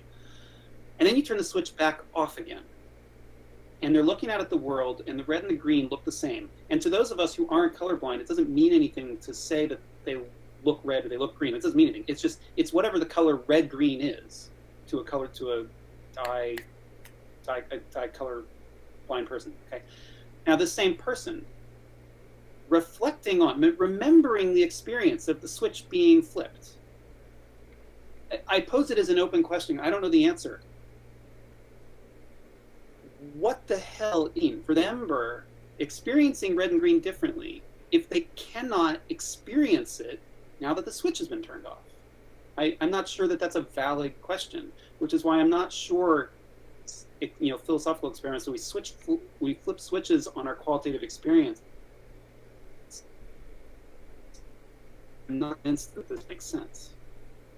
Well, you'd have to specify if you're flipping what you're changing is in the retina or if it's in the color area of the brain, like what you get in achromatopsia. Because you know, if you destroy a part of the brain, people not only lose the ability to see color, but they lose the ability to imagine the differences, I believe, if I'm getting that right. So, I mean, you know, I would argue that this is a much more complex system that is being oversimplified by the idea that you could just flip the switch.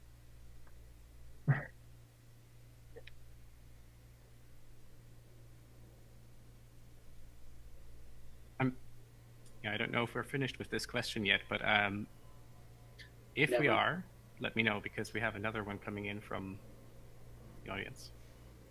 Anyone still want to follow up on this question? Okay, so we're not going to manage to completely solve the question of how to test for same qualia or different qualia. Okay. So I'm not 100% sure how to interpret the next question. Dan Breeden was posing something where he asks, you know, are the properties of networks the only things we need to emulate? And when I probed a little further to find out exactly what he meant by that in terms of what are the other things besides properties of networks, what he really meant was the networks of neural systems are the basis of first-person perspective, not individual components. So the networks as opposed to the individual components. What would be your responses to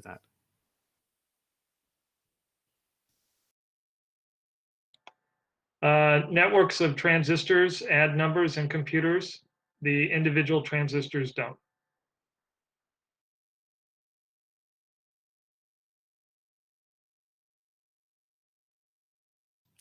Yeah, that. Well, my bias is to think that networks are really important, and we should be spending a lot more time thinking about neural systems at the networks level, and building more tools to study them at the networks level.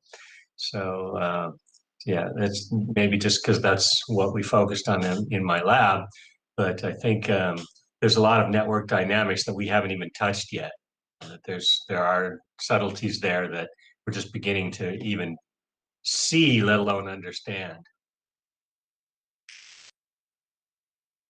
And I think to a certain extent, these types of questions, if they had been posed 20 years ago, would be they'd have a different feel, because with the deep neural network revolution that we're seeing today, we can see exactly what networks are able to do and how little individual components play in those processes. It really is the case that when AlphaGo plays,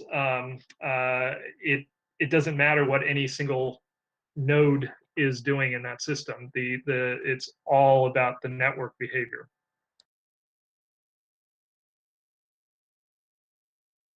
Yeah, I think obviously this is the same answer that most of us or all of us are going to give in a sense, one way or another.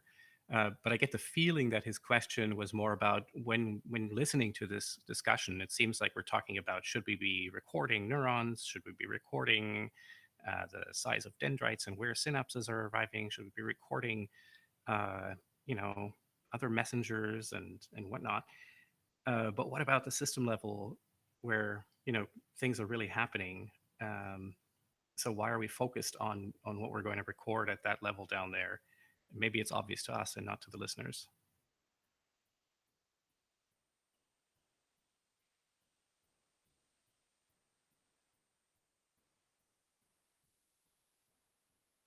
Well, I guess I'll give my answer, which is, yeah, you know, if you're going to study what the networks are doing, or you're going to recreate what the networks are doing, yeah, how do you do that? You know, if you just want to describe the network at a very high level perspective, coming up with an equation that describes what the entire network is doing, yeah, either you're going to do something very abstract where you end up with, oh, this is a brain oscillation, or you're going to try to do something detailed, and then you can try to do it detailed in what we might have just started calling the de novo brain method, where you can make up how you want to describe what your network is doing in terms of its parts, in terms of parameters of some form.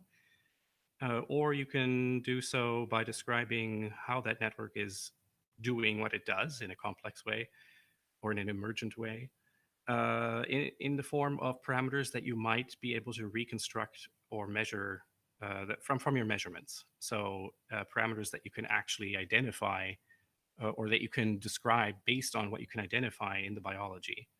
And that's why we always end up going back, of course, to neurons and synapses and all of that, even though what we really care about is the network level. But then we also, you know, we describe problems such as, if you have a gazillion things that you've just measured, how do you turn that into a system that does something useful?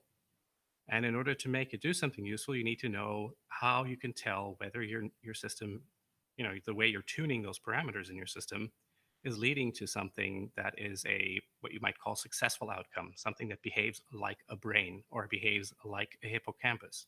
And for that, you do need to have some blueprint that you're comparing with, some typical type of behavior. So you do need to know something about how the system behaves at that higher level.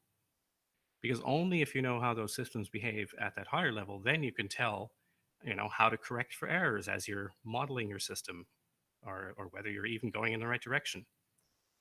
And so, yeah, I guess we all agree with Dan Breeden that you need more than just the neurons, you need the networks too.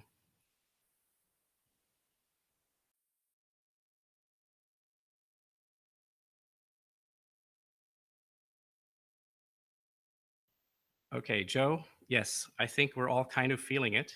I'm getting that sense from the way, you know, we're getting to our questions more slowly, and perhaps we're sort of wondering, well, wasn't this supposed to wrap up at around 12:15, 12:25 or so?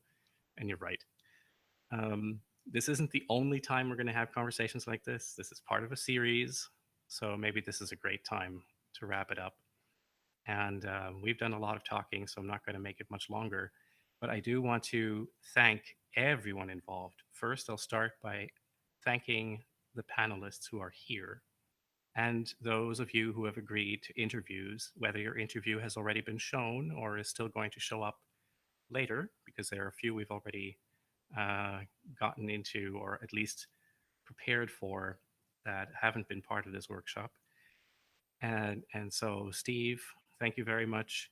And Ken, thank you very much. Dong Song, Yoon Suk Cho, Keith, Charles, and I'll mention a few others who haven't yet had their interview shown, like Naveed Farahani and a few others.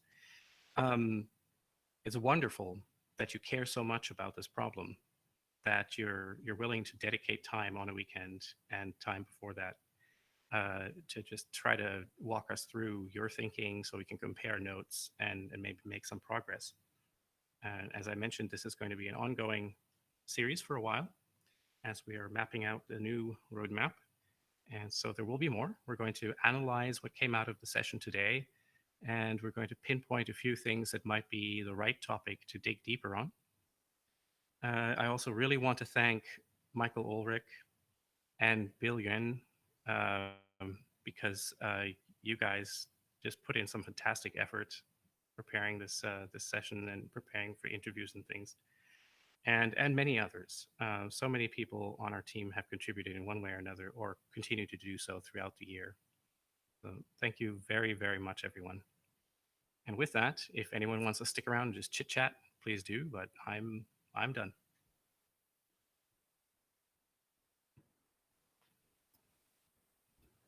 I guess at this point we can address some closing remarks and some reminders. Once again, we are a 501c3 nonprofit operating with the sole mission of advancing research in whole brain emulation.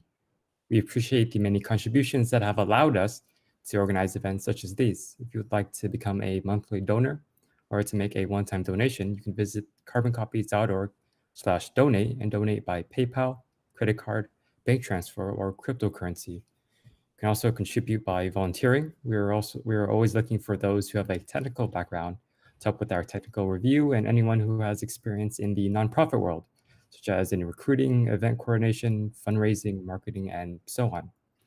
You can go to carboncopies.org/openings to apply. You can also sign up to our newsletter or follow us on social media at our Carbon Copies Facebook group, facebook.com/groups/Carbon Copies, at the Carbon Copies Reddit page, reddit.com/r/Carbon Copies, at the Carbon Copies Twitter account. Our Twitter handle is @CarbonCopies.org. And as always, all audience members are invited to take our survey. The survey link is in the video description. Thank you all very much, and hopefully we'll see you all again at our next event. Thank you very much.